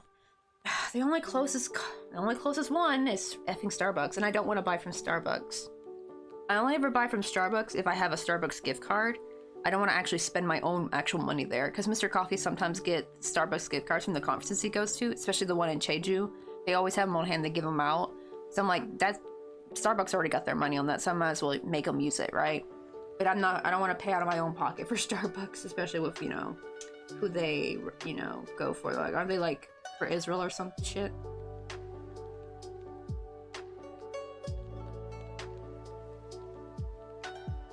Let's see. Oh, I'm gonna get 100 kilos of green coffee directly from Brazil. Oh my god, how do you? I know you can put them in the freezer, but that's my other problem. We literally have no freezer space. We got the normal little tiny top freezer bit of our fridge. Like, that's the thing. It's no space to like actually store them. But I'm thinking like probably maybe when I get back to, you know, the States, I can probably start roasting my own coffee. I would love that. Or I gotta get Tupperware and a pump. We do have the space, not Tupperware, but we have the bags. Is it the what do they call them? Not space bags. Vacuum pack bags. My dad's got those too. We do got some of those. Let's see. Oh, I'm gonna watch a movie called The Complete Unknown and the movie near my mom tomorrow. Oh, I hope that goes well. I'll have to see what that is. Like, right, there's so many new movies coming out.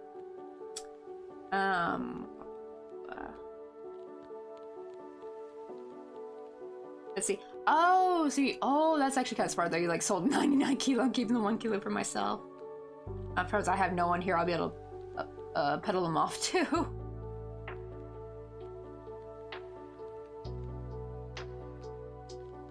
See, I had a colleague that ordered them at work. Just had trouble with his wife. It came as a, we talked about him peddling drugs. Oh no, so the green coffee beans came in like a solid brick like that.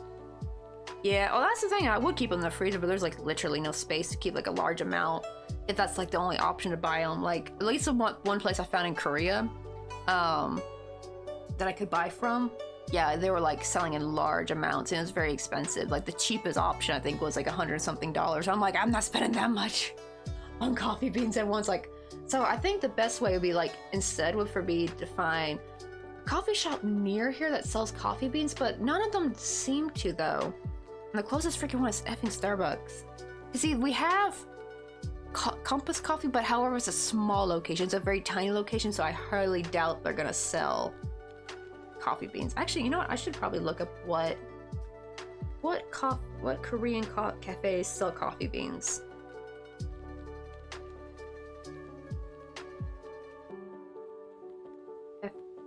Oh, let me put franchises.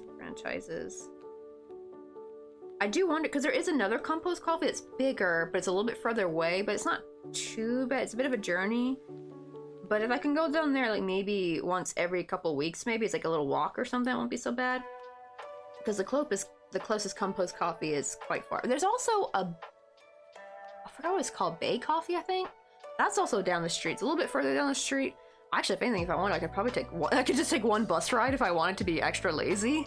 Just walk to the bus and just like, yeah, hop on the bus, like take a stop or two and then be there. Maybe.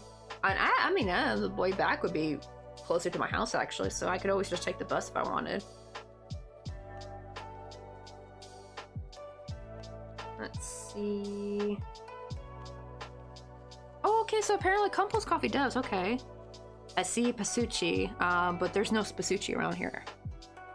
That's the thing, like, I'm so mad because I love Adia coffee, but all the Adia coffees are far away. There were so many more Adia coffees back when we were in Wonju. Like, we lived near one. It was nice. I never knew to go there for coffee beans.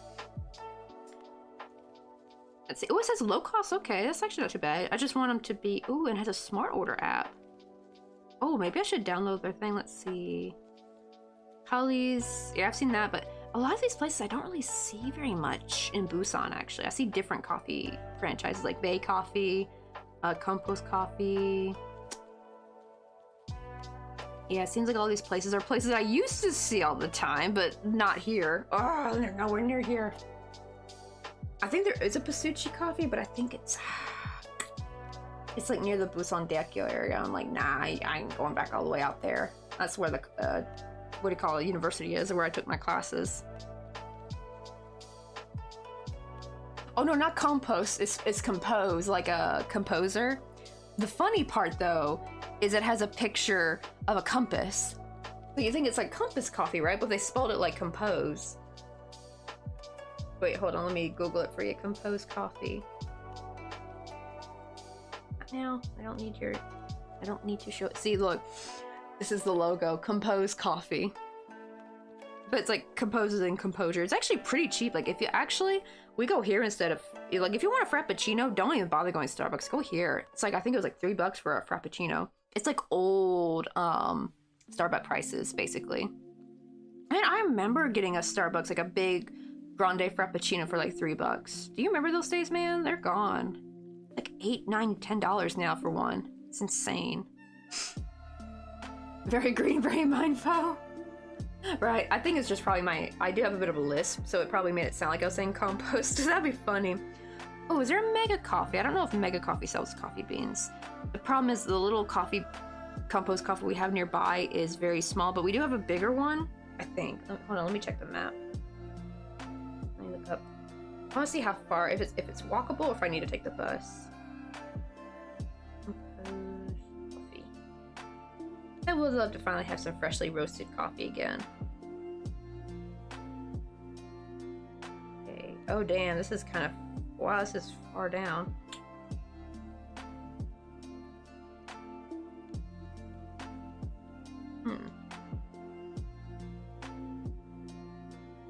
Wait, here's one way up here in a different spot. This one's nice and big, so they probably sell coffee beans. Ooh, they got some tiramisu as well. It's kind of far.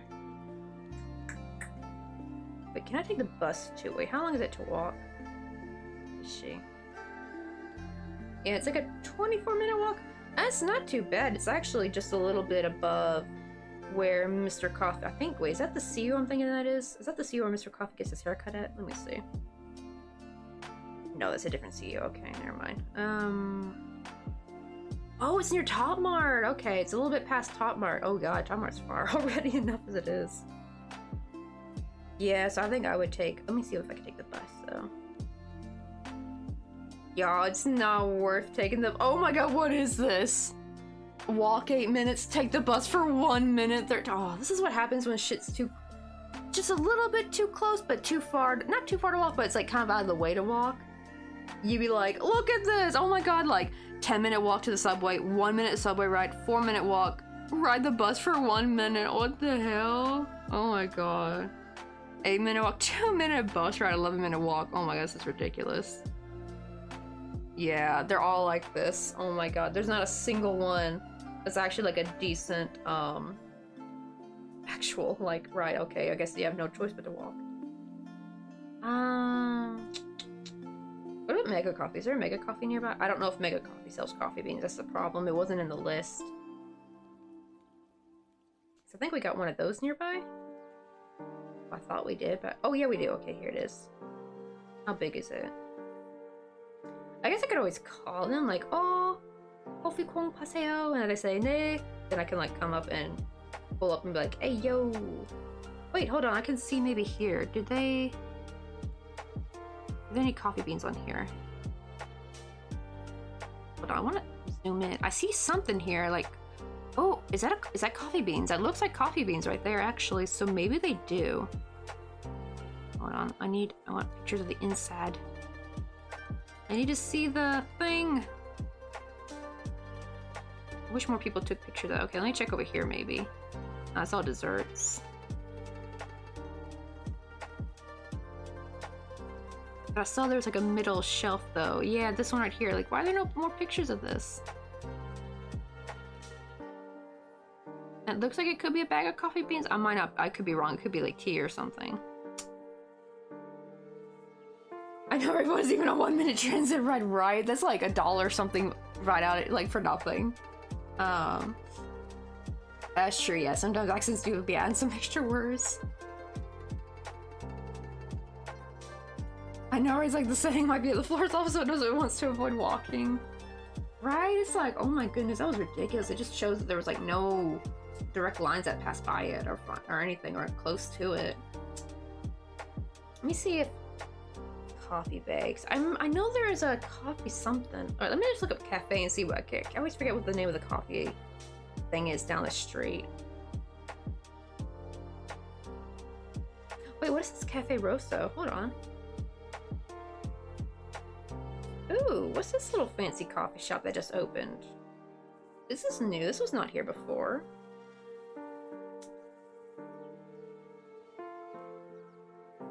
Ooh, wow. Actually, their coffee's pretty decently priced. Like the vanilla latte. Granted, I don't know how big it is though. It's $4, which is like the normal price, but at least it's not like yucky Starbucks price. Starbucks prices are outrageous. Because I know sometimes usually fancy coffee like, oh, this is really pretty. Look at that. I wonder if they have maybe coffee beans. I would probably call though before going. That's actually right near where the actually that's right close to the pharmacy I get my birth control from. Okay, let me search here. Because there's another coffee. Where did it go? Maybe it's further down? How far away was it? I would see it when I would pass by the bus, though.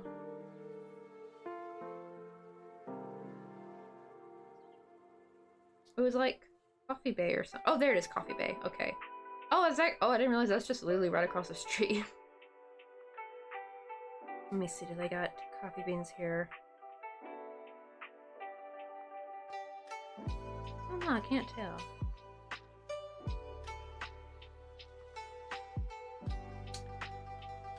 Trying to see if I see any coffee beans on these shelves. Because sometimes you'll see them on like the shelves. You could just pick them up and bring them to the cash register.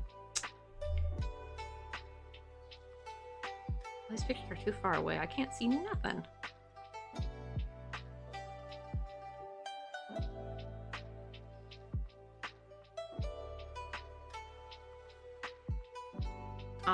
These are more like cups and stuff. I don't see. They don't even look like they're really for sale. They look more like. What do you call it? I guess I'll like ask them. I could probably call them. I know, right? Coffee by Michael's made with less explosive prepare. Right? Oh yeah, Coffee Bay's like Michael Bay's chill hippie brother that opened a coffee shop. A hippie coffee shop or something like that.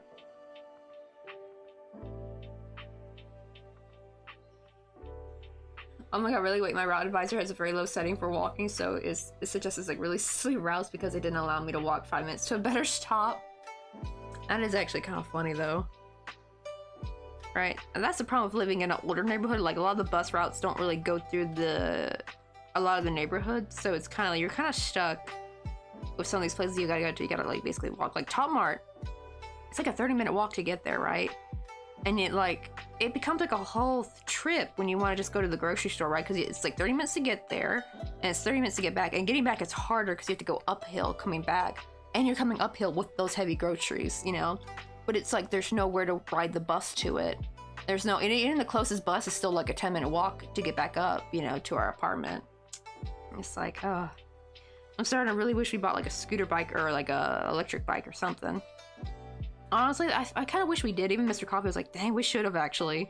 Now it feels a little bit too soon. I don't know. How much are electric bikes? It's like, if an electric bike ain't too bad, maybe we should just get one. I mean, we're gonna be here till like sometime 2026. We might, I thought it was gonna be winter 2026. It might be summer 2026. I really hope not though. I really don't want to move in the damn summer. That's too awful. I'm hoping we move the winter 2026. I do not want to move in the summer. Plus, I want to have one less. You know, I don't want this year to be that would mean this year would be the last fall here, and I want one more. I want 2 more falls at least, you know? That's why moving in winter would be perfect. I get 2 more springs and 2 more falls, and I would love that. I don't care about a last winter. Winter can go frick off. Don't care. Don't snow here, so winter ain't worth it. Jack shit. And now everybody can tell your grandkids how you had to carry your groceries uphill both ways. Honestly, right? Oh, especially if well, there was a time where Coffee actually had to do that because like we're walking halfway up and he realized, oh, I forgot to pick soju up from Top Mart. Let me go back down. Let me go back down to Top Mart. And we're carrying groceries or something from Daiso. But my god, yeah. And it's weird because you would think I would have gotten acclimated to it by now. It's been like, this will mark the 3rd year living in this apartment complex. Like, you would think my body got used to walking up and down these damn hills now. Actually, it was for a while. It was getting not so bad. But damn, COVID fricked everything up. I don't know. I think COVID really messed something up for us both. Because even Mr. Coffee, who's a lot more fit than I am, and he's actually weighs less than I do, and he has you could hear him huffing and puffing and he goes up and down every single day. You would think he's used to it by now, but no, his body's not. It's still just as difficult and hard. And it's just like, man, why is it so hard to get acclimated to like, elevated walking, you know? I hate that our bodies make it so difficult on us. Let me actually see how much an electric bike would be. They sell one coupon. I wonder if I could buy one coupon.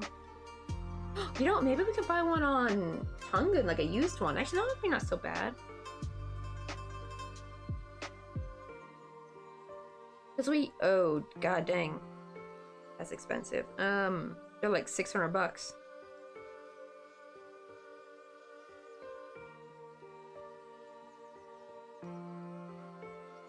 Here's one for $400, and it's got a little basket. See, that'd be perfect for. It gives me. Oh god. Oh, it's even got a back seat, so I actually go with them. But yeah, we could put. You still couldn't put too many groceries, but maybe you could put some groceries in a backpack and put some in the front. It's like $400 though. You know what? I'm gonna pull up Tungun. Wait, what's it called?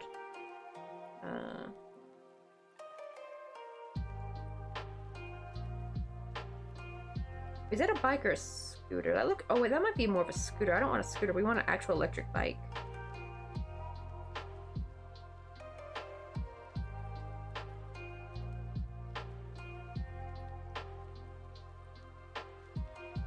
Oh, here we go. Chungi Chajungo. Yeah, that's what we want. I'm gonna put that in a Tunga and see what pops up.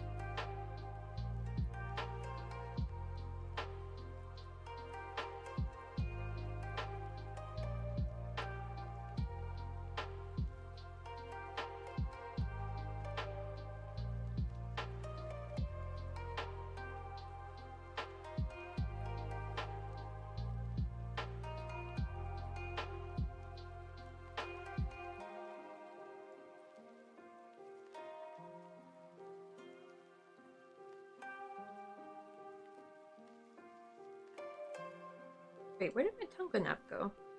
I don't see it. What the heck? I know it exists though. Oh, there it is. Oh, it's because it's in English on this app.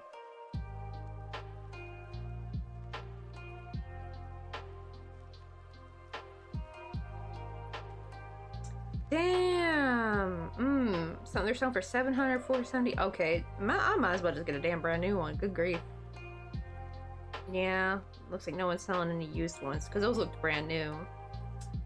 Yeah, see, this is, I think they were like if we could get like one for 100 or something, I think it might be worth it for the last 2 years. But yeah.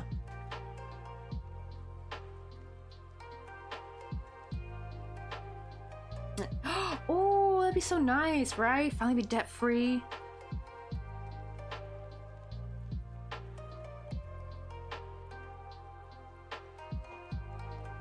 I remember when my parents were so excited to finally pay off all their credit card debt a few years ago. I first started off with paying off the house, and then they were finally, with that out of the way, they were able to put most of their money towards aggressively paying off their credit card debt. I think they've had it almost paid off. I can't remember if they paid it off fully yet or if they were like close to paying it off. I think last time I visited them, they were very close to paying off, so maybe it might be paid off now, actually. Yeah. That's why I'm always like, I don't really want to buy a house until we can like literally just buy it full outright or like very close to it, because I don't want to get stuck in debt. Any kind of debt. Because debt's like what chains you, you know?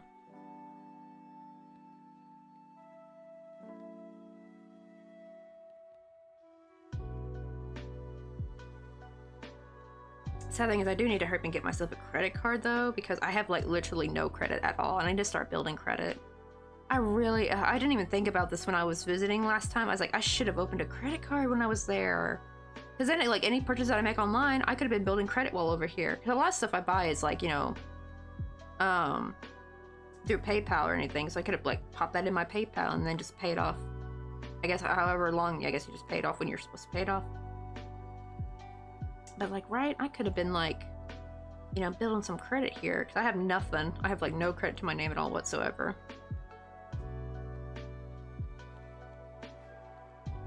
Yeah, right, there's no such thing as good debt, definitely. Wait, I miss puppy hiccups. Oh, like when the dog like hiccups a little bit. That is kind of cute when they do get some hiccups. I remember Blake would sometimes get them. I don't think I ever saw Daisy get them though, but that Blake would get them all the time. He was so cute.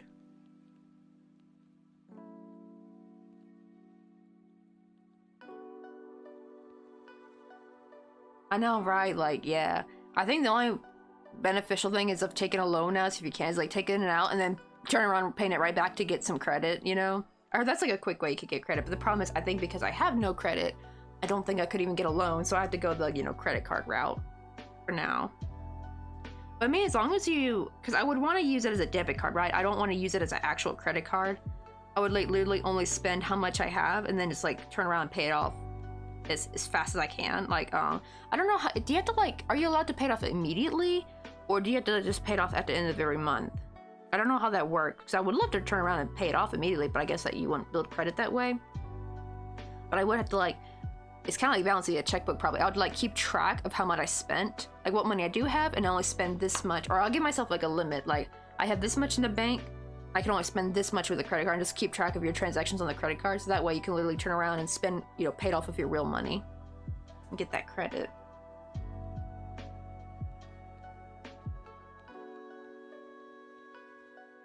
Oh, I wasn't even aware of it, trying to transport my puppy home, and I thought he was about to vomit. I guess that would be very concerning, right? You're thinking they're about to vomit, but it turns out they just got puppy hiccups. Okay, so best to pay it off the end of the month. Yeah, because I heard someone said don't pay it off too quickly, then you won't really be making any credit. So I guess you need to like leave it that you're lending it for a little, like you're taking the money for a little bit and then you pay it off, because apparently paying off too soon hurts you as well. Not hurts you, but like does nothing, like you literally build no credit. Which kind of sucks. I mean, I guess it means like even when you take the loan out, you can't like literally turn around the next day. I think you have to like hold on to it for a little bit. Like I don't know how long you have to hold on for like a loan like that to work. But yeah, apparently that's a nifty way of just literally set aside money, and I guess how much interest you would occur. I guess you would end up losing some money because you have to like literally pay interest on the loan, but that by doing that though you gain credit, so it's kind of like you're just paying a fee for your credit to gain a good credit score. Because yeah, apparently like if something ever happened to Mr. Coffee, I realized I will not be able to rent my own apartment at all. Like even if I go back to work and make enough to like live, I would not be able to get an apartment because they just would not approve of me. I literally have no credit to my name. I don't know, can a credit score go over to a spouse after the survived spouse if a spouse passes away? I always wondered how that worked. He's got a good credit score, but I have none. But the problem is we're of different nationalities, so I don't know if it would work. But like maybe that only works for like same nationality couples.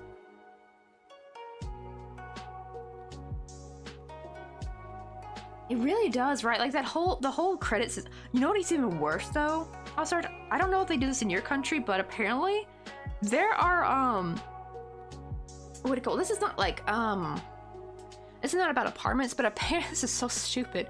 But apparently some jobs, if you have a bad credit score, they can actually let you go, or they won't hire you if you have a bad credit score. Like your employer, like someone you're trying to like get hired from.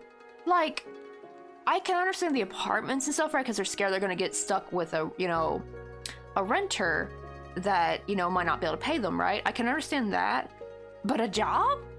Why a job? If anything, wouldn't that be better? Because that would actually mean they would be stuck having to work for you because they got debt they gotta pay off. Like, why does having a bad credit score mean you can't get, like, that is so bizarre to me, actually. It really doesn't make any, because you need the job to help pay off the credit debt. Like, why would they deny you a job because you have a bad credit score?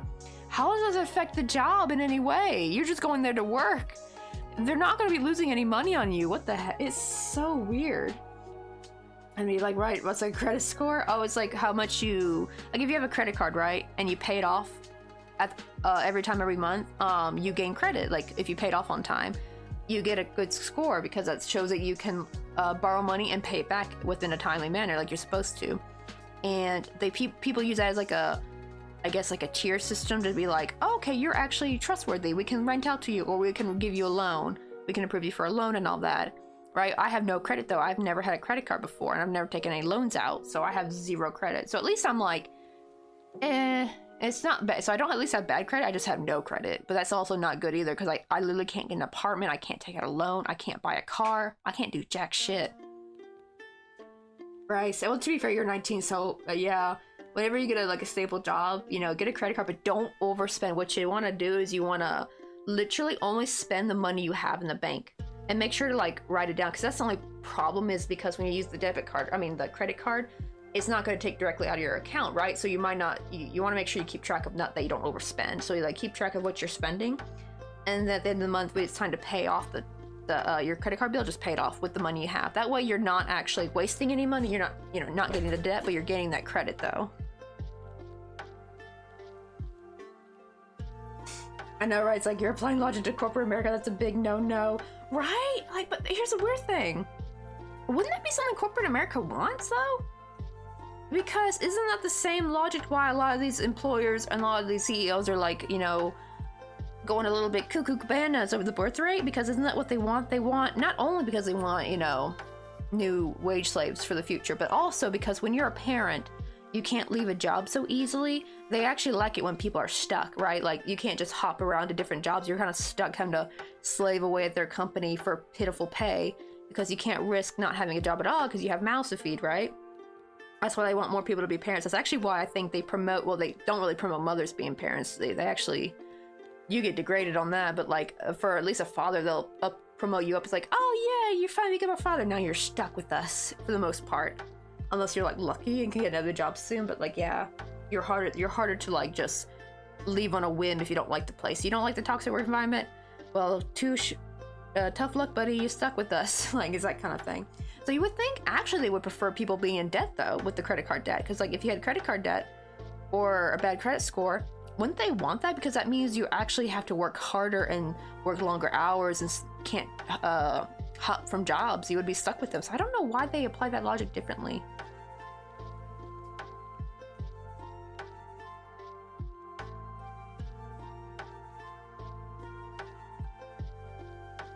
Yeah, it's like, apparently they say good for groceries and gas are the big ones. And not to mention, it's also safer to pay with a credit card, because if that information gets stolen, you know, it's easier to cancel and freeze, you know. If you're, you know, shopping online with a debit card, you know, if that information gets stolen, they can like literally drain your bank account. That's also probably why it's better to keep most of your money in a savings account and only put a small amount that you plan on spending in your checking, actually. You don't want to have too much in checking. Because then if your card gets stolen, they can only drain the checking. They can't drain the savings unless they have like literally access to your bank account where they can transfer it out.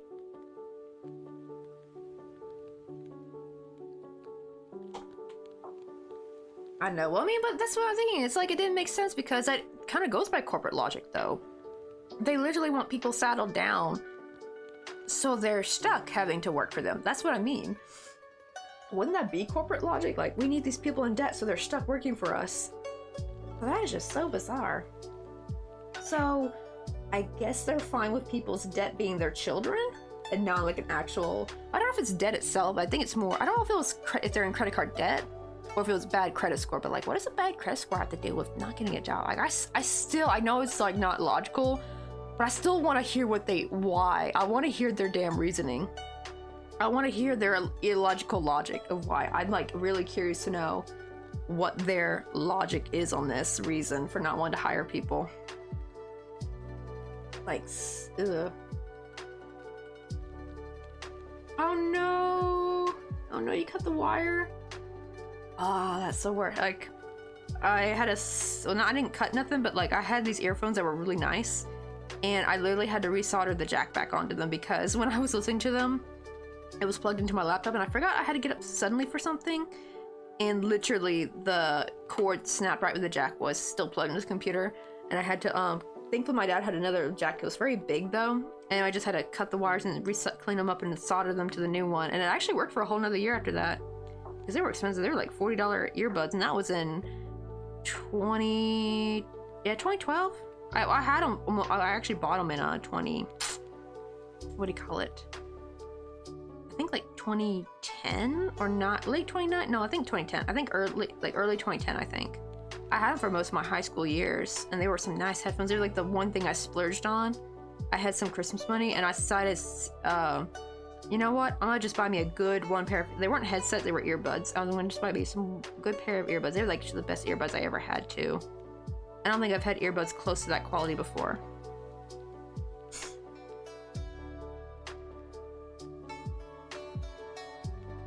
Maybe? I don't know.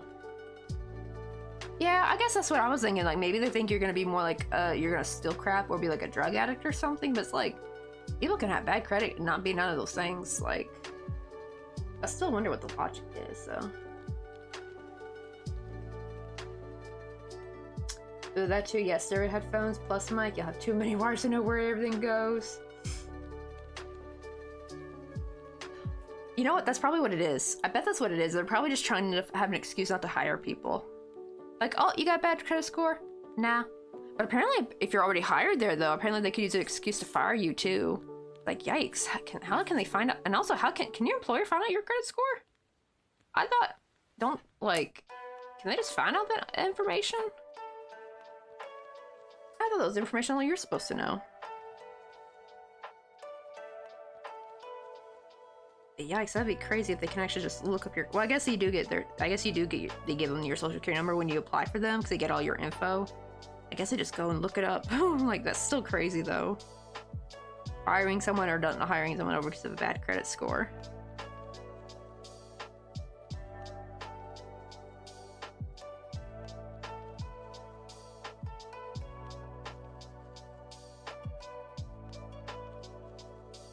Yeah, I guess the same way, yeah, a car dealership can find your credit score. Oh yeah, or landlord. I guess that's true.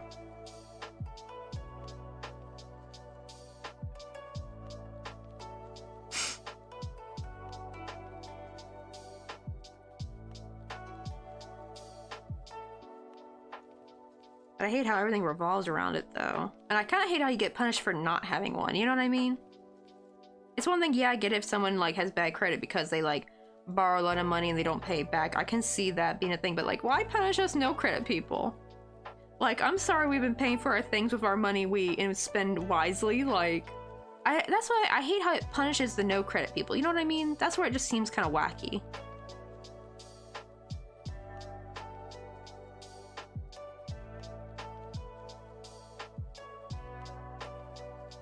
Oh yeah, I guess they don't want them asking for raises or something. I guess I think they'll be needy for the job.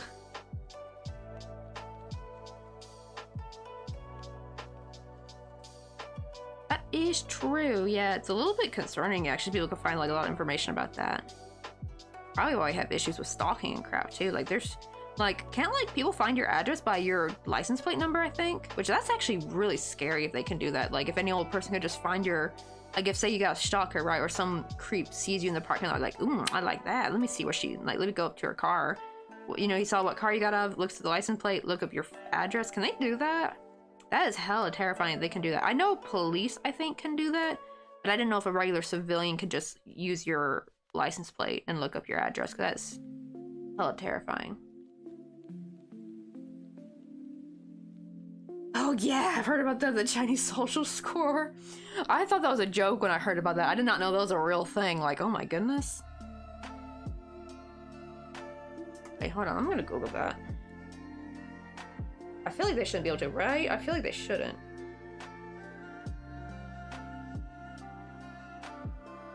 Now, I have heard about stalker cops that pulled over someone and they thought like, oh, she's kind of cute. And they literally come by her house later. Like, I've heard that, like, apparently they ran their plates and found their address that way or something, or they memorized it off the license plate. Not license plate, because I think your address is on your license, driver's license, right? And, like, they memorize it, they'll, like, memorize it that way, and that's, like, so creepy. Like, that is just hella terrifying. Oh, right, yeah, everyone's got a cop in the family. Oh my god, imagine they have, like, a cop buddy who's willing to do that for them.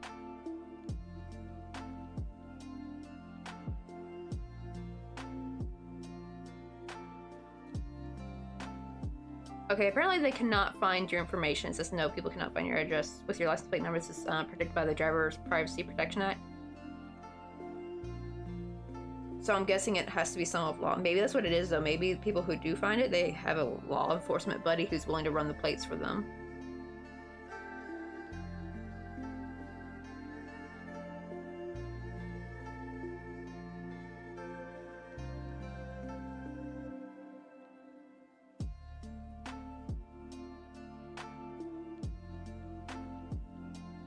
And, or I actually wonder,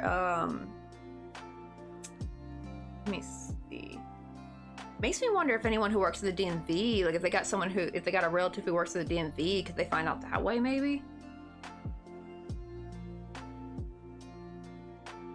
Ooh, really? That's actually getting insane. That actually would get scary.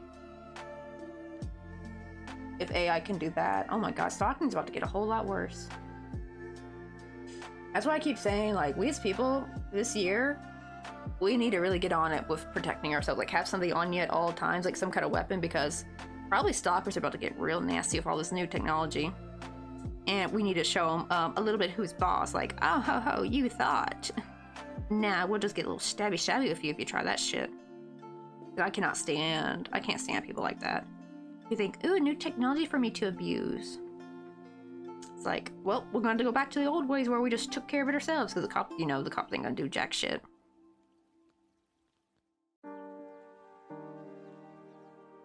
That's true too, yeah, and there's already people, yeah, really good at geoguessing and all that. I'd be at the bottom of the barrel on the Chinese social score. Wonder where I would be, ooh. My question is, do you get bad social points if you're introverted? I always wonder how that works. I have a feeling introverts probably get punished for not being social enough or some whatever crap.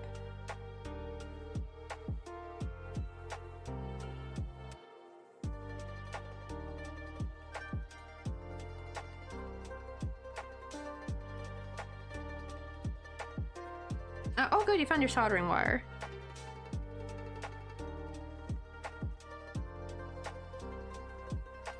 And I was like, what the heck is a Chinese social score? I forgot exactly what it is, but apparently, like, I don't know what they go off by, but apparently it's like your, I guess, just score about your social, like, let me see, let me exactly how to describe it. It's kind of like you gain social points, I guess, about your, I don't know if it goes about your personality.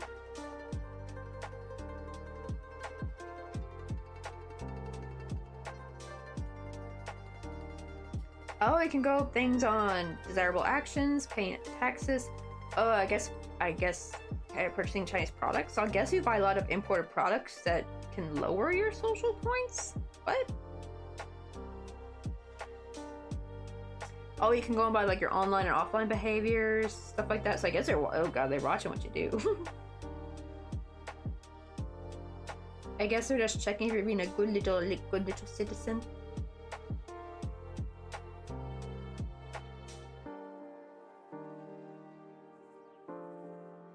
Oh wow, so apparently if you get low social points, you can get denied license, permits, access to some social service, exclusion from booking flights or high-speed train tickets, less access to credit, restricted to public services, ineligible for government jobs, no access to private schools, public shaming or exposure on online or TV screens in public, and names, photos, ID numbers of blacklisted citizens, phone dial tones mandated from authorities to inform people they're calling a dishonest debtor.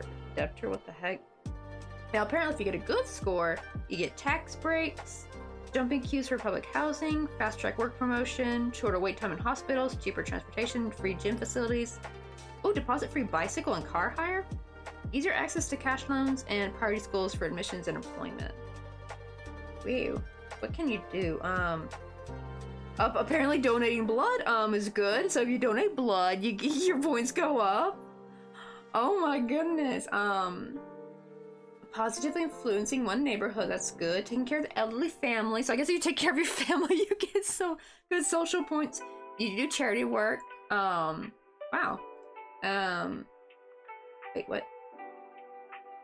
Oh, okay. I was getting confused because I thought all the ones at the bottom are meaning, I was like, wait, why is helping the poor considered bad? I'm like, oh wait, no, this is people who are climbing back up. Okay. So praising, oh god, praising the government on social media. Ugh, that one gives me the ick. I'll just do all the other things but that one. Having good, that one makes sense. Good financial credit history. Committing a heroic act. Let's see. Oh my god, cheating in online games can like bring down your social points. Oh my god, damn, that's hilarious. I mean, hey, we all hate cheaters, but yeah, I mean, at least they'll fix the whole like online cheating problem, because in China they'll be like, nah. You like being able to use public facilities? Screw you, you can't now. You cheated on League of Legends. Oh really, actually my Chinese social score is actually pretty good thanks to 2 projects, and I read the blood drive and personally donated blood. It's like right now down the social ladder you go, cheater. Okay, I'm actually fine with this one. Participating in anything deemed to be a cult.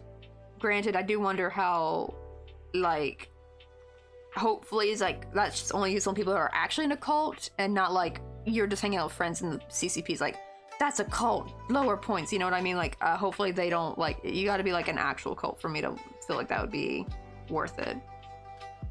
No, in the CCP though, they can make anything their reality. Insincere apologies for crimes committed, spreading rumors on the internet. Ooh, and posting anti-government messages on social media. That's probably the big one where you're gonna be losing points. That is crazy. That's so funny though, cheating. It goes so wild. It goes from like pay your taxes to like you cheated in an online game, down the social points drain you go. Like, what the heck? Is there like following gun drama?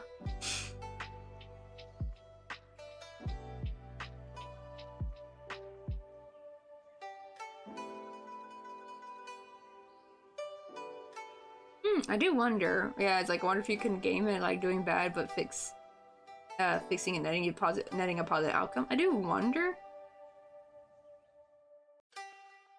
That's true, right? But don't try unless you're close to the CCP or have money. Oh god, I wouldn't want to get close to the CCP. That's creepy.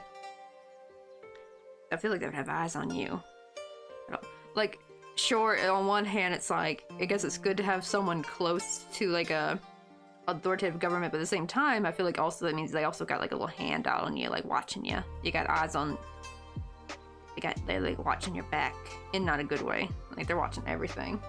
If you slip up, you could also like get taken out further. I would rather just be an unknown entity in the sea of millions. You know what I mean? I don't want to be that known.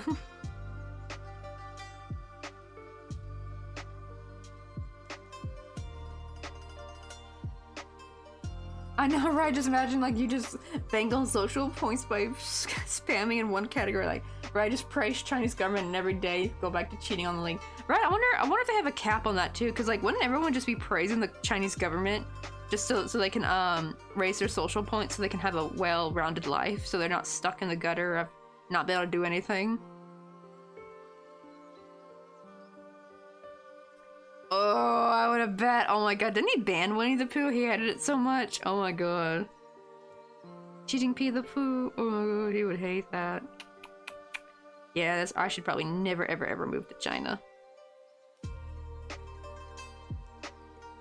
Only sad thing though is I did not realize how cheap food is in China though. Like, someone was showing like Chinese groceries and like all the fresh foods and stuff, and it's like, damn, like lettuce was like 40 cents and stuff. I was like, these some like 60s, 70s, 80s prices of American groceries, right? Like, and it's all like fresh stuff. Now, granted, I do know you have to sometimes be careful of certain things in China. Like, didn't they have like a lot of bad additives in their food or something at one point? Or was that Japan? That might be Japan, maybe.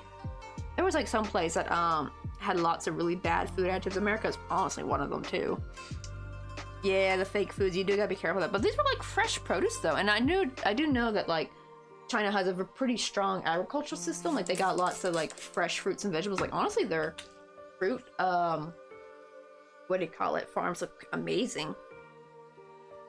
So I don't know if it's like maybe fresh foods you're safe, but maybe like pre-made food, you gotta be careful with the fake food kind of thing.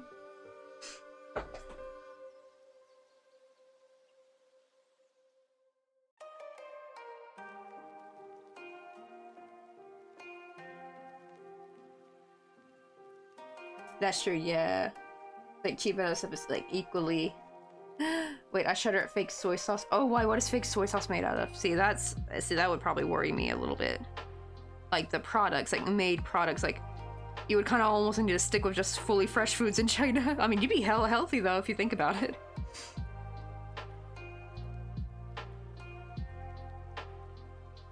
Ooh, they use vinegar and hair to leach out the color. Like, oh god, ugh. That sounds hella nasty.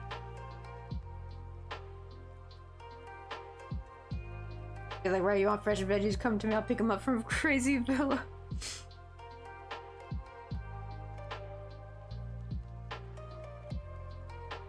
Oh wait, really? Is that actually a Stardew reference? I mean, I played Stardew, but I haven't played all of it through yet.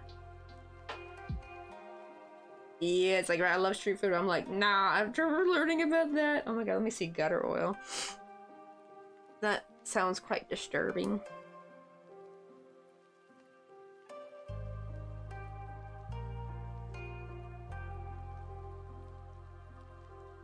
Yuck. Oh, gross, yeah.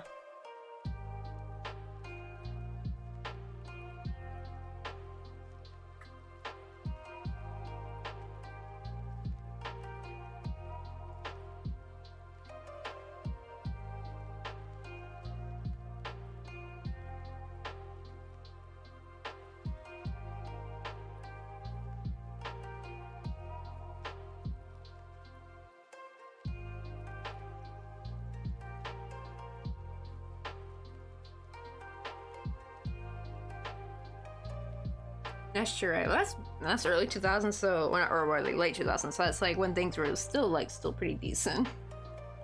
Oh, it's your farm name.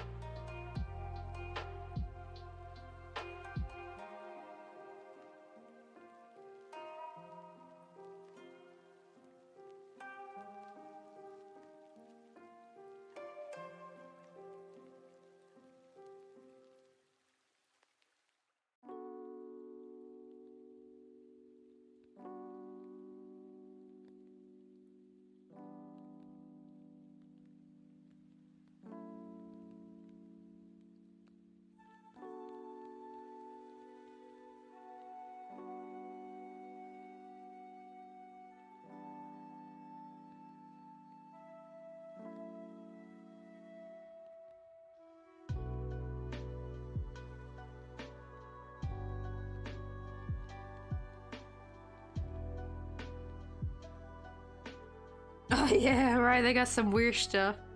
Oh my god, like the soup with the duck and the feet. Oh, roasted scorpions. Oh, I feel like that'd be scary. I guess I take the poison out, but still. Ugh.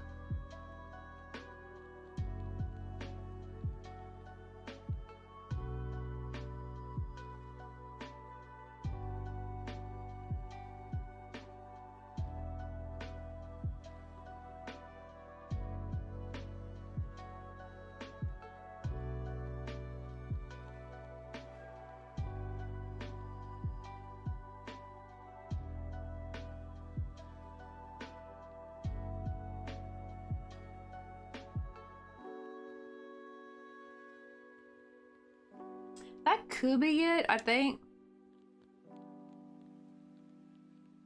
Oh, really? The roasted scorpions are bland as heck? Dang. Good to know we had someone who actually tried them. Yeah, I would imagine like a scorpion wouldn't be very tasty.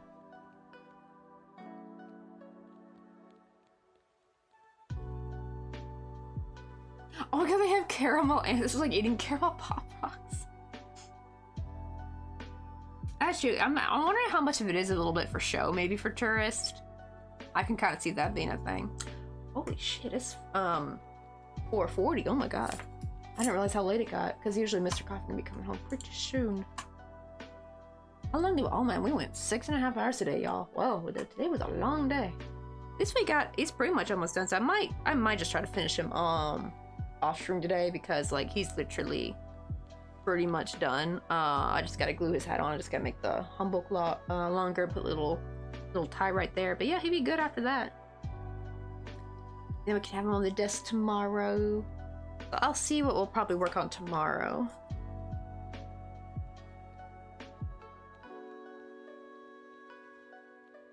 Yeah, I feel like time I start trying to fix them headphones. Oh yeah, I honestly trying to fix anything. Hello, heart. Oh, Offie is on.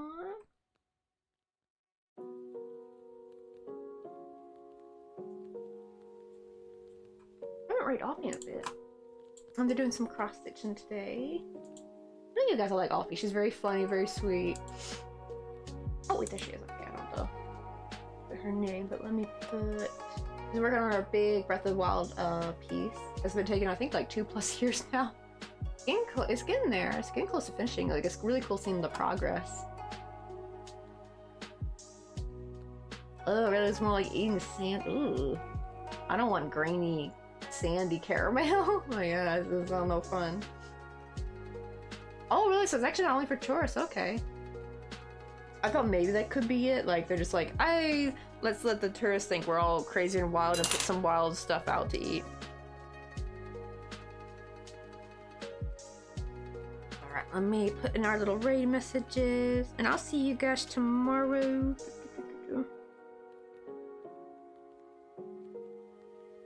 What should I'm gonna think of what project I want to start on tomorrow. Maybe I should start on the cherry blossoms. I really want to make me a cherry blossom branch. Like what I made for my mom. That was like stupid pretty. I'm like, I want one for myself now. I almost didn't want to give it away. I was like, oh, I kind of want to keep this. And there we go. There's for subs. Let me copy that.